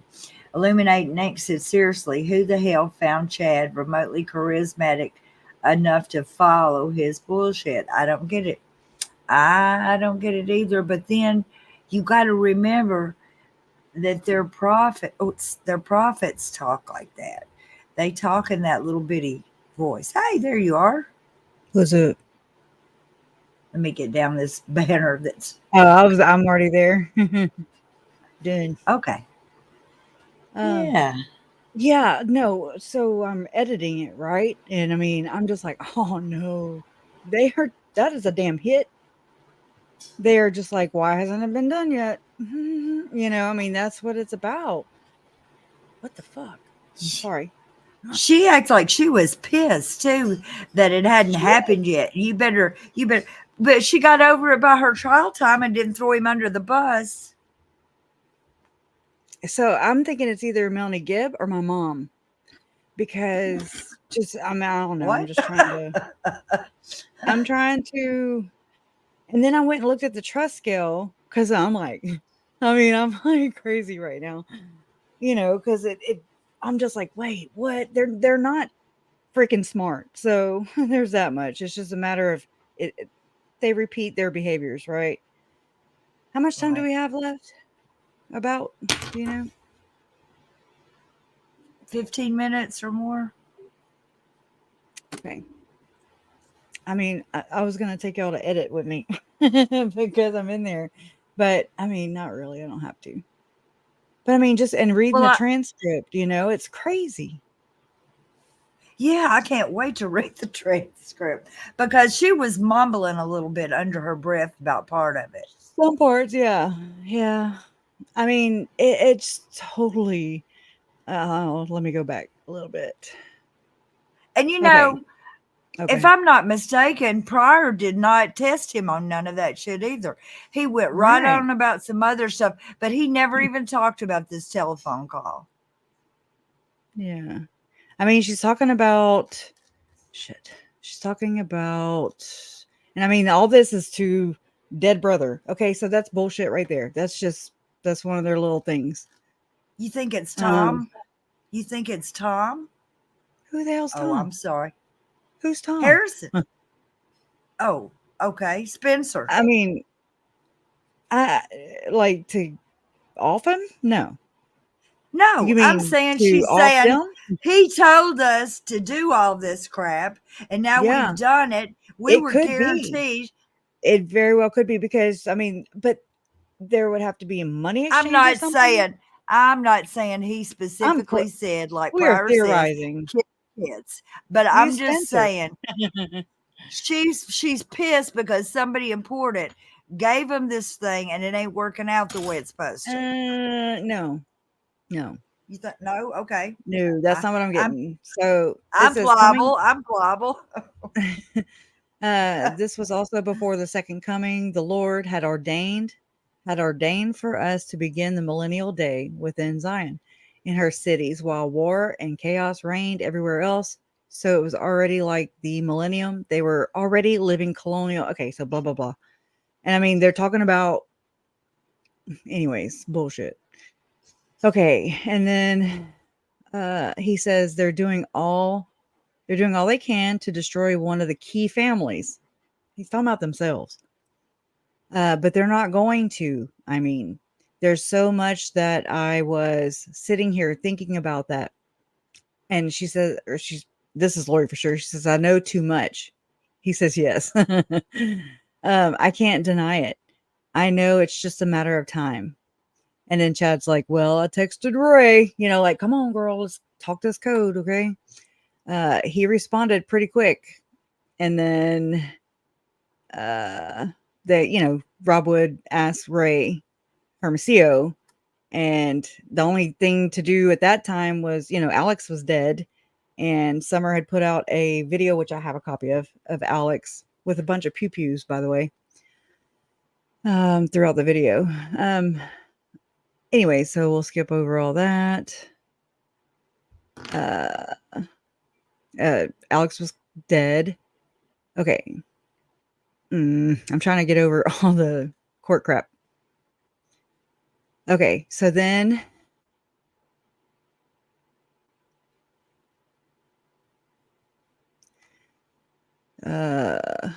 okay, usually it's hard to get a hold of him. Okay, yes. I asked him what we talked about. That thing we talked about. He's very optimistic. it was very optimistic for you, and he's very optimistic it could happen. Meaning, there's a hit. There's a hit. I'm telling you. He's very optimistic for both of us. He doesn't know his own project timeline. He said, stick with it. Shut the hell up. What he projected in that paper he wrote. Who writes papers? You know, house renovations always take longer than they think. That's the problem. I've been watching that extreme pools, and the people are like 3 months out when they estimated they'd have it done. And they're like, we have so many problems. We couldn't get in the backyard, to the backyard. We had to pull a crane over the house to get these huge rocks for the waterfall. I don't think they're talking anything about the damn kids.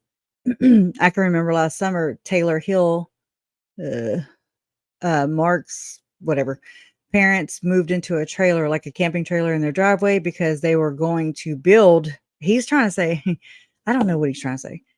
Anyways, because they were going to build their house by the end of the year. Guess where they're still at? Really?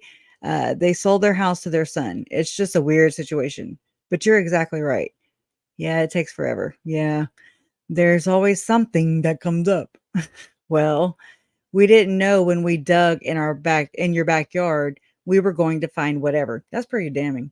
Anyways. And then they're like, we have to redo all the piping. And then we had trouble with this, and then something else happened. But they try to make it sound like it wasn't really that long, but it's always like, oh my God, it's going to take 3 months. And then 3 months after that, they're like, okay, it took 6 months. You couldn't come in your backyard at all. You couldn't go in your backyard. Don't ever say that. Anyways. And now it's not summer anymore. Now it's winter. And your pool is finally done. She's basically saying, like, your pool's done. It's winter, and now you can't get in it, So he's optimistic.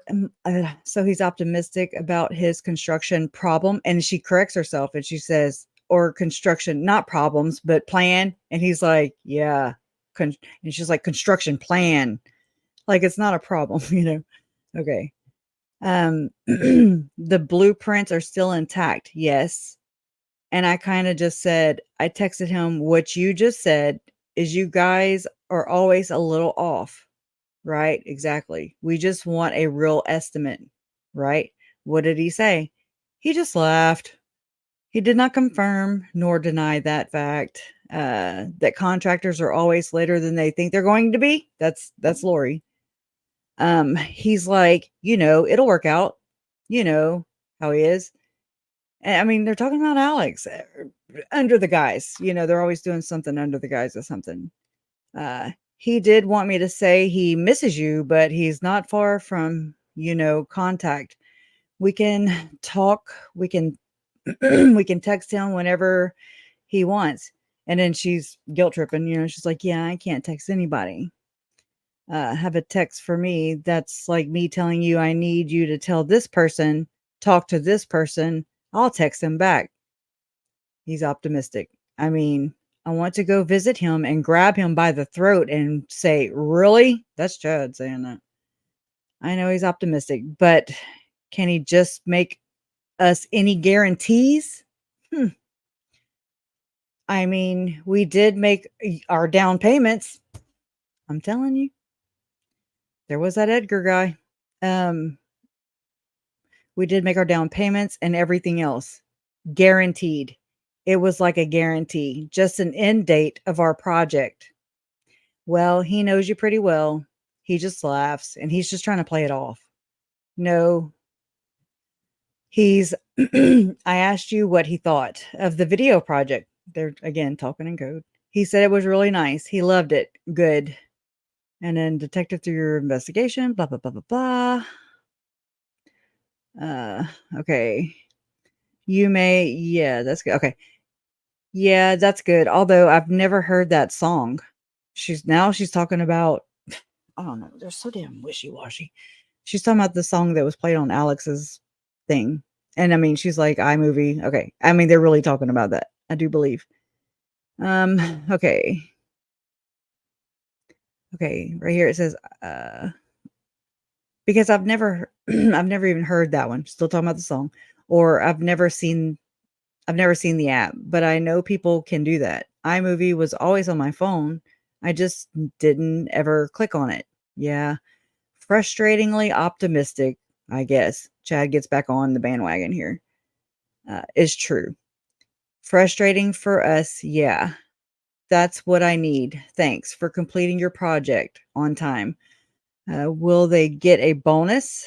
They do it. Oh yeah. Give him a bonus. It was good. It was a good talk.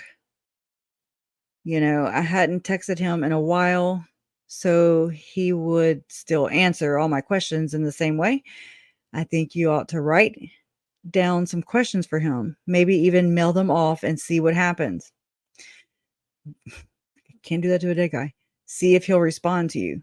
I have no doubt. Don't forget President Holland's talk. Now I know what y'all are saying. That snippet. He seemed like he wanted to text you if he could. Yeah, it's all true. That's all I can say. They haven't forgotten. I know they want to work on that project, but they're not too happy and busy. You know, that's how I felt about just like I'm busy. Well, truth is that it's good. It's good. And it kind of tapers off in the sound right there. So it's kind of sketchy. You know what I'm saying? No, he's still very interested. He hasn't forgotten about us. I know he has other projects, so I don't know how much time that takes. He's involved in this latest batch. Wow. Remind him when you do text him back that at the beginning of this project, he said there was only like a 3% chance that there would be trouble from certain aspects. And then there's like 100% trouble because that's where it all started. Okay. So it's either Melanie going and run and tell the cops, or it's my mom. You know, I mean, I can't really think of who else. So find out about that, see what he says to say for himself on that. And you know exactly what I'm talking about. Recall what I'm talking about. I know exactly what you're talking about. And then judge. Da, da, da, da, da. Okay. All right. We continue on. I want to know why that is. 100% instead of 3% chance of having a problem. She's like, there should be no freaking problem. I think he was somewhat right in that the other aspect was the other people. It was a combination. Secret combination, I bet. It was a combination. But what I'm saying is that it's a combination of only, 5 problems. I guess 5 people. That was a big one. It was something. My faith in those kind of guarantees are lower. Me too. They are stupid. And beggars can't be choosers. What? That don't even make sense. I get that. Of course you would. Anyways, but you know what I'm saying.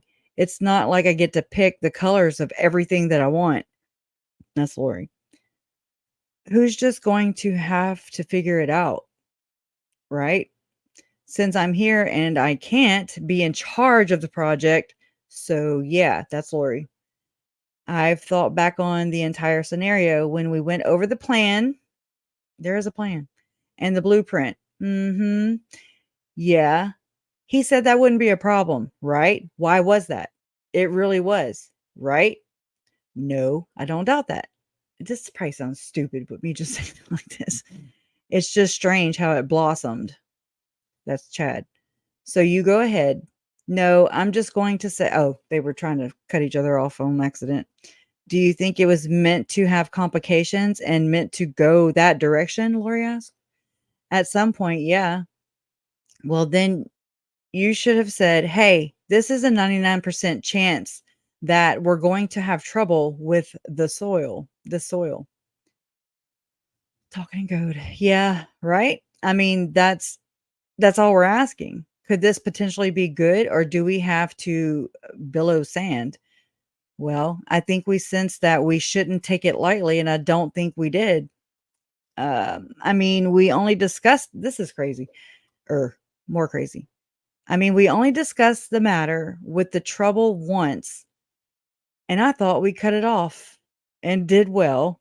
And now that problem is kind of causing its own trouble for itself. So I wonder if this is like Melanie Gibb, you know?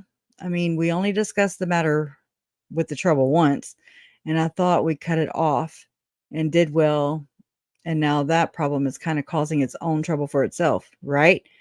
But there's other things in the project where when I'm going back over it, right, that I could have easily done. We've been inspired to do to avoid a lot of the issues that are going to come up with that.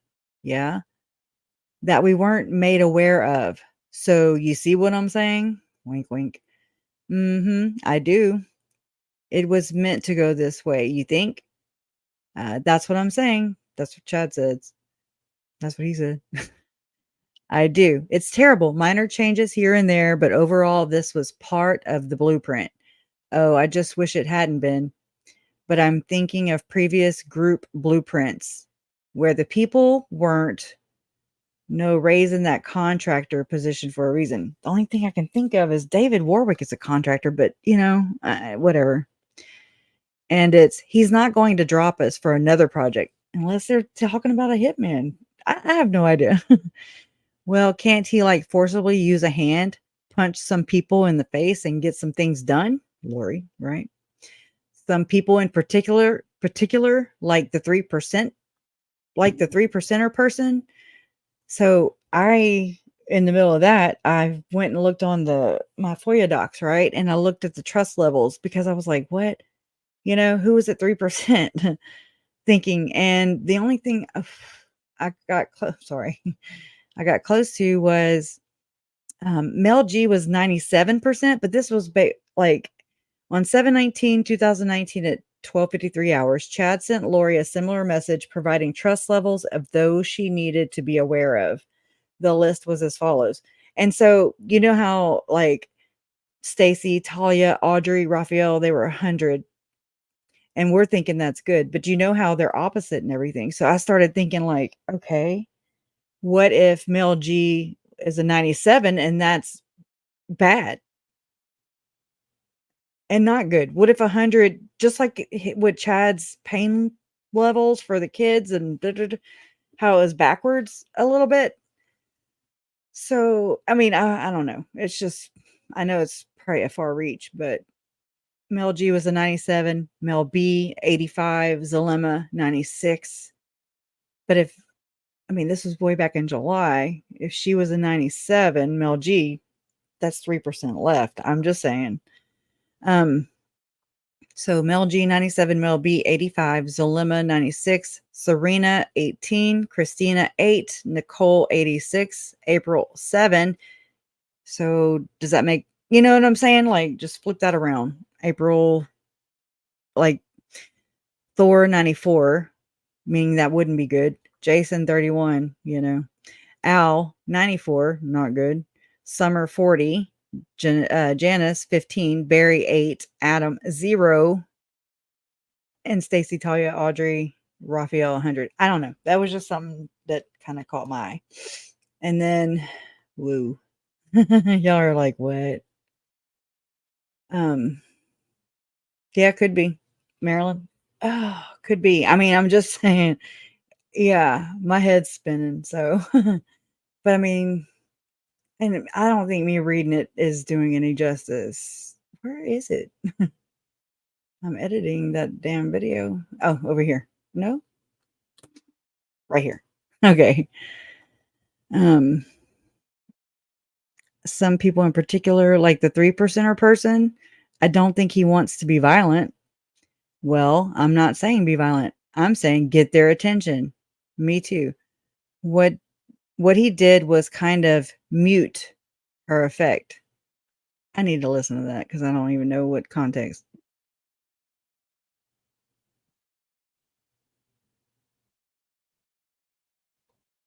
What he kind of did was kind of mute her effect. What the hell?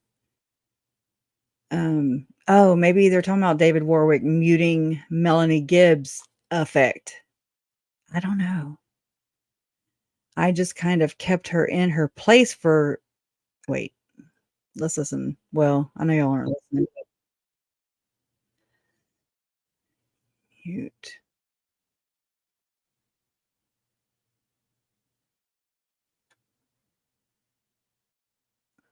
Oh, dipshit.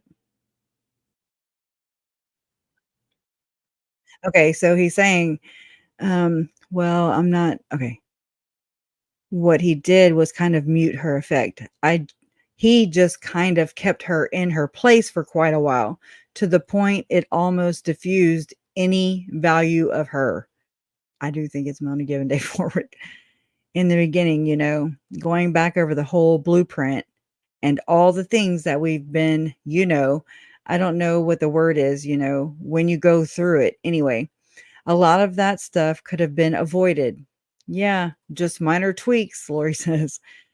Yes, Chad says, I don't know why it had to go down this road to where we are now in the project. I know. I don't fully understand. I think he texts you back or writes you back. I don't know if they're talking about a hitman for David and Melanie. You know what I'm saying? So ultimately, what I need from you is that the project is going to be finished and everything is going to be fine and it's going to work out. Yeah, Lori. That's what he said. I need you to tell me that every day, several times. Okay, my sweet, lovely Lola. Things are going to work out, not just because he says so, but because I know so. It's a marvelous plan. How do you know so? How do I know? It's been shown to me, honey. I've seen those beautiful eyes filled with tears as she sings to amazing groups of people. I've seen that wonderful body dance to heavenly songs. She bang, huh? Your Honor, I'm stopping. Okay. And who said they had seen the plan? The defendant, Chad Daybell. Your Honor, I'm still okay. Their purpose is only the beginning. It's hardly begun, and it will be the pair. It won't be the solo. Oh. I mean, this could be both of them. David and I don't know. I'm just looking at it like if they're talking about somebody killing or offing or whatever, doing what they do best. It's hardly begun and it will be the pair. What if it was the two of them? It won't be solo. It's going to be incredible. Be Cholo and not Lolo. Oh my God. That's right. Yep, it will be the Eurythmics. Oh, that's a song. Here Comes the Rain again. They talking song. Yeah. Anyways, and all solo careers. I'm just absolutely sure. I was saying it will be the Eurythmics. So that one's extra important, right? It won't be two solo careers. I didn't repeat. He did. I know, but I'm saying you said you have absolute what? Confidence? He says absolute, assurity, confidence, confirmation. It's going to be as seen. There's some things that aren't going to be altered. Your value is tremendous, immense, and needed in every way. Y'all ever seen that movie 50 First Dates? And there's the couple, Nicole Kidman and you know how they're like, oh my God, you're so sexy and smart. And they like have to tell each other these affirmations or whatever. And that's what this always reminds me of when he and she talk to each other like this. It's gross. Okay. You're tremendous, my love. I know that is a fact. I think you underestimate yourself. I'm not trying to give you a big head or ego because you don't have one. You just are spectacular, and the Lord is going to use those talents. You're on earth at this time for that purpose. I'll try to call you back so we can pray. Okay. Anyways, that's as far as I've made it.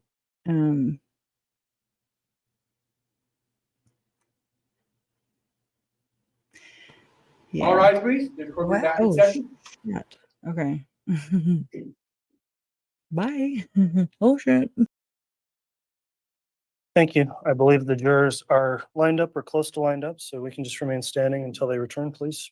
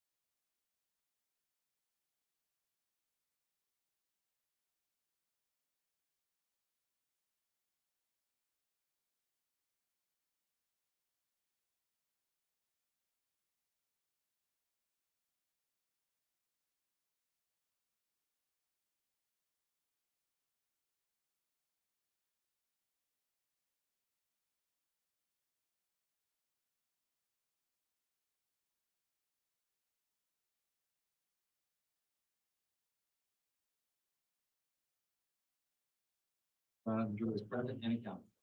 Thank you. Please be seated.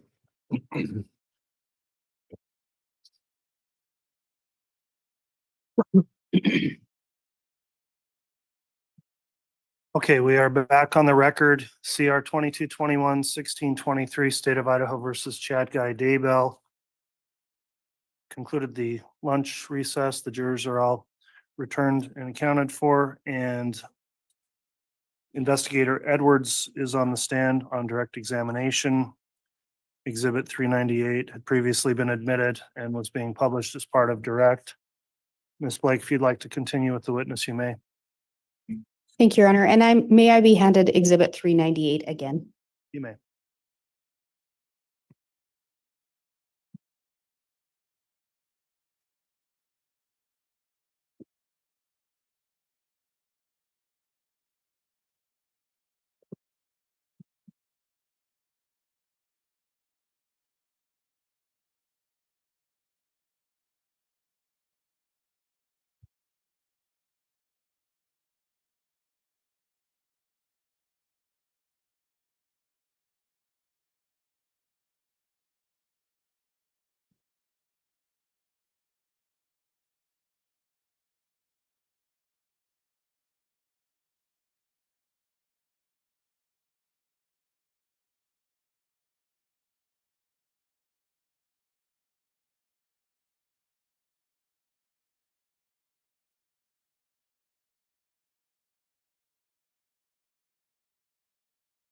And is not wanting to go up.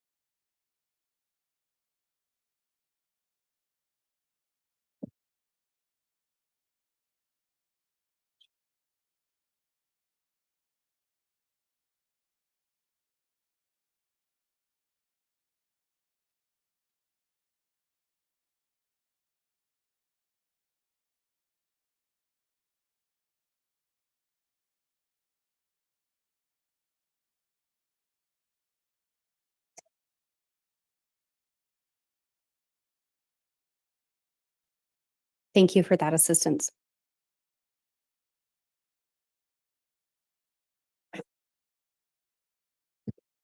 Investigator Edwards, do you recall leaving off with this slide? I do.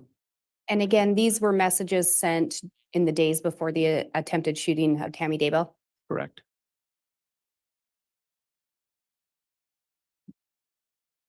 And can you tell us what we're seeing on this slide?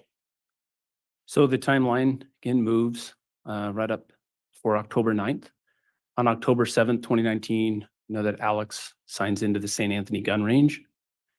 On October 8th, 2019, he actually conducts a internet search of 6.5 Grindle drop from 100 to 200 yards. And then he visits a site drop from 100 to 300 yards. And in looking at those searches, are you aware of some of the firearms located in an apartment associated with Alex Cox? I am. And was one of those firearms, in fact, a 6.5 Grendel? It was.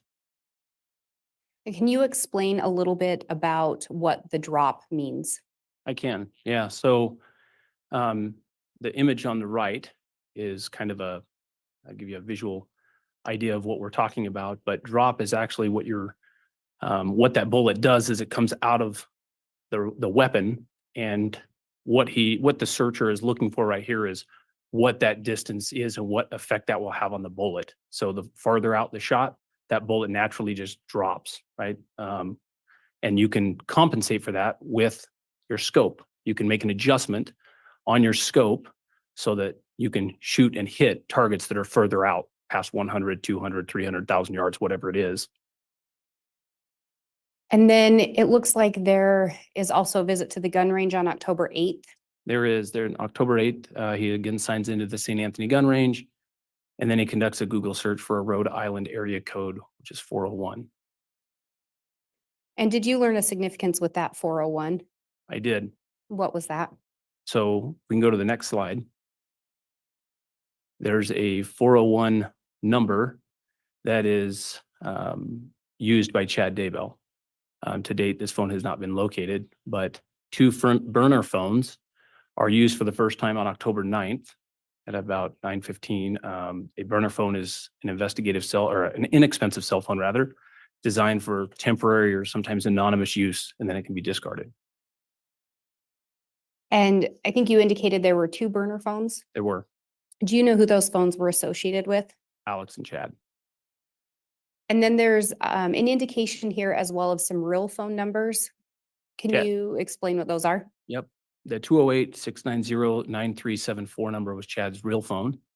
And then the last number on there, the 480-351. Yeah, sorry. I did this last time. I apologize. 480-351-9120 was Alex's real phone number. And again, what event occurred on October 9th? So there was an attempted shooting of Tammy Daybell on October 9th. And then looking down below at those next boxes, can you explain what we're seeing there? So I took and piled so I could better understand all of the messages and cell phones that were involved in this. The first block at the top, I calculated 90 calls and text messages between Alex, Chad, Zulema, and Lori between 9 o'clock in the morning on the 9th and 2:28 in the following morning on the 10th. So there were 8 text messages between Alex and Chad between 1:19 p.m. and 1:22 p.m. Alex Cox and Chad Daybell's phones are actually near each other between 1:22 and 2:20 p.m. on the 9th. And then there are 15 text messages between Alex and Chad between 7:13 p.m. on the night of the 9th and 8:43 p.m. on the night of the 9th. The attempted shooting occurs somewhere between 9:15 and 9:25. And then there's 4 additional text messages between Alex and Chad between 10:28 p.m. and 10:29 p.m. And through your investigation, did you determine where Zulema and Lori were on October 9th? I did. Where were they? They were in Arizona. Did you learn of anything that they were doing on October 9th? I did. What was that? I learned that they were doing a casting about the same time. Do you know where Chad and Alex were located? I do, Where was that? in Rexburg, Fremont County. And when we see these messages being exchanged between Alex and Chad, was that a combination of all 4 phone numbers listed here? It was.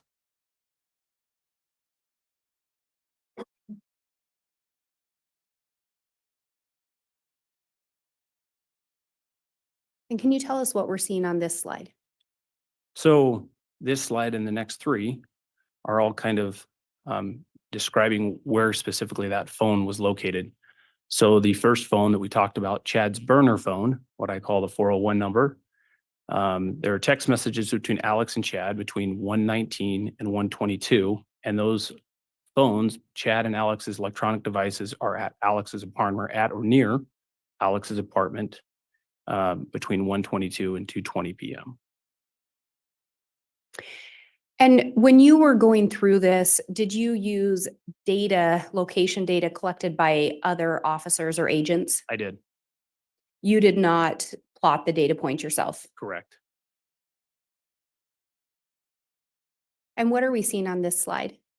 This is what I call Chad's real phone, the 208 number. There are 8 text messages between Alex and Chad between 1:19 and 1:22 on the same day. Again, Chad and Alex's electronic devices are near Alex's apartment between 1 and 2:20. And on this one? So this is the Homer J. Maximus Gmail account for Alex, which is attached to Alex's real phone of 480-351-9120. And again, Chad and Alex's electronic devices are at or near Alex's apartment between 1:22 and 2:20 p.m. And with this slide? So this is where it changes. We know that Alex's real phone then travels south to Idaho Falls. And so between 2:40 and 3:18 p.m., Alex's electronic device travels to Idaho Falls Sportsman's Warehouse.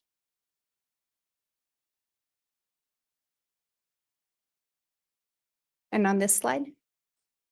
On October 9th at 4:11 p.m., there's a transaction that consists of 5 items that are listed below that Alex purchases. The woodland cap, foot mitts, some gloves, thermal 3-hole FAs, and a picture on the next slide, bullfrog rain jacket, and then a Dr. Pepper. And you said rain jacket. Did you mean pants? Pants, I'm sorry. Yes, rain pants. And these are images of those items? Correct. And do you know if these were actually photos taken or obtained by Agent Wright? Yes. And what are we seeing on this slide? So this is now that same day, Alex's electronic device has since gone back up north towards Fremont County and actually drives past the Daybell residence. The device moves to the area of Daybell. You can see that it comes up, the little green CD little image is the Daybell property or residence, and the arrows indicate the travel that Alex's device went. Through the investigation, did you learn of anyone besides Chad that Alex knew in that vicinity? No. And what are we seeing on this slide? This is a few minutes after he goes past the residence. He basically turns around and comes back past the Daybell property. As part of your investigation, did you review the events of October 9th of 2019? I have. And to be clear, you were not involved in that initial investigation? That is true. Can you talk to us a little bit about what's indicated on this slide and what we're seeing? So this is the 2 photographs. The one on the left is an overview of the Daybell property. You can see that there's a driveway that comes in off of 200 North, and then another driveway that comes in off of 1900 North. And the image on the right is a photograph at the front of the Daybell residence showing that driveway on 1900 North.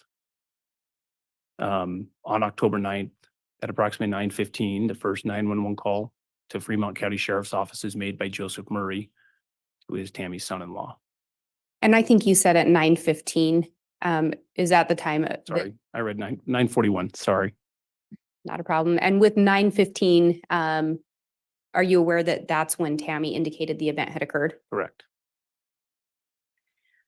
So from your understanding, the event was not called in immediately. Correct. It was not. And I believe there should be a pointer somewhere up there. Do you see that? I do. And can you point out again on the overview image where the two driveways are? So driveway number 1 here, and then the second driveway right here, which is the same driveway right here.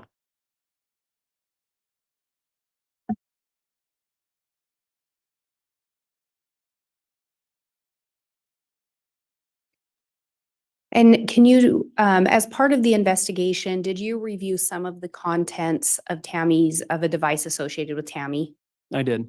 and some accounts associated with her? Yes.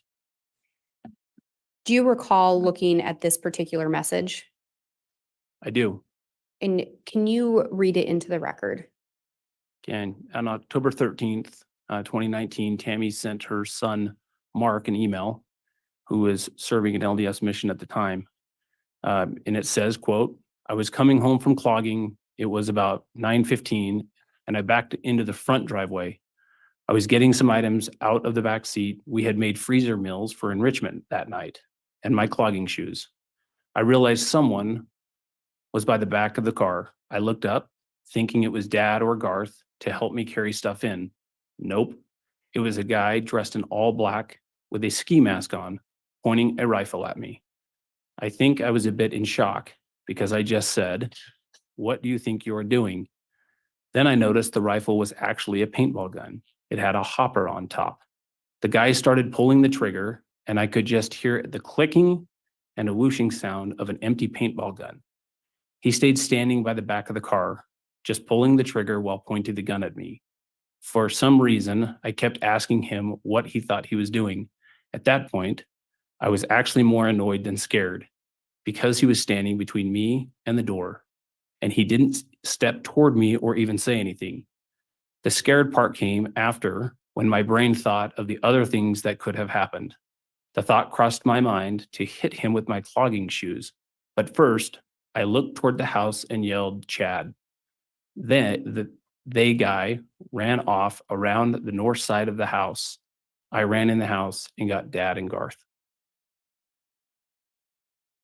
In this email, do you see the different references made to the weapon? I do. And how does Tammy initially identify the weapon? As a rifle. And do you also see where she talks about it actually being a paintball gun? I do. And then do you see in parentheses where she added some clarification? Yes. And what, if anything, would that indicate to you? Response was played.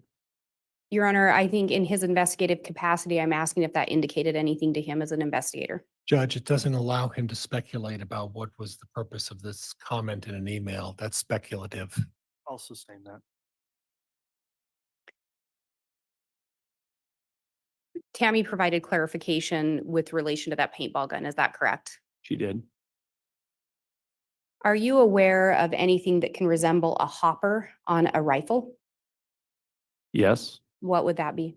A scope. Do you also see an indication that the individual is doing more than simply pointing the firearm? Yes. And what did you see in addition to that? He keeps pulling the trigger, pointing the gun at her.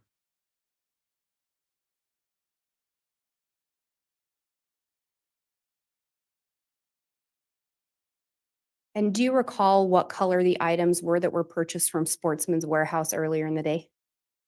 Black.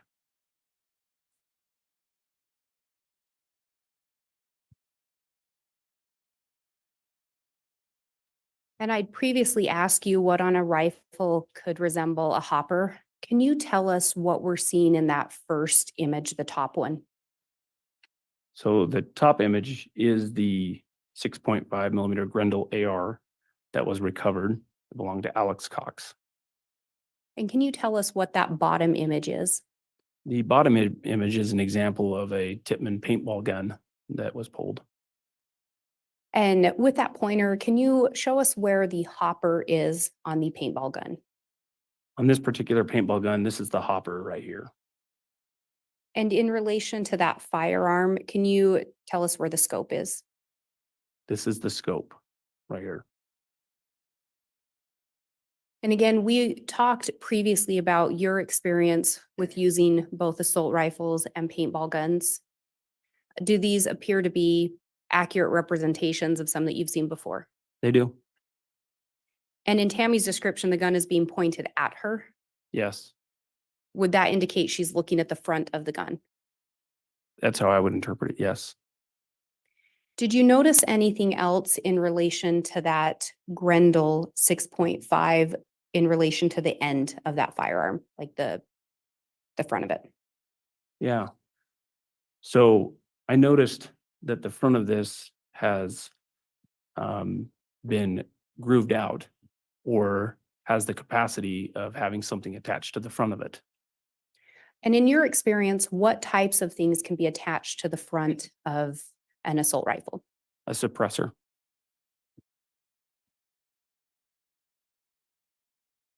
If a firearm has a suppressor attached and it's fired, would it still potentially make a sound? Yes. What type of a sound might it make? Whooshing sound.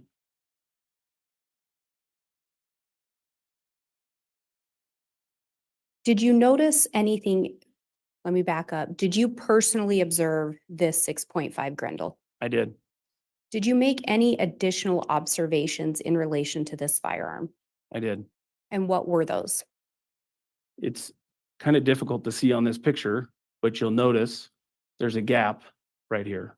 Sorry, my hand's shaking a little bit, but there's a gap between the upper and the lower receiver of the weapon. And can you talk about what we're seeing here? This is the gap I was talking about between what is the lower receiver and the upper receiver of the weapon. And can you tell us a little bit about why that stood out to you? So this particular weapon, when I observed it, if you tipped or even slightly moved that weapon, there's two pins on these weapons. There's a front takedown pin and a rear takedown pin. Typically, those sit tight within the weapon and they keep the weapon together. It comes apart in two pieces. They have an upper receiver and a lower receiver. And when you take one of that rear takedown pin out, this one here, that weapon actually hinges and comes up. If that makes sense. If you take both of them out, the weapon comes apart in two pieces. So for me, when I saw this weapon and I held it, literally just turning it a little bit caused that rear takedown pin to come out. Didn't take me hardly anything to do that. Most weapons, those sit very secure and tight. And if something caused that pin to come loose, would the gun still fire? Judge, objection calls for speculation. Overruled. It Would could. gun- And you say it could. Would it fire multiple times from your training and based on your training and experience? So the minute that gap is formed between the upper and the lower receiver, what happens in this weapon is this bolt right here, when the weapon is fired, retracts into the buttstock of the weapon, into the stock. So when that gap is created, this bolt right here cannot retract into the buttstock of the weapon. The gun would malfunction quick. You may get one round off, but you won't get more if that weapon stays separated.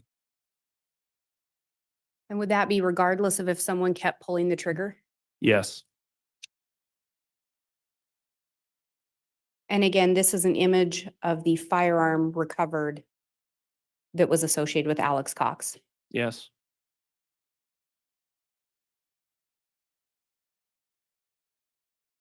Can you talk to us about what we're seeing on this slide? So this slide is the timeline of October 9th, the night of the attempted shooting. Starting at 5:28 PM, there are 6 text messages between Chad and Lori. 7:13 to 8:43, there are 15 text messages between Alex and Chad. Between 9:04 and 9:28, there are 6 text messages between Lori and Zulema. And between 9:15 and 9:25, the attempted shooting occurs.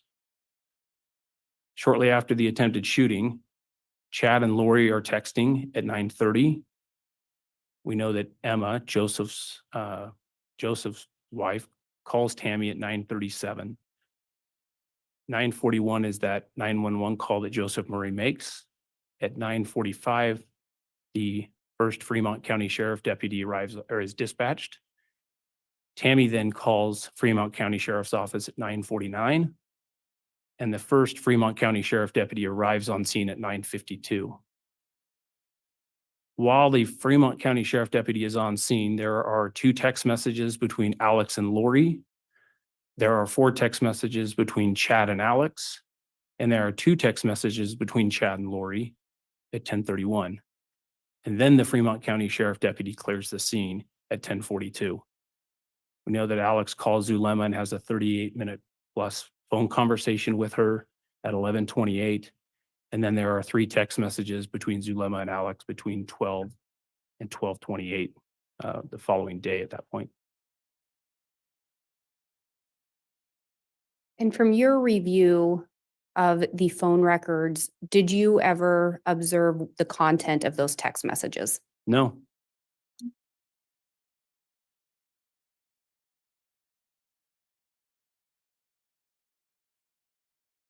And then can you tell us about this slide? So on October 9th, there is an internet search that Alex conducts on how to clean an AR. On October 11th, he then makes a few more internet searches, which include how to drill baffles to make a suppressor. Will a 6.5 Grendel shoot through a windshield? 2008 Dodge Dakota steel body thickness. What gauge steel are the doors of a Dodge Dakota made of? How thick is 22 gauge steel? He then visits the sites, making a homemade silencer, build your own silencer, and what caliber would penetrate a windshield. And the bulk of the searches contained on this slide were 2 days after the attempted shooting of Tammy Daybell. Correct. And again, on October 9th, was Tammy Daybell actually shot? No. Was there any significance in relation to that Dodge Dakota? There was. What was that? The Daybells owned a Dodge Dakota.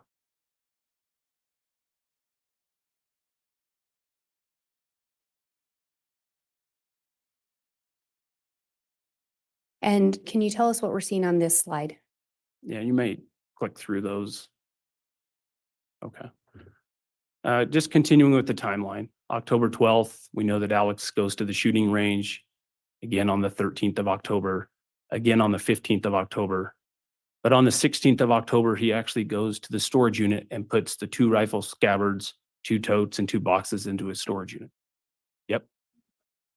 2 rifle scabbards, 2 totes, and 2 boxes into the storage unit. And then he does not go back to the shooting range again after storing the weapons.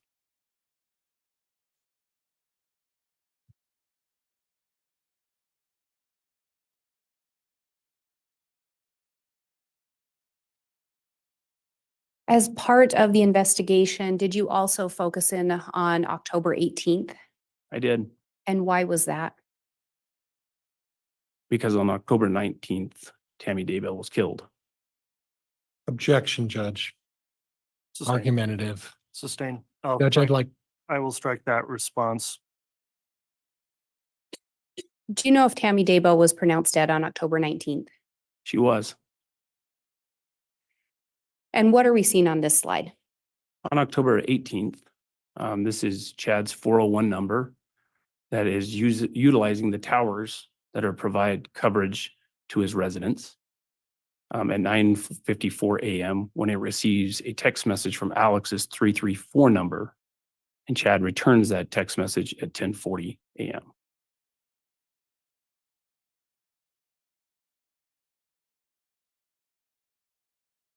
And what are we seeing on this slide? So this is a October 18th. This was a screenshot of Tammy's phone that was active and playing games until 10:22 p.m. or an image.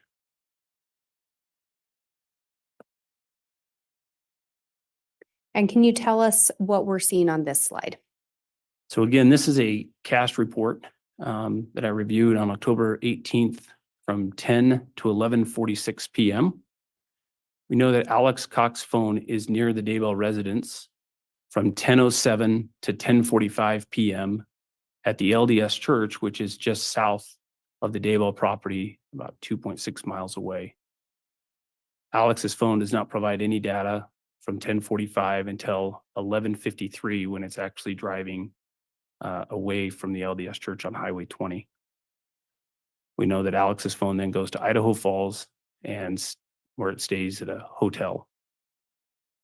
Do you know at that time if Alex still had a residence in Rexburg, Idaho? I don't remember if he did or not at that point.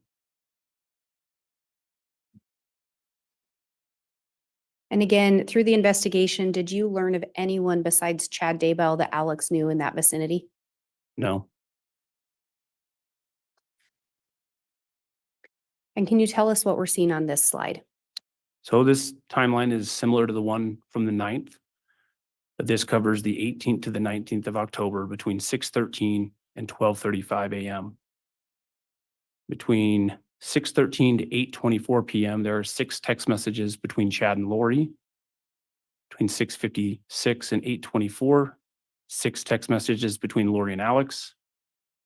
At 8:44, Chad texts Alex. At 8:47 to 9:04, there are 12 text messages between Alex and Lori. 8:52 p.m., Lori texts Chad. 9:35, Alex texts Chad. 9:43, Chad texts Lori. 9:59 to 11:12, there are 11 text messages between Zulema and Lori. At 10:07, Alex's phone arrives at the LDS church that we just talked about. Between 10:12 and 10:28, there are 4 text messages between Alex and Chad. 10:22, Tammy's phone is active playing games. 10:23 to 10:54, there are 10 text messages between Alex and Chad.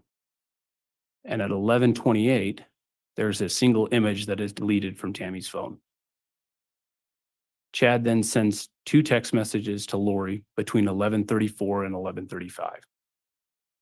At 11:46, like we just talked about on the last slide, Alex's phone leaves the LDS church parking lot and heads south. At 11:53 to 12:09, Alex calls Lori. At 12:10, Lori sends Zulema a text, and at 12:35, Chad sends Lori a text. And during this time frame through the investigation, did you learn Lori was in Hawaii? Yes, And is it your understanding Zulema was in Arizona? it is, Where did you understand Chad and Alex to be? both in Fremont County.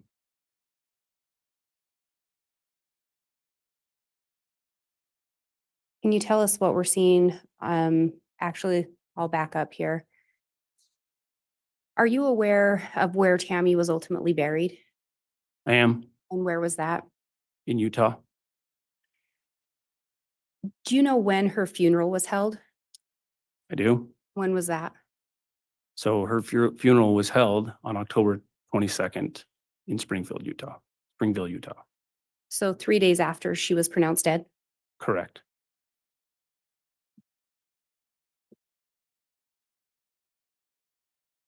And can you walk us through the messages that appear on this slide? Okay. October 20th, 2019, between 7:48 and 8:33 a.m. Again, Lori is in Hawaii. Lori sends a text, and again, this is in pink and blue. I'm missing you more. I need you desperately. Heart emoji. I can't wait. Kiss emoji, kiss emoji. Need you to hold me tight. That would be great. What about the idea of you coming here Thursday or Friday? Or do you want me to come home? ? Chad replies, their apartment is haunted and we can't clear the place. So they are looking to move anyway, and I have the perfect place for them. I need to be here to get sorting the financial stuff, and I truly need your help. So please come home Thursday so we can spend the night together. Then as soon as I have things under control, we can return.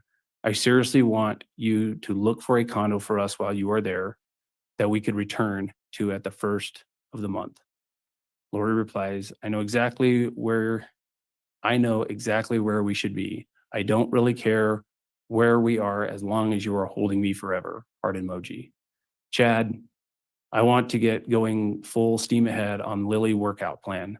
Tighten the abs, get a full body tan, grow out my hair. This could be really good for both of us. She replies, I love that plan. It's not soon enough though. This is torture. Maybe you need to clear my mind so I can't remember how much I love you. Heart emoji.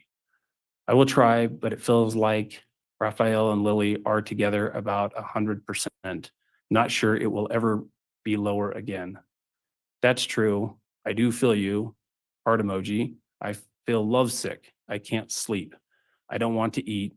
I just want you. It's so consuming. And then 2 emojis, and I'm not sure what those are. I'm not sure what those are. I know exactly how you feel. I'm feeling sad, but it isn't for the reason everyone thinks. And when we look at these messages again, did you know where Lori was located around this time? She was in Hawaii. And Chad's indicating to her that she should look for a condo there? Yes, And this is the day after Tammy's been pronounced dead? correct. Was there anything else in particular that stood out to you about this message, about this series of messages?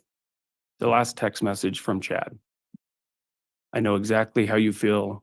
I'm feeling sad, but it isn't for the reason everyone thinks.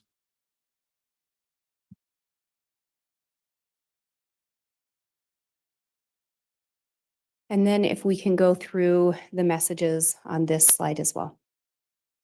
So this is October 20th between 7:48 and 8:33 a.m. Again, Lori's still in Hawaii. What is on your agenda today? Chad replies, need to get ready to meet with the mortuary, but I hope to be able to talk in a few hours after I get my parents to go home. I love you so much, my sweet Lily. What time does Audrey arrive? Lori replies, she gets here at 2 my time, so 6 your time. We are going to Sacrament at 9 to see Lisa, hopefully. Kiss emoji. I love you. Heart emoji. 3 days later, another text message at 8:24 a.m. Again, Lori is still in Hawaii. I love you, Lily. Eagerly anticipating our alone time. Craving you intensely. 3 fire emojis. At this point in time, were JJ and Tylee missing? Yes, Was Tammy deceased? she was. Was Charles also deceased? He was.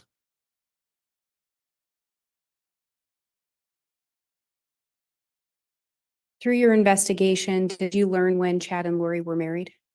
I did. And when was that? November 5th, 2019 And do you know where they got married? in Hawaii. And again, do you know what kind of rings they exchanged? Malachite rings that they had purchased.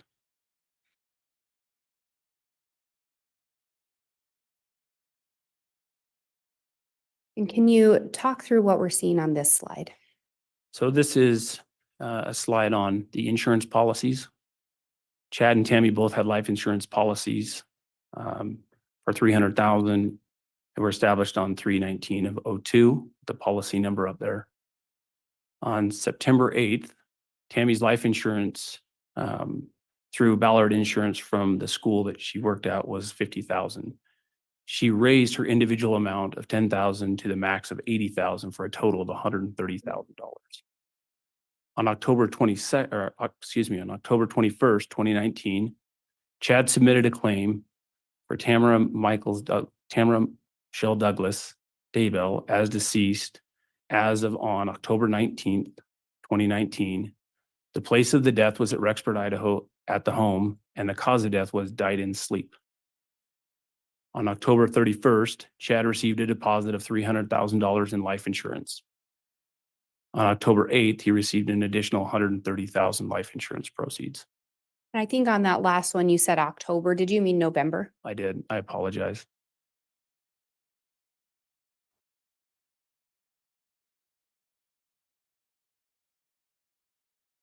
Through the investigation, did you become aware that Chad had given Alex Cox a patriarchal blessing? Yes, Did you view that or listen to it at some point? I did. Is this in fact a portion of that patriarchal blessing? It is. And can you indicate when the blessing was given to Alex? November 24th, 2019. And can you read that excerpt into the record? It says, quote, after you have been exalted in the fourth creation, you could have gone on to exaltation with Holly as a resurrected being. However, you accepted the Savior's invitation to come to this mortal realm one more time in the fifth creation to condescend as a God to help us. You have already assisted us in many ways that can never be repaid, but you will continue to do so as you move forward in this life. Was there something about this particular portion that stood out to you? There was And what part was that? the last sentence. You have already assisted us in many ways that can never be repaid.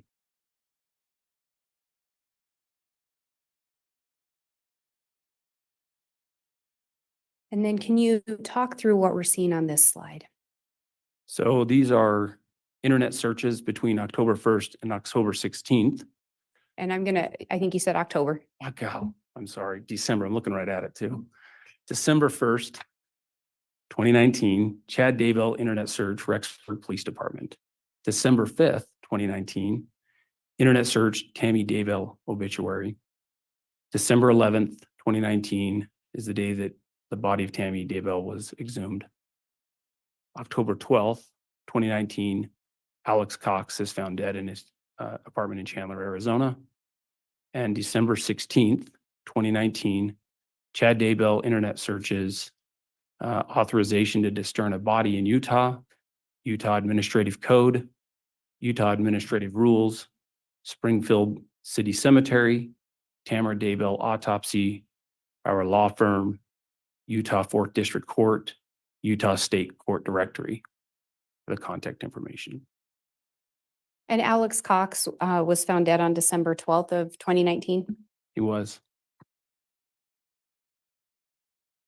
As part of your investigation, did you also assist in a search on the Daybell property in June of 2020? I did. And do you know what the search was for? Tylee and JJ. Were there multiple agencies involved? There were. Were you in charge of the search? No, Did you assist? I did. What specific tasks were you given in relation to that? I was directed to search on the north side of the property under the tree where JJ was found. And did you in fact assist with that? I did. Were you present when his body was recovered? I was. I have no further questions. All right, thank you, Ms. Blake.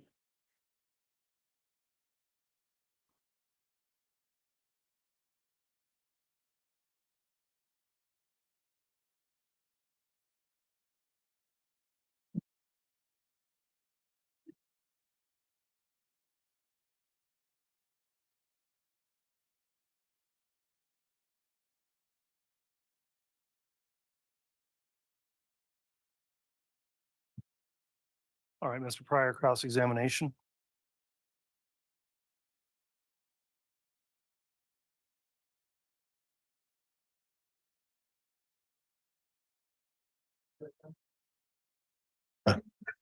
The Elmo device. You may just let us know what you're publishing. Okay.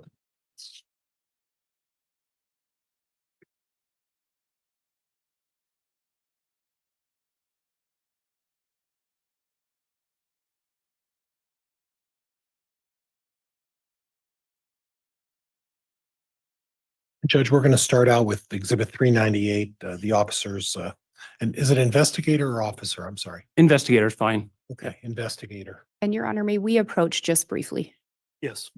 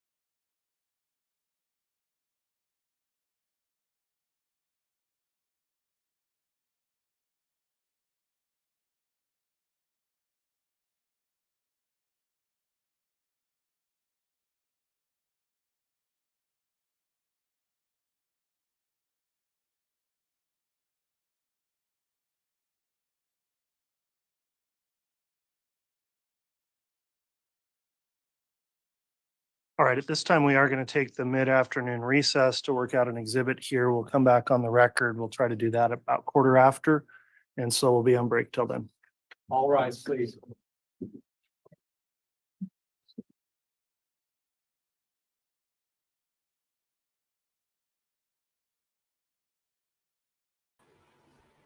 Well, can you believe it? It's, let's see, it's 2:55, it's 3:55 there. No, 1:55 there, is that right?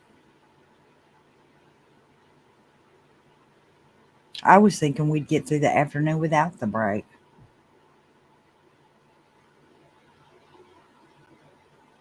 Heidi's mind said Zulema and Audrey. Let's see what she says. Zulema and Audrey were different. I think they believed, followed, and truly trusted wholeheartedly. Maybe because of deep psych need. Little Brand says yuppers. RD and AC says good. Teresa Burke says ugh. Little Brand says please like if you haven't already. Fancy Nancy Burbauer says a break. What a surprise. Zero says Jet said Jay, I'm only one who said this, but Alex really preferred boys in dresses. I know he's bought Cialis in Mexico. I think he may have been popping too many pills for his heart. Well, I don't know about that. Marilyn Pastor says comments not accurate. Worked with Lori from 1996 to 03. She was always a dangerous narcissist psychopath.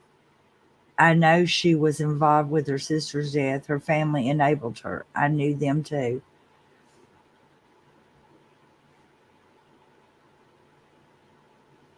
That's very interesting, Marilyn Pastor. So she was always a dangerous psychopath, huh? Well, I kind of can see how you go there because they hide it real good for a long time. Janelle says, Tracy June Stafford, I'm hoping to go to Boise next week. I would love to run into her and talk. I don't know which one. Karen Lee Holland says, I-55. Squeaky Will says, Denny Lenny right.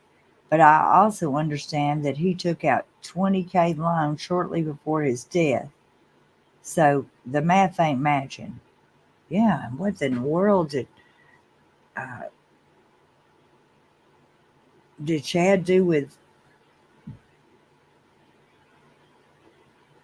$430,000?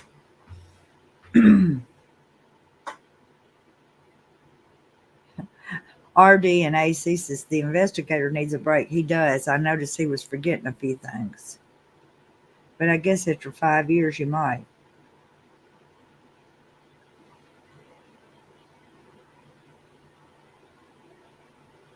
Marilyn Pastor says that comment is one I found on another channel.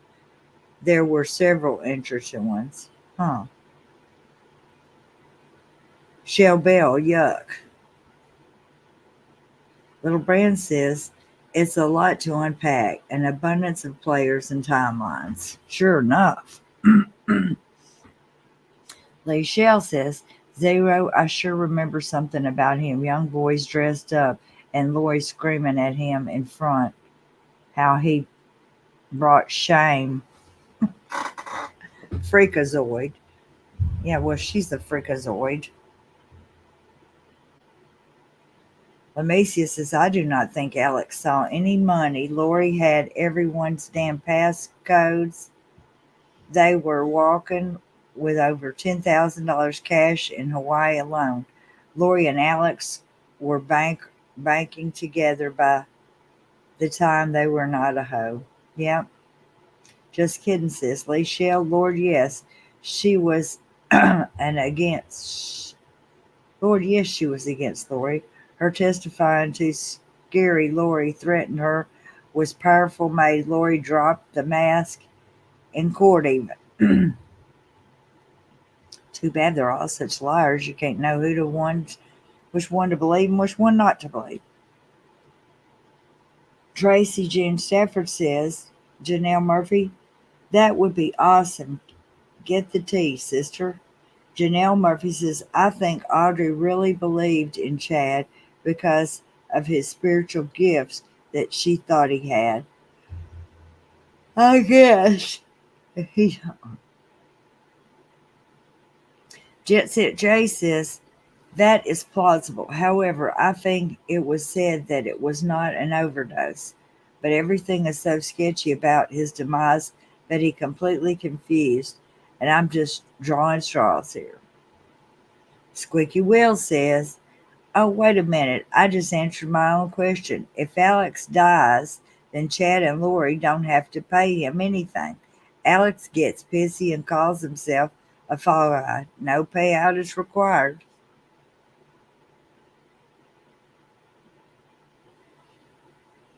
Lee Shell says, just kidding.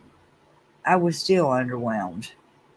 Little Brand says, I often wonder if he ingested snake poison or some other kind of non-traditional substance that wouldn't be tested in an autopsy. Could be. Denny Lenny says, Alex bought a bunch of guns too. ZZ ain't the most honest. Probably has a stash somewhere Alex hid. I'm going to put the little music on with us too.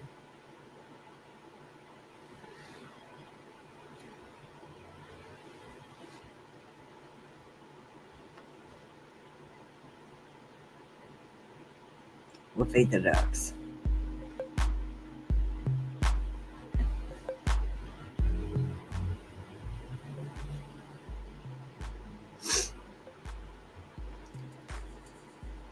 Leanne Forsberg said, I would not want to testify in this trial. Karen Lee Holland says, yes, Marilyn Pastor has a depth of understanding and info about the Lori family. She sure does. We need to have her on. Heidi's mine. Oh, excuse me. Now I'm doing it. Heidi's mine. Mad Donut, I wonder the same. That's hilarious. God bless them. I seriously am behind. I'm at the sidebar. Well, we had so many breaks, you just speed through the break. Karen Lee Holland says, remember the gallon Ziploc full of cash in Hawaii?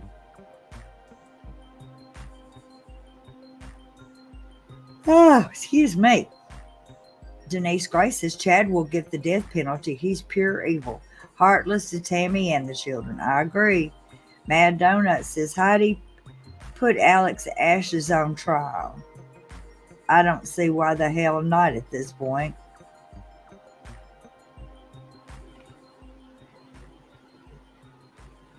Zero says, will Chad make a final speech like Lori? I hope he does, Zero.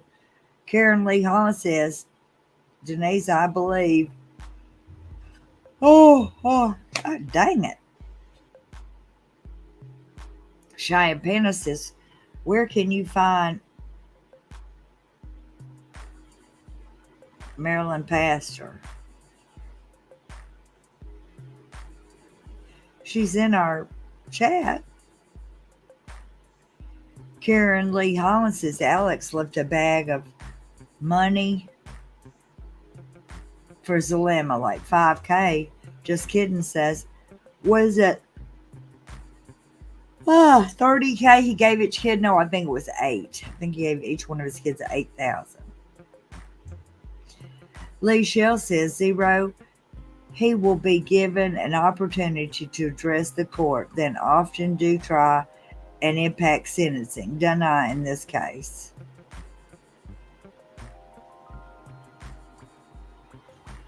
Sidebar, it takes notes. Leanne Forsberg, nope, in my opinion, Chin wouldn't testify. I guess we shall see. Lee Shell, let's see. Lee Shell says Zalema had prior husbands that I believe she profited from their lifestyle. Oh, really? Marilyn Pastor says, okay, I'll stop if it's not appropriate. Another rumor comment was Chad did not pay for Hirsch for Tammy's funeral. Well, that may be true. Since he got his brother-in-law and somebody else to volunteer to do whatever it was they did. They probably did charge him for that. The X-Files says Chad has Alex to help him hold Tammy down and murder her. How does Zalema play in this role with the phone?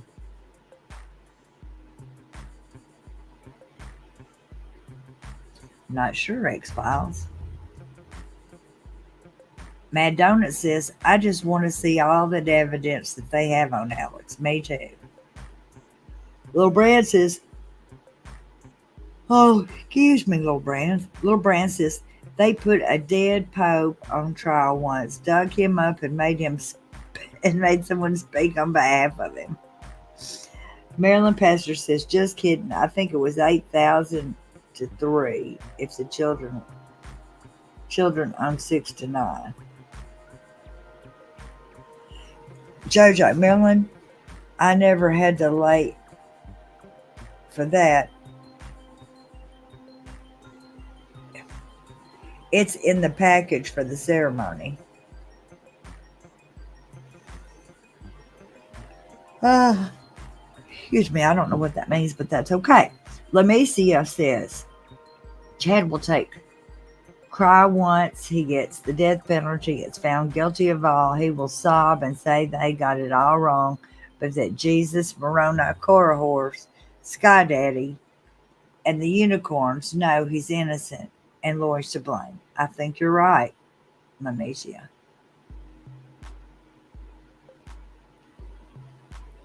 Oh, excuse me, damn it. Lee Shell says Marilyn Pastor, they all probably arrived and left in a Honda looking like a clown car. I hope so, says Marilyn Pastor. Deliberate Indifference in Wisconsin says, I swear someone told these idiots that they were going to heaven. I just see Chad having the gumption to do half of this.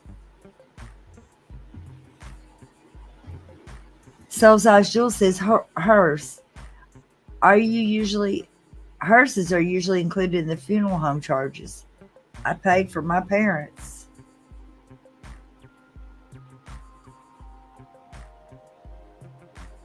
Denny Lenny says Audrey was pretty much like all the rest, in my opinion. Sorry. The whole meat. I didn't know. Poor little old me. Crap is old, self-serving.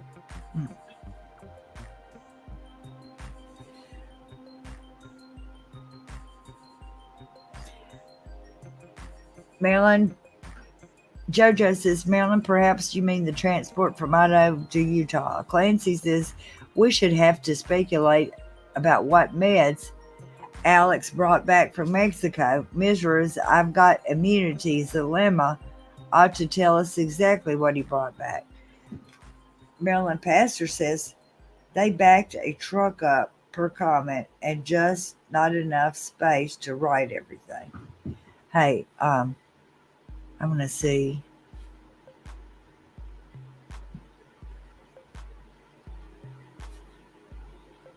Y'all talk amongst yourselves for a minute.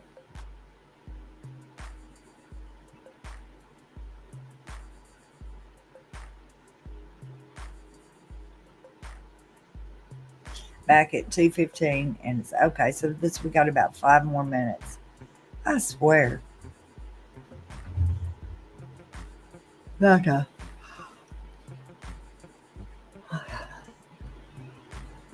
About to go to sleep.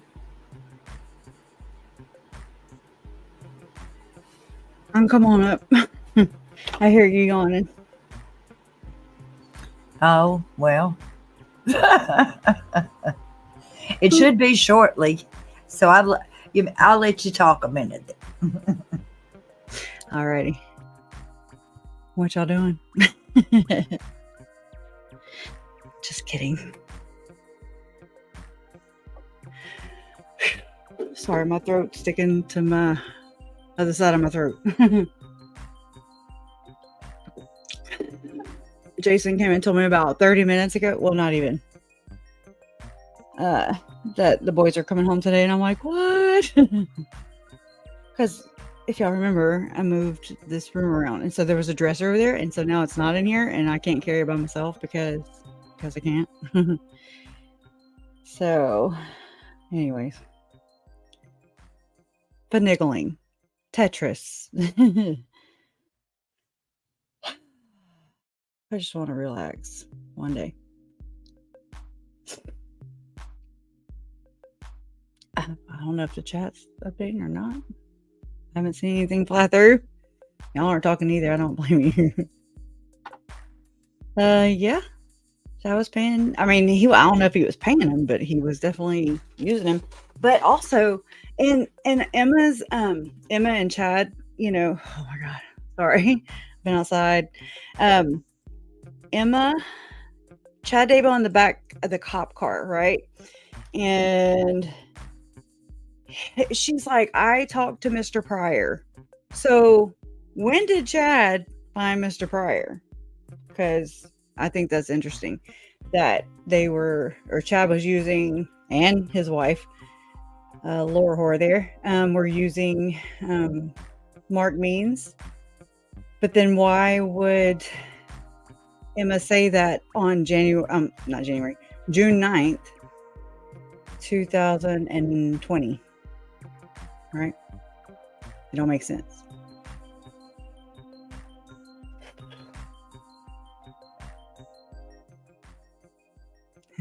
I finally hooked my computer up to my big speaker too, so it's super loud. Do I like ginger ale? No. No, that was my throat. I mean, I appreciate that. If you can tell, I'm sweaty. Actually, I don't know why I'm so shiny in this camera. It really sucks. So ever since I changed it, that's what I need to do is put my damn hair up. I do. I think they're about to wrap up too. What do y'all think? I mean, it just feels like it for some reason. which it kind of scares me. And it's like yay, and then I'm like, oh no.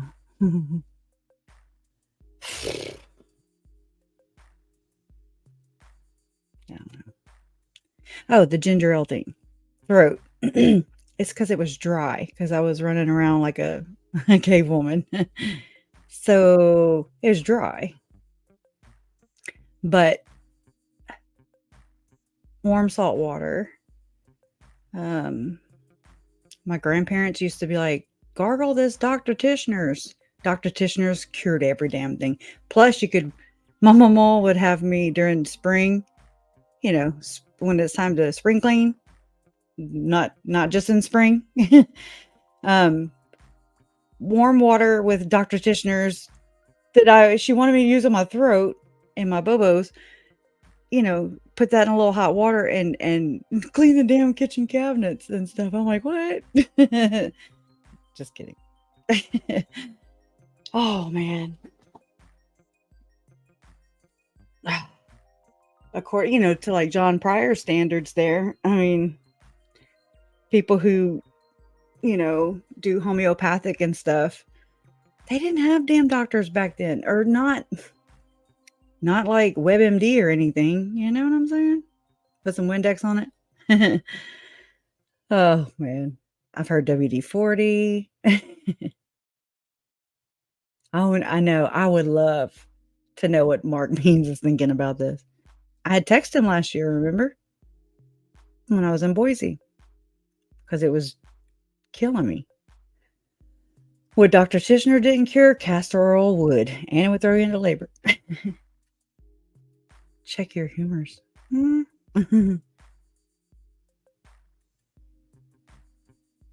He is charged with insurance fraud. Yes. But I mean, like, I think it was Liza Joe that brought it up the other day. I think. And she was like, so I think it was her. Like in order for it to be fraud, he would have to be convicted, I guess. Yeah. Anyways, for fraud. I don't know.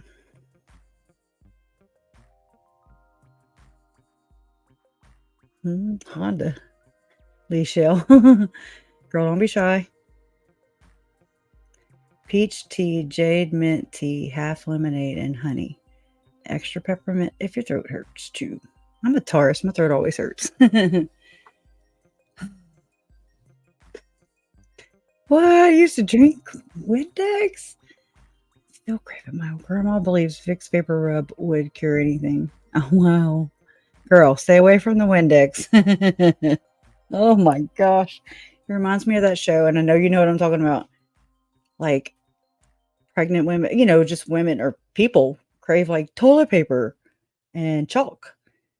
And it's usually what your body is deficient in. Yeah.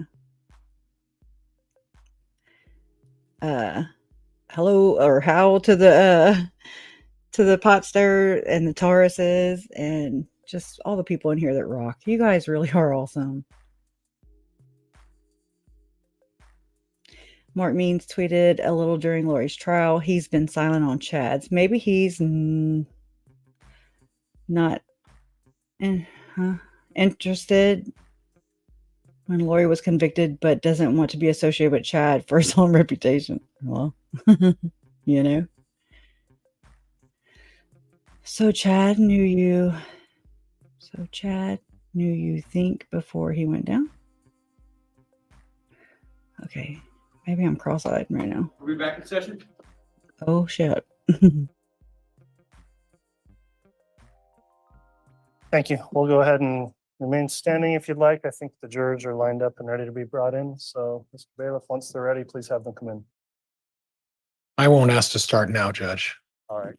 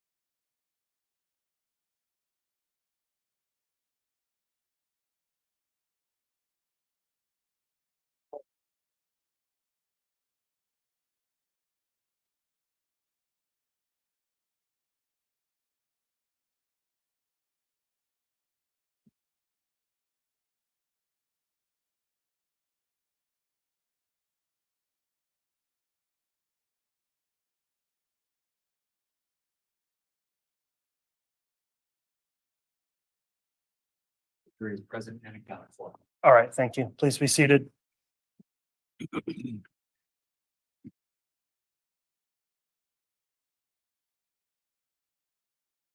We're back on the record on CR 2221-1623, State of Idaho versus Chad Guy Daybell. Cross-examination can commence at this time, Mr. Pryor. We do have completed the mid-afternoon recess, and I presume the exhibit's been prepared that you were going to, that you were going to use. So if you'd like to commence with cross, you may. Thank you, Judge. And if again, could I utilize the Elmo device? And this would be for in relation to Exhibit 398 that the state had prepared in this case. Yes, you may use the Elmo. Thank you, Your Honor. And before we start with that, investigator, my understanding is that the information you provided today through your testimony was the result of a number of agencies providing you information. Is that correct? That is correct. So the Fremont County Sheriff's Office provided you information, correct? They did. Rexburg Police Department provided you information. Correct. The FBI. Yep. Yes. And other agencies. In putting together this summary, you reviewed all of the information and prepared the summary based on the information that was provided to you. Is that correct? That is correct. In addition, were you provided all of the police reports, all of the recordings, all of the data evidence, or was it a process of these agencies providing you what you specifically asked for? So during the time that our office, the Attorney General's office, was involved in this case, we were being provided those things.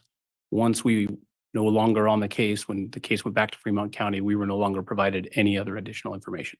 So when you say those things, were you provided the actual police reports in regards to this investigation? I was. Okay, and you were provided the interviews? I was. And all of the emails? We were provided 3 different hard drives of information. Okay, and you took the liberty, like I did, going through every single piece of evidence, right? I'm going to tell you, I did not. I did not look at every single piece of evidence. Okay. Okay. Did you track the number of phone calls and the frequency of those phone calls between Lori Vallow and Chad Daybell on a daily basis? No. What you're testifying to is what you observed on particular days that you chose regarding those phone calls. Is that right? That's fair. And you did not look at how frequently or how regularly Chad Daybell or Lori to Alex communicated on a daily basis. Is that correct? Yeah, that's probably all of it. If you're talking all of the phone calls, no, I didn't look at all of those. Okay. So you can't say that the frequency of these phone calls is unusual. You can only say that the phone calls and or the text messages and the communication took place on those particular days. Would that be fair? State that again. You can't say that the frequency of phone calls on certain days that you highlighted is unusual. All you can say is that on those particular days, the phone calls that took place are documented in your report. Is that fair? Documented in my report's not fair, but yeah, I would say that I focused in on those because that's where the investigation led me. Okay. But again, you didn't say, well, on October 1, they had 15 phone calls with each other, but on October 2, on a day of relevance, they had these phone calls. You didn't compare it to non-eventful days with eventful days. Is that correct? Yeah, that's probably correct. Okay. Now, I'd like if we could just slowly go through your timeline, and I won't be so slow, but we'll. Okay. I won't be so slow, but we are going to hit a few things if that's okay with you. Absolutely. Okay.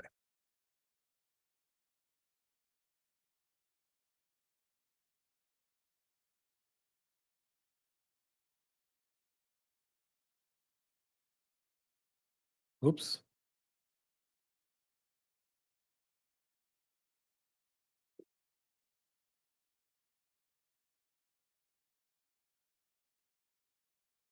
Somebody moved my tape and messed me up. So what we have, if we start on this exhibit, we have Chad and Lori meeting sometime in late November. Is that correct? October. I mean, October, excuse me, October. That's correct. I did the same thing. It's okay. Thank you. Give me a couple of mulligans today too, would you? You do the same for me. I will. Okay. We have an agreement, okay? And then we have the date of Charles Vallow's being killed by Alex Cox. You see that? Yes, sir.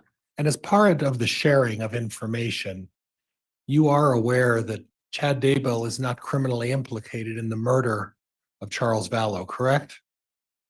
I'm not sure on that. Oh, okay. So the purpose of putting on that was to document, but you haven't been shared any information that Chad Daybell is not criminally implicated in the murder of Charles Vallow, or you were provided a prosecutor's report noting that? No. Okay. Then the next one you have is they moved to Rexburg, JJ, Alex, and Tylee, Lori, correct? Correct. Tylee goes missing, JJ goes missing. Then we go to the attempted shooting of Brandon Boudreaux. And once again, I noted that you put two items on here, one obviously with the Charles Vallow, but the other one was Brandon Boudreaux. Are you aware that Chad Daybell is not criminally implicated in the shooting of Brandon Boudreaux? Objection, Your Honor. Move to strike counsel's testifying. Sustain.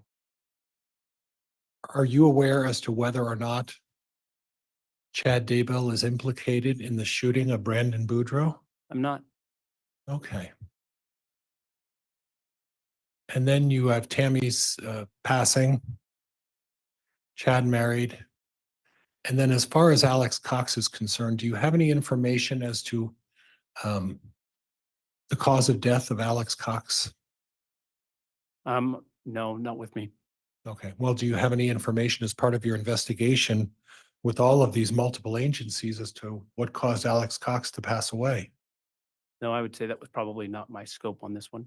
Okay. But you included it on your timeline, right? I included all three of those on this timeline. Right. Well, you've just jumped ahead of my question, but thank you. Okay.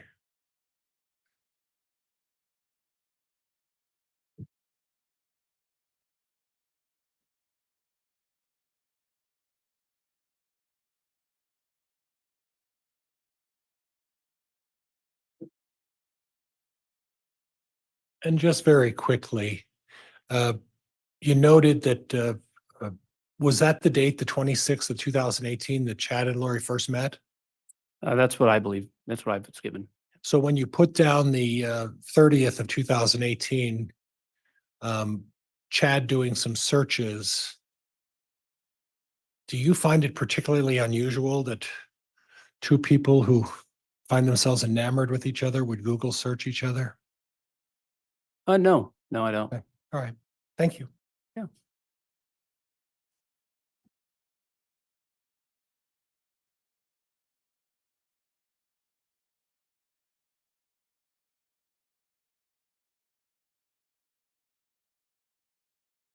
I will get this eventually.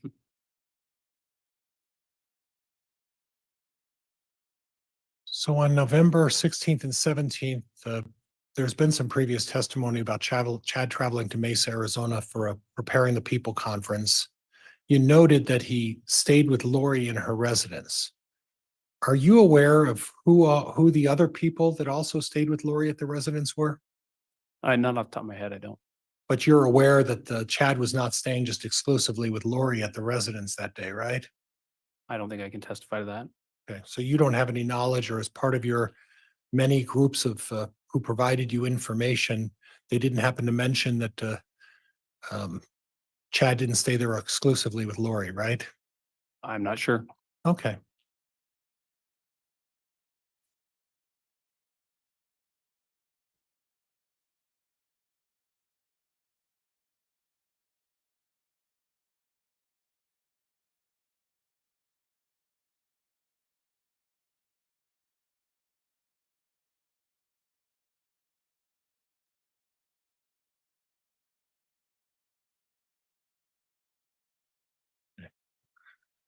On the May 7th to May 5th through 7th, the search for malachite rings. Did you have any emails or text message discussing whether or not both of them admired or had a reason for searching malachite rings? Not that I remember. Okay. Or did you take the time and effort to research what the purpose is behind malachite rings? I do remember reading that. I don't know if I could speak to it today on what that Okay. meant. Would it jar your recollection if there was some reference to the healing powers of malachite? Does that refresh anyway your recollection? No. Okay.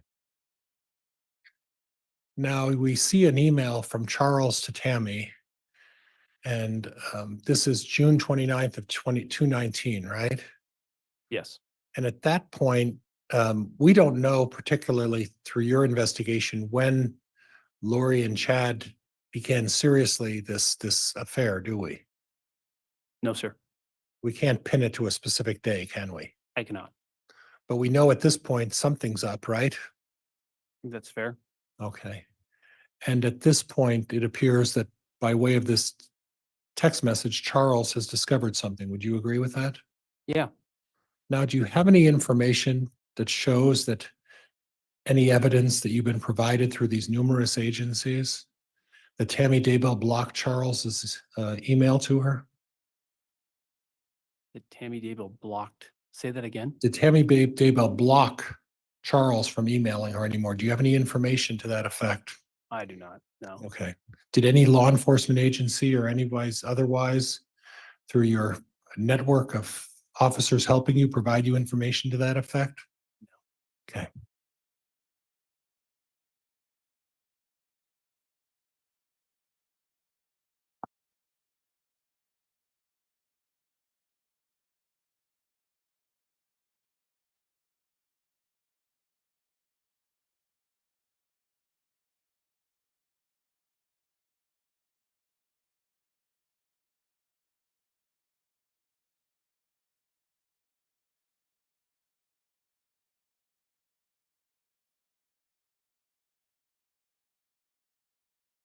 Now, these emails in general talk partly about the Elena and James story, correct?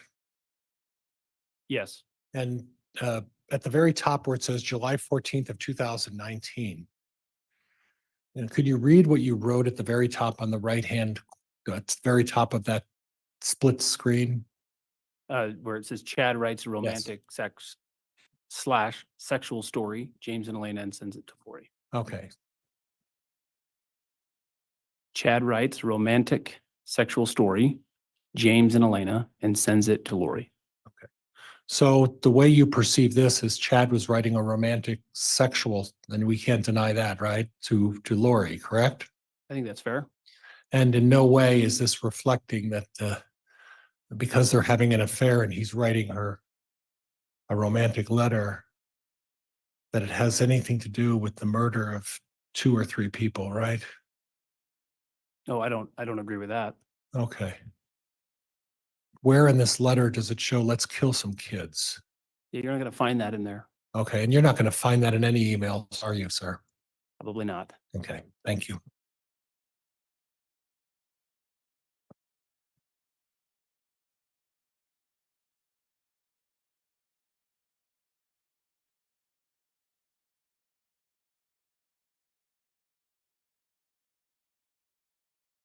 This is a text from Lori to Chad, letting him know that she talked to the insurance company. Do you see that? I do. You agree with that? Do I agree with what? That she's telling Chad, I talked to the insurance company? Yes. Okay. Do you agree that she told him, he meaning Charles, changed it in March? Yes. Okay.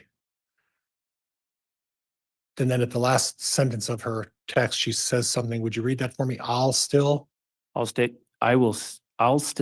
the 4,000 a month in SS. Okay. And at this point, Tylee's still alive to your knowledge, right? Yes. JJ's still alive to your knowledge, right? Yes. Tammy's still alive to your knowledge, right?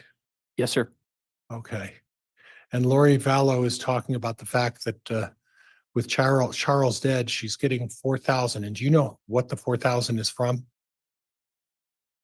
4,000 a month in Social Security is what I'm based on this text. Would that be for the death, for the help support the children? I'm not sure what that's for. Okay.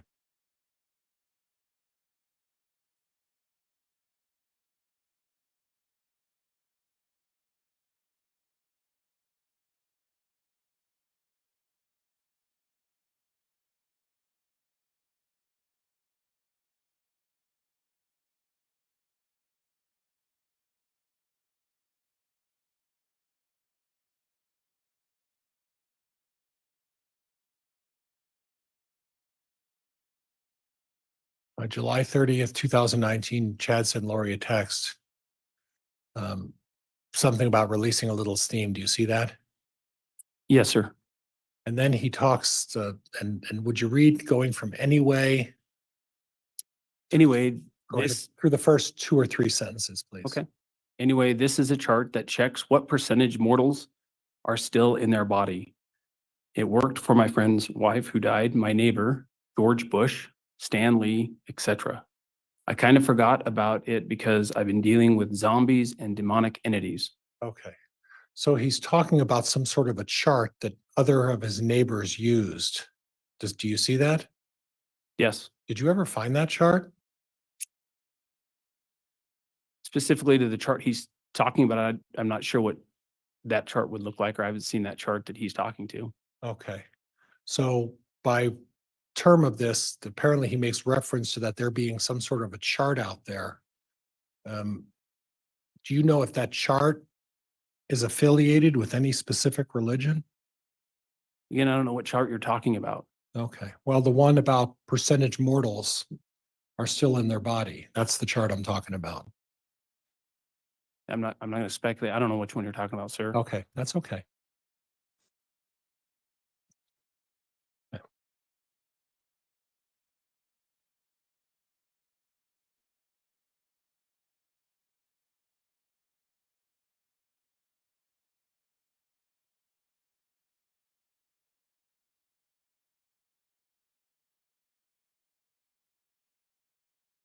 And then what we have here is from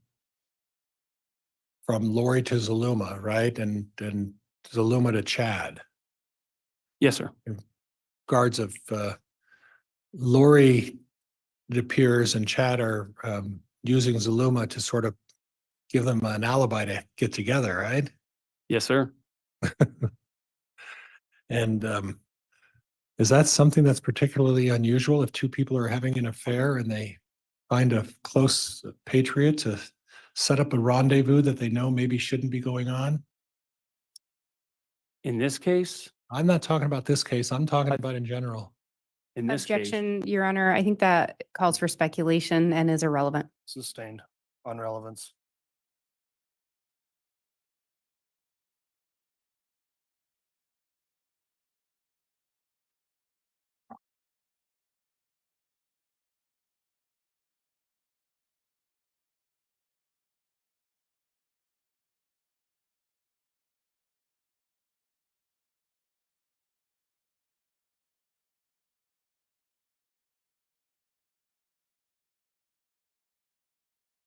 Now, you talked about the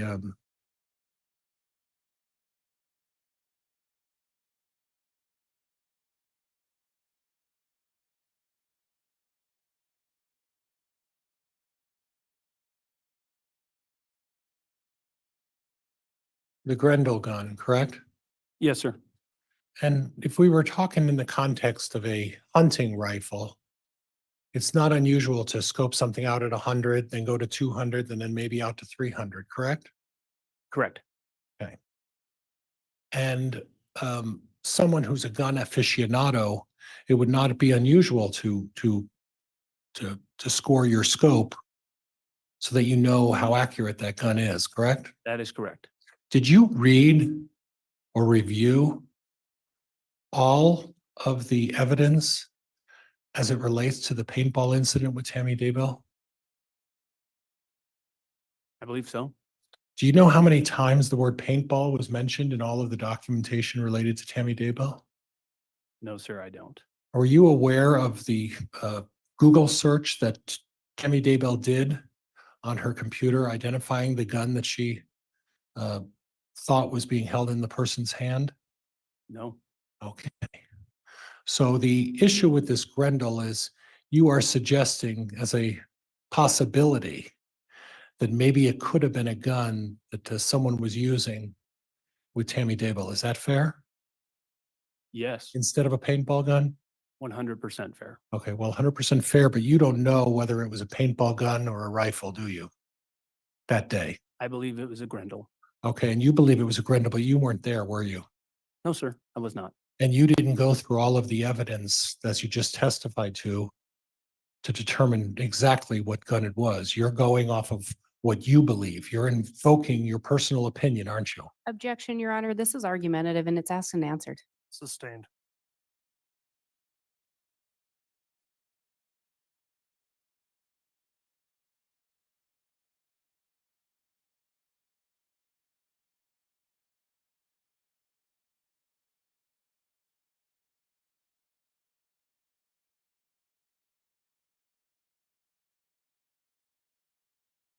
In this exhibit, you talked about that there were some messages between Alex Cox and Chad Daybell. Is that right at this time? Yes, sir, And this is on the 9th, correct? it is. That's the paintball incident day? Correct. Okay. Now, again, you noted that there were text messages, but you, again, didn't put that into context of how many other text messages on a daily basis these folks talk, did you? Correct. Okay. And when you look at this chart, what sort of data were you deriving this information from? Was it a Wi-Fi, Google, or what was it? This was provided to me from the FBI cast report. Okay. So when you look at those squares, are you familiar with how cast reports work? I'm familiar enough to read that report. Okay. But you don't know you're not an expert on this information, are you? That's a fair statement, sir. And you would rely on the experts to provide this information to you, correct? I would. And at that point, you would read it and interpret it the way you see it, correct? I would read it the way they told me. Oh, so someone told you that Alex and Chad were near each other on that day? Their devices were. Okay. Now I'm looking at the ranges, the purple and the green, and those would represent the towers, correct? I think the key does say, I actually think those are phone numbers, what you're looking at. Okay. So when you say near each other, are you aware of how far Alex Cox's apartment is to the BYU library? I'm not off the top of my head, no, sir. When you look at that chart, are you able to determine that the range of that encompasses the BYU library? Off of this, Yes. I can't tell, no, sir. Okay. But you can't also say that when the devices were near each other, you can't even tell me how close they were to each other, can you? They were sufficient and close. I couldn't probably off the top of my head. You couldn't, could you? No, sir. Yep.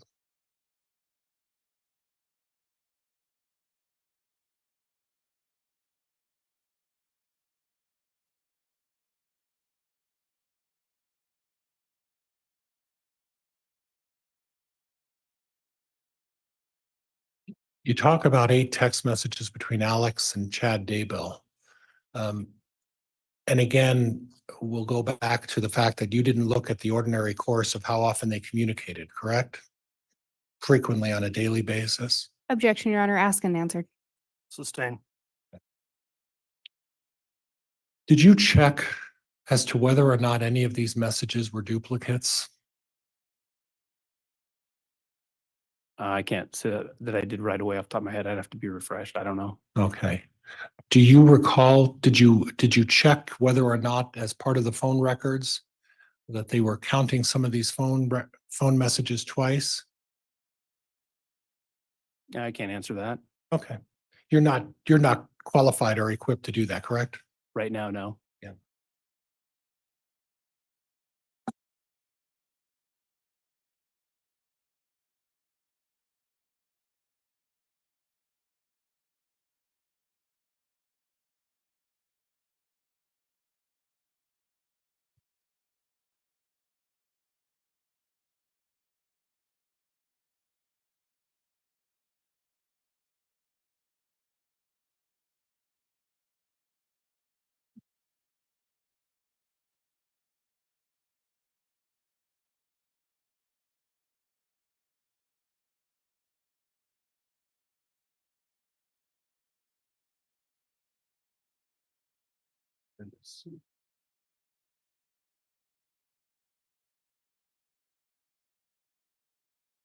I'll eventually get the hang of this someday.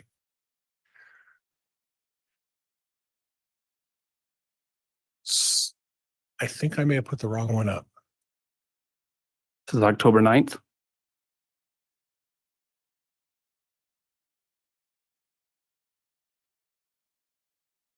I think I put the wrong one up.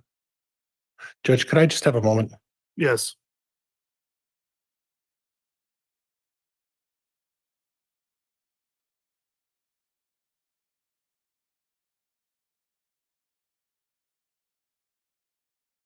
I did put the wrong one up, excuse me.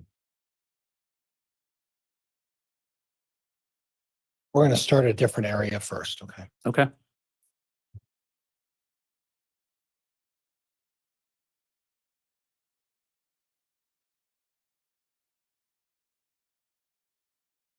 So they, on October 9th, that was the day that Tammy Daybell was allegedly shot with either a paintball gun or, as you seem to think, some sort of a rifle, right? She was not shot. Shot at. Shot at, correct. And then October 11th,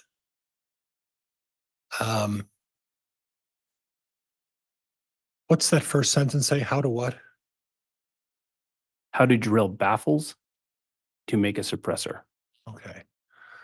So I guess my question is that if Tammy Daybell was shot at on the 9th, why is someone looking how to make a suppressor on a gun if they were shot at by a suppressor 2 days earlier?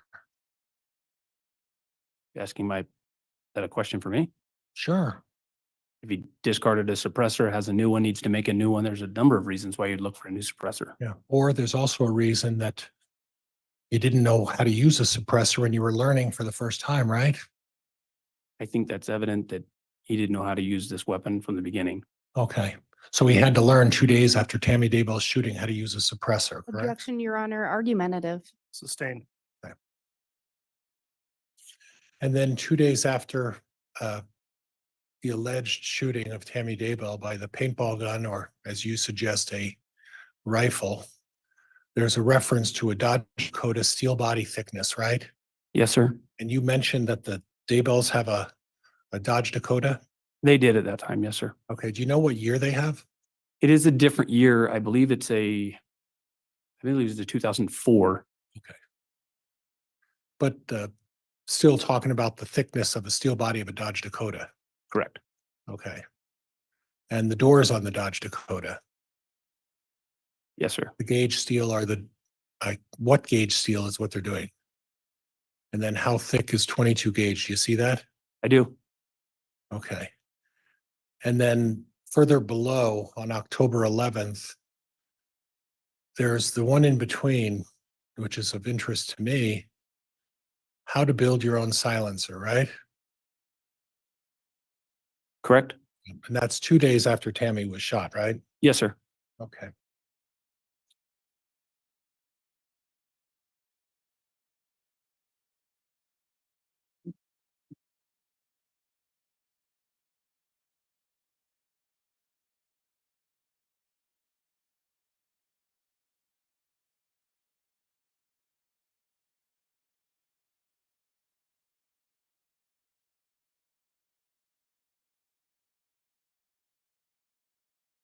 Oh, my goodness.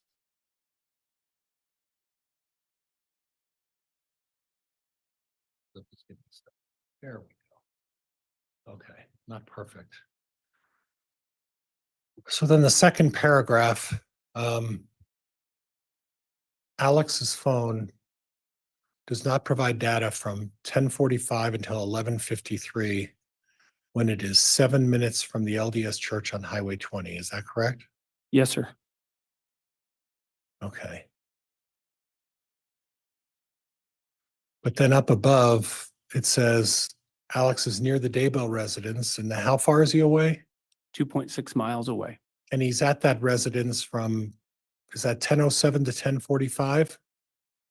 Yes. So then he leaves is it your testimony that he leaves the LDS church at 10:45? And you don't have any data from 10:45 to 11:53 until, I guess it's at 11:53. He's 7 minutes away from the church on Highway 20. Is that what you're saying? No. Go ahead, explain to me. So what's your question again? Are you 11:53 was when was the last time and when it started providing data again, which was 7 minutes away from the LDS church. Okay. But from 10:45 to 11:53, we don't know the whereabouts of Alex Cox. Would that be fair? That's fair. Or his phone? Excuse me, we should talk about it as his phone, shouldn't we?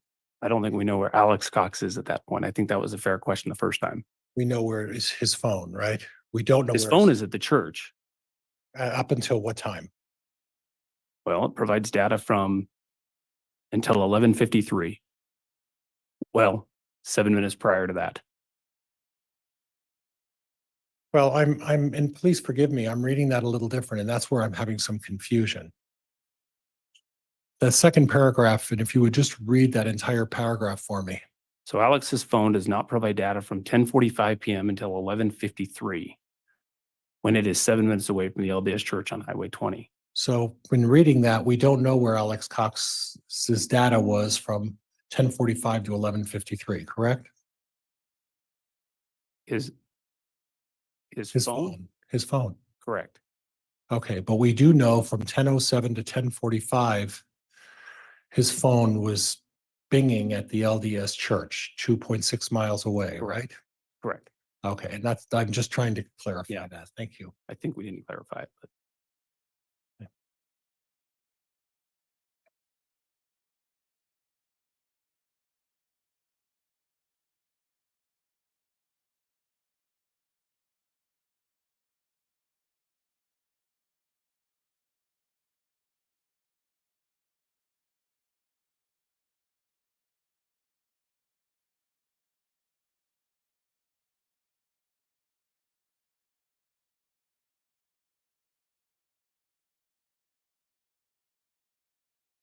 So I look at this chart, and what was of some interest to me is that you mentioned. Objection, Your Honor. Move to strike that statement. Sustained. Let's look at the bottom line, the fourth from the bottom line at 11:46. What does that notation read? Alex's phone leaves the LDS church parking lot.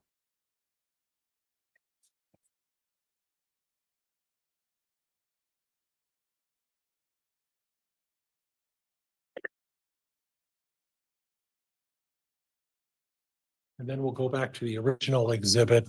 Now, you previously put in your report that at 11:46, he left the church parking lot.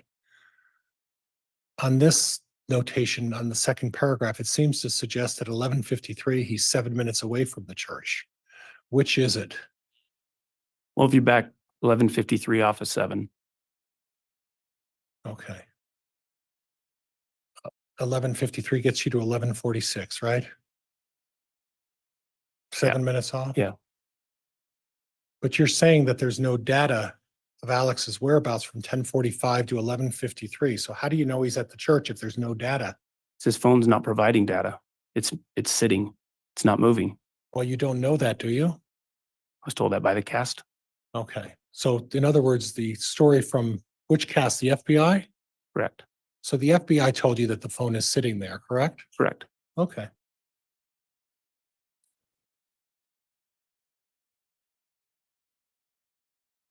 So if I understand correctly, then that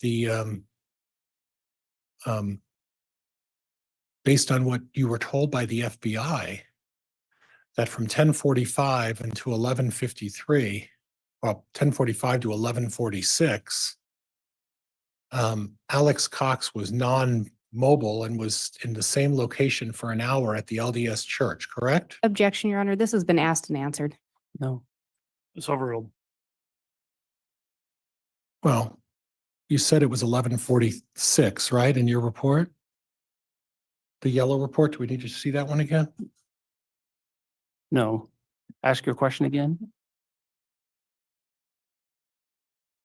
Why don't you read the first line of the second paragraph up until the word 7 minutes away?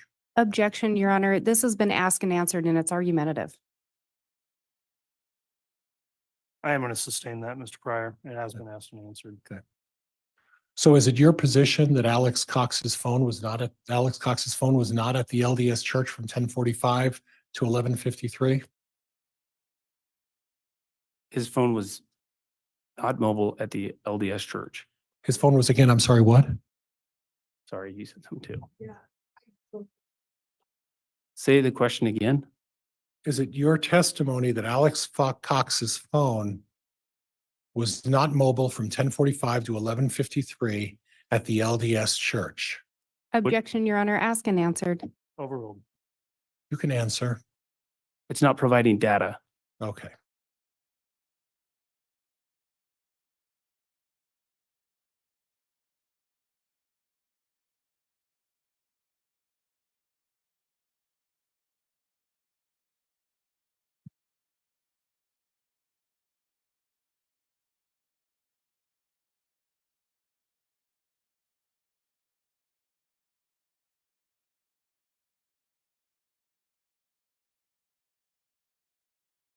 There's a discussion about insurance on this particular slide. Is that right? Yes, sir. And that, could you read under September 8th? The two sentences below or just next to September 8th, 2019, starting with Tammy's? September 8th, 2019, Tammy's life insurance through Ballard Insurance from the school was raised to 50,000. She raised her individual amount from 10,000 to a max of 80,000 for a total of 130,000. Okay. And then obviously there was a claim for that, correct? Yes, sir. And then there was a comment on October 31, 2019 that Chad received and deposited 300,000 life insurance from Primerica, right? Yes, sir.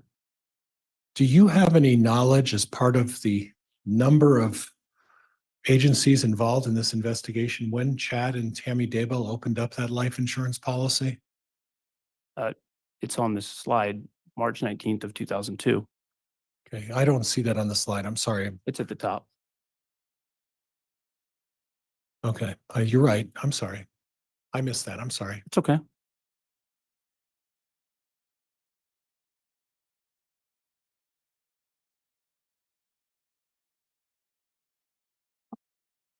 You had mentioned earlier about a number of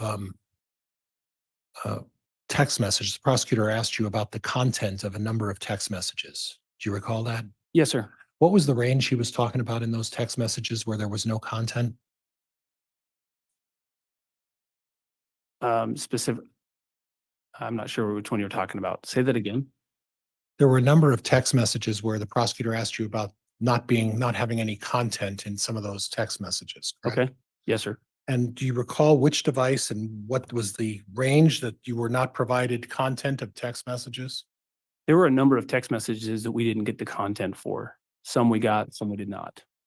Okay. So specifically, I'm not sure which one you're talking about. Okay. Well, you answered my question. Thank Okay. you. But Good. the issue is then, isn't it true then that we don't know what those folks were talking about, do we? No, sir, we don't. We don't know what the discussion centered around, do we? I believe I know. Well, how do you know if there's no content? My training and experience Okay. in this overall case. Okay. So basically you're speculating, isn't it true, of what the content may be because it aids you in supporting your theory of the case. Isn't that true? Objection, Your Honor. Argumentative. Sustained. I have nothing else, Judge. Thank you. All right. Thank you, Mr. Pryor.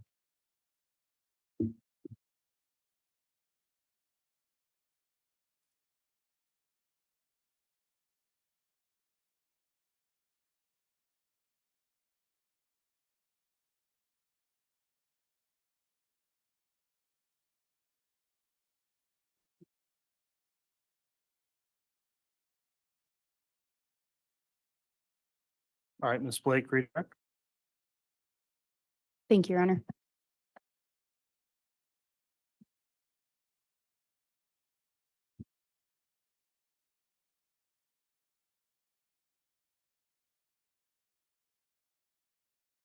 Investigator Edwards, you were asked about the fact that you focused in on specific days in looking at phone calls. Do you recall that?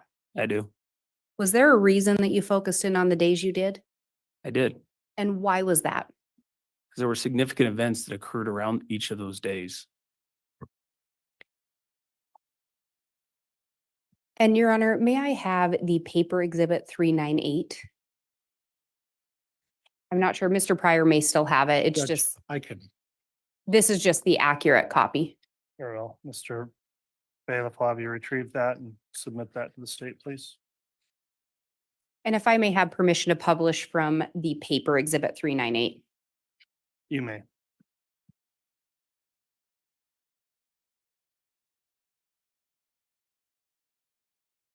And I guess I'd like a little clarification on the record about your comment, Ms. Blake, for purpose of instructing the jurors here what you meant when you said accurate copy. Thank you, Your Honor. Yes, the state had provided this particular exhibit in jump drive format. There were a few modifications that had been made to the exhibit. There were other copies that had been printed out that did not contain those accurate changes. This particular printout does have those accurate changes contained within it. Okay, thank you. And I just wanted to clarify that nothing that was presented or published in cross was what you deem an inaccurate part of the exhibit. Is that correct? That is correct, Your Honor, and I appreciate that clarification. This paper copy is an exact replica of the jump drive that was presented in the direct examination. Okay, thank you, Ms. Blake.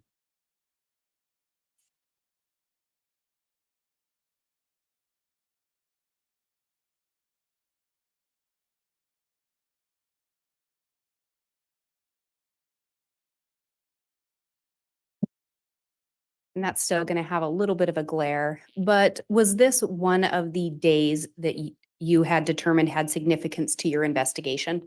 Yes, ma'am. And on here, there's an indication of when the attempted shooting of Tammy Daybell occurred. Do you see that? I do.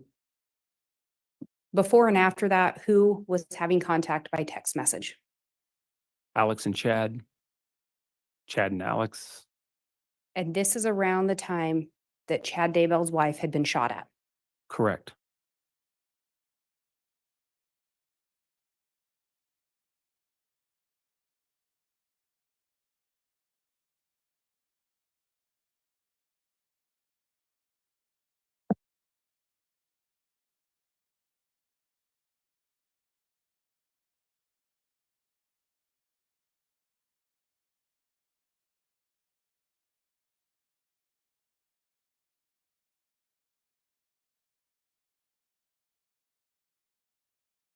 Did you determine these particular dates of October 18th and 19th of 2019 to have significance?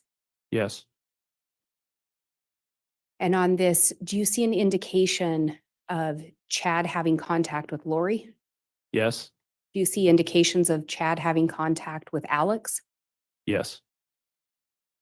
And is this around the time or right before Tammy Daybell is pronounced dead? Yes.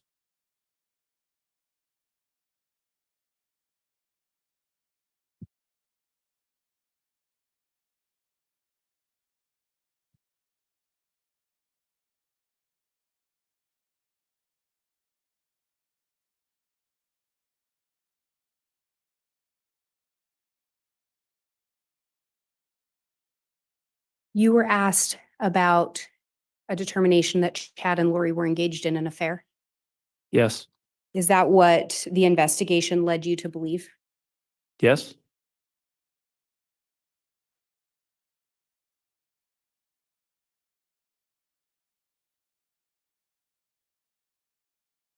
Do you recall when Alex shot Charles?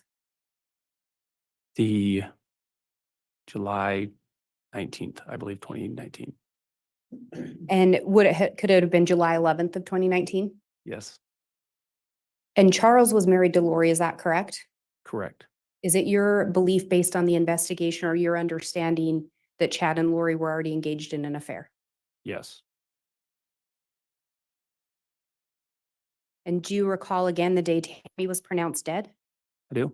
And when was that? October 19th Do you recall where her body was discovered? in the Daybell residence. Do you recall specifically that it was in her bed? bedroom. What's the connection between Tammy Daybell and Alex Cox? Chad Daybell. And do you know where Lori Vallow's children's remains were discovered? I do. Judge, objection goes beyond the scope. Overruled. Where was that? Daybell property. I have no further questions. All right, thank you. That concludes the testimony then of Investigator Edwards. At this point, counsel, I'd like a brief sidebar to discuss scheduling, please.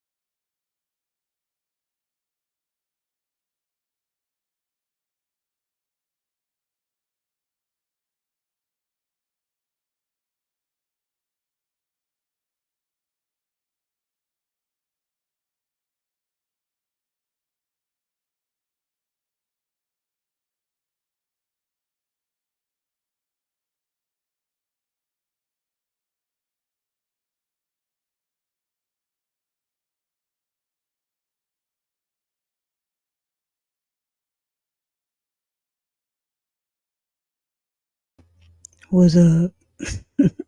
What's up, fat boy? Right? Talking to Chad, talking to Chad. He's too busy cleaning his desk because he's a control freak.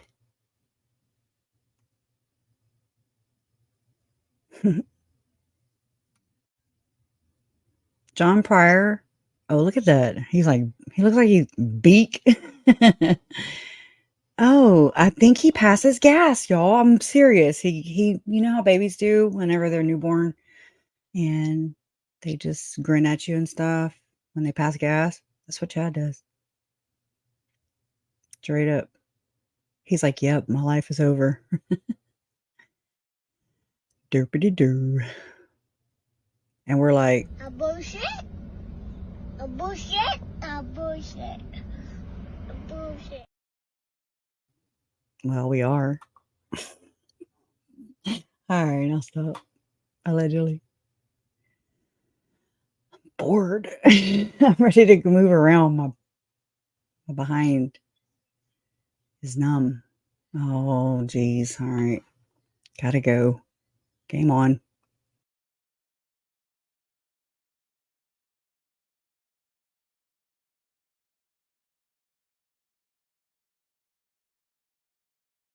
All right, thank you, counsel. We discussed scheduling, and I just want to advise the jurors of where things stand. It has been told to the court that the state's got one additional witness in their case in chief. That witness is not, we wouldn't be able to get done with today. They're going to take longer than the time we've got remaining. So the state will be calling one additional witness tomorrow. That will likely lead to a shortened day tomorrow if the state does in fact rest its case in chief, where the court will have some other issues to take up outside of the jury presence. So at this point, I'm letting the jurors know that we are going to conclude for the day.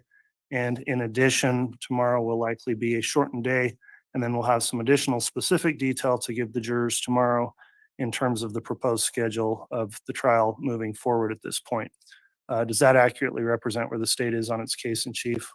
Yes, Your Honor. Thank you. Okay. Any questions about that, Mr. Pryor? No questions, Your Honor. Thank you. Okay, well, ladies and gentlemen of the jury, then thank you again for your attentiveness today. We'll go ahead and conclude for today, returning for additional testimony with the state's final witness on its case in chief to start tomorrow morning at 8:30. Again, thank you for following the admonishment I give you each day as you go home to not discuss the case amongst yourselves or with anyone else. Please don't do anything to research or look the case up, and we'll have you sign your juror affirmations when you arrive in the morning. And with that, we will conclude for the day. Thank you. All rise, please.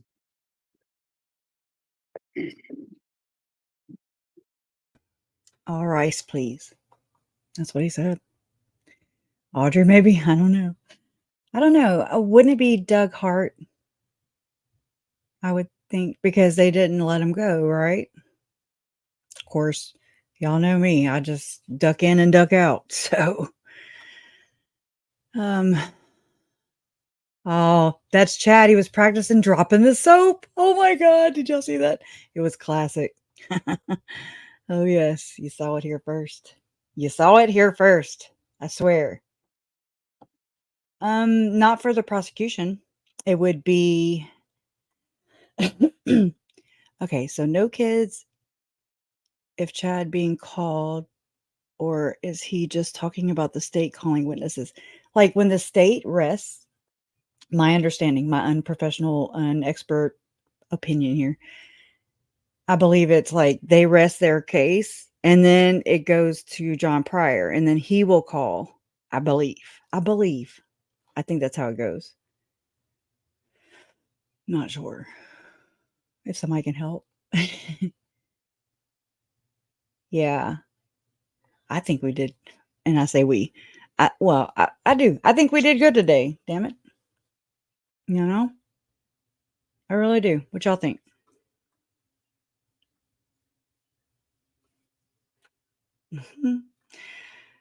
This the guy who reads the text early on, he was supposed to come back. That's Doug Hart. Gotta run. Probably see y'all tomorrow. Have a good one. Bye, Crusha. I love you. I love you too, mommy. Be careful. Don't run. Don't run. Unless something's chasing you. Then run. Run your ass off. No, we are adjourned for the day. And I'm kind of glad. So time to move around. Yeah, just I hope y'all have a safe flight tomorrow. Love you. And see you on the south side, right? Yeah. Doug Hart, if you're asking who, I would say it would be Doug Hart. That's just my I'm not look, I'm a family member. I'm not a lawyer, obviously. But if I had to guess, oh, well, good. At least you're catching. And good thing you're working, you know? I mean, my mom, y'all, she used to be like, well, at least you got a job, you know, and things like that. And I'm like, all right. All right. Yes, ma'am. You're right. He's going to nail Chad. Hell yeah. In my opinion, he was the best witness so far, Doug Hart. I'm going to have to go back and watch it because I really don't remember. Not this time. I remember last time. Holy crap. That poor man. He read James and Elena into the record. So, okay, I have a question. See, Nicole Heidemann, remember how she read, was it just more of the James and Elena story, or was it like half that we knew, half that we didn't know, or was it all, we already knew it? Because again, I tend to shut off with that damn whatever the hell that was. I don't even know what that was. That was bad taste is what I'm saying. Yes, a good day. Awesome. 100% Candy McMurdo. I always want to say McCardo. Awesome. I'm always at work. Not that I'm working again. I hear you. Shovelhead's grave is ready for him to jump in. He's been digging it. I really do think so. He's been digging. He's dug himself into his own damn grave, and we will help him put the field dirt back on top. Yeah, I don't think so. I don't think they're even gonna call her. I really don't.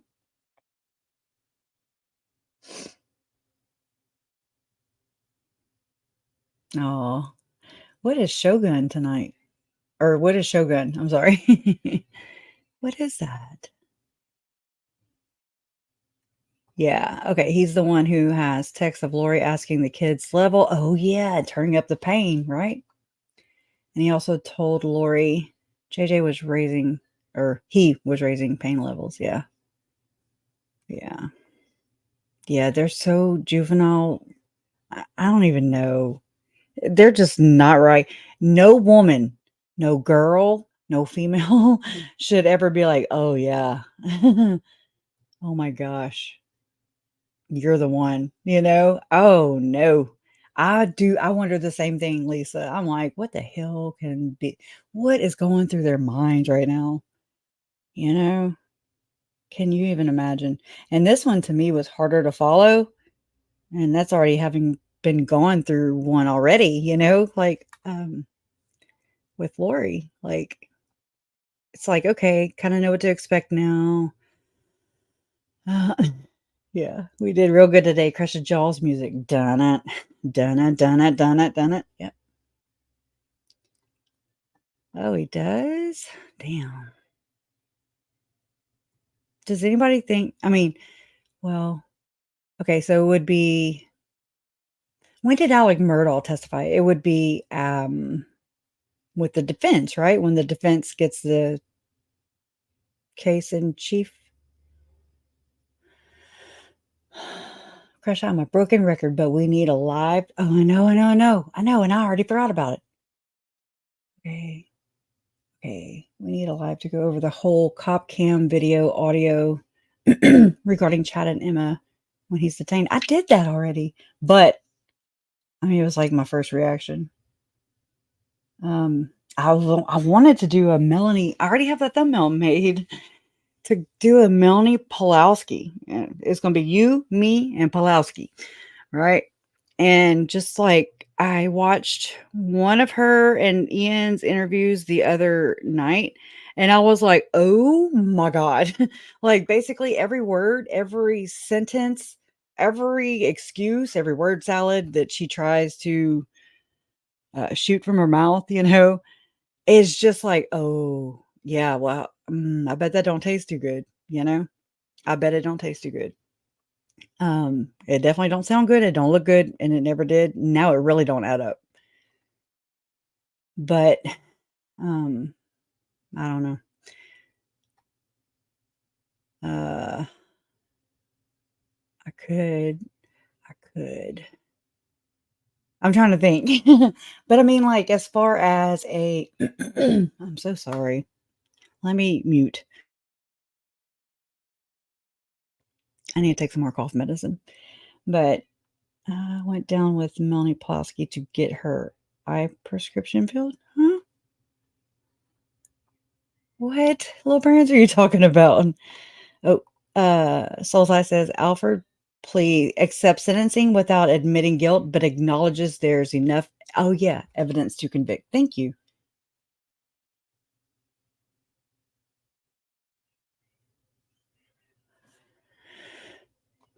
Yeah, you're in. Okay, you're in. I'm in. Count me in to any and all lives. The puzzle pieces are there. We just need to make. Yeah, we just need to find their little homes, huh? Definitely. Okay. Now I don't know how the moderators feel because I mean, you know, but I mean, I think we'll be okay. You know, whomever wants to show up and I'm sorry. I'm kind of thinking it out loud. I mean, I've been wanting to do it. I just didn't feel good. And then now I do feel good. But I forgot. So it's just a matter of scheduling it. But do I want to schedule it for today? Do I want to schedule it for tomorrow? What do you, are y'all up for one? Or, 'cause I mean, I want to plow into it. And what I'm talking about is Melanie Pulowski. Just at least this one interview, because it's the one with the lady. I want to say it's an Arizona station. Maybe where Morgan, what's his name? Morgan Lowe or something. Arizona 12. I don't remember the station, but yeah. Okay. Voice only allowed parts of James and Elena.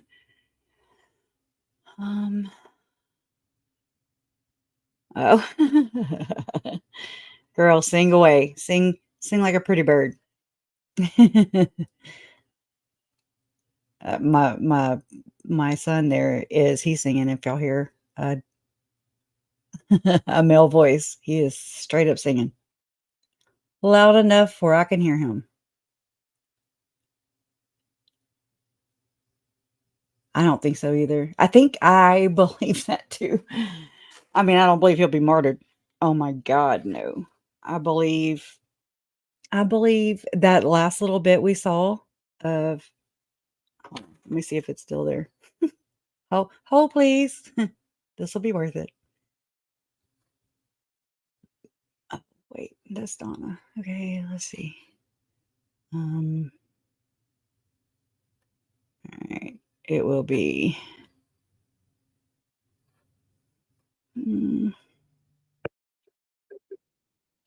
Okay, hold on. Let me go share my screen real quick. Quick. Remove. And okay. Chad is basically practicing bending over and dropping the soap. Watch this. Today, we'll go ahead and conclude for today, returning for additional testimony with the state's final witness on its case in chief to start tomorrow morning at 8:30. Again, thank you for following the admonishment I give you each day as you go home to not discuss the case amongst yourselves or with anyone else.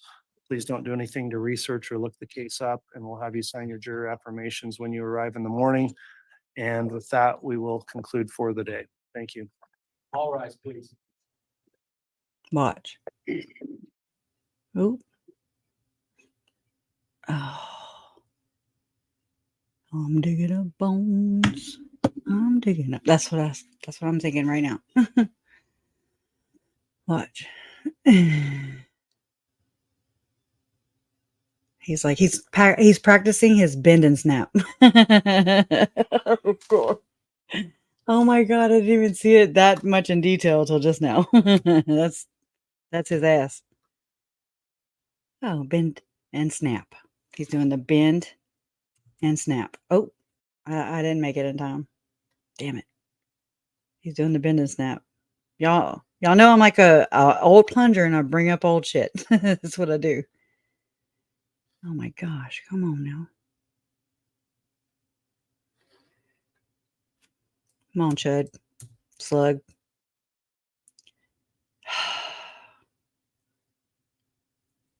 Mean husband to Tammy. Piece of shit. He's a Mormon freebaser. Come on. Look at him. Gross. Oh no.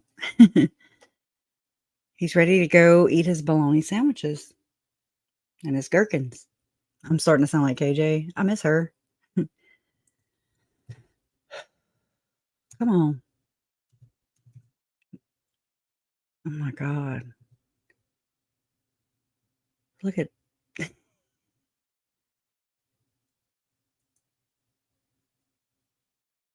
I mean, enjoy that cushion there, bud, while you can. What you looking at? All right, thank you, counsel. We discussed scheduling, and I just want to advise the jurors of where things stand. It has been told to the court that the Okay, let me fast forward. a court will have some others know that we are today closed with the prior. No. Today, we'll go ahead and conclude for today. Returning for more, please don't do anything Crazy. Please don't do anything crazy. Chad's like bend and snap. Mm-mm-mm. Oh, look. He's fixing all his stuff too. But he worked all day. The other one, Chad, he don't have a damn excuse. He's just weird. Bend. And here you go.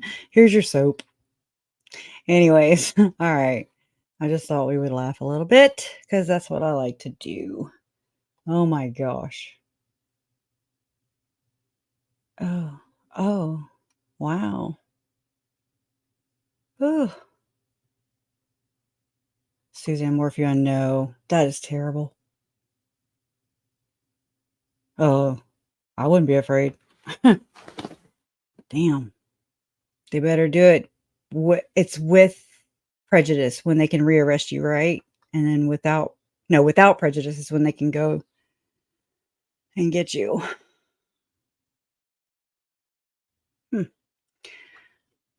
All right. Well, I guess that's it.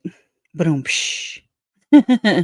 So what we'll do is I'm gonna go get my everything straight, get supper and all the things with the kids and Jason and I got to think about it. But I'll either schedule for tonight or I'll schedule for tomorrow night. Either way, it's going down. Melanie Pulowski, Melanie Boudreau. Hold on. Melanie Cope, Boudreau, Pulowski is going down. Difficult research style, right? Anyways, all right, guys. Justice for Tylee, Charles, Tammy, JJ, and Joe. And love always wins. Don't forget to like, subscribe, do all those little things for me, please, if you don't mind. Y'all know here I'm going through my little things again. Here we go. All right. I'm out of buttons. Okay. Love y'all.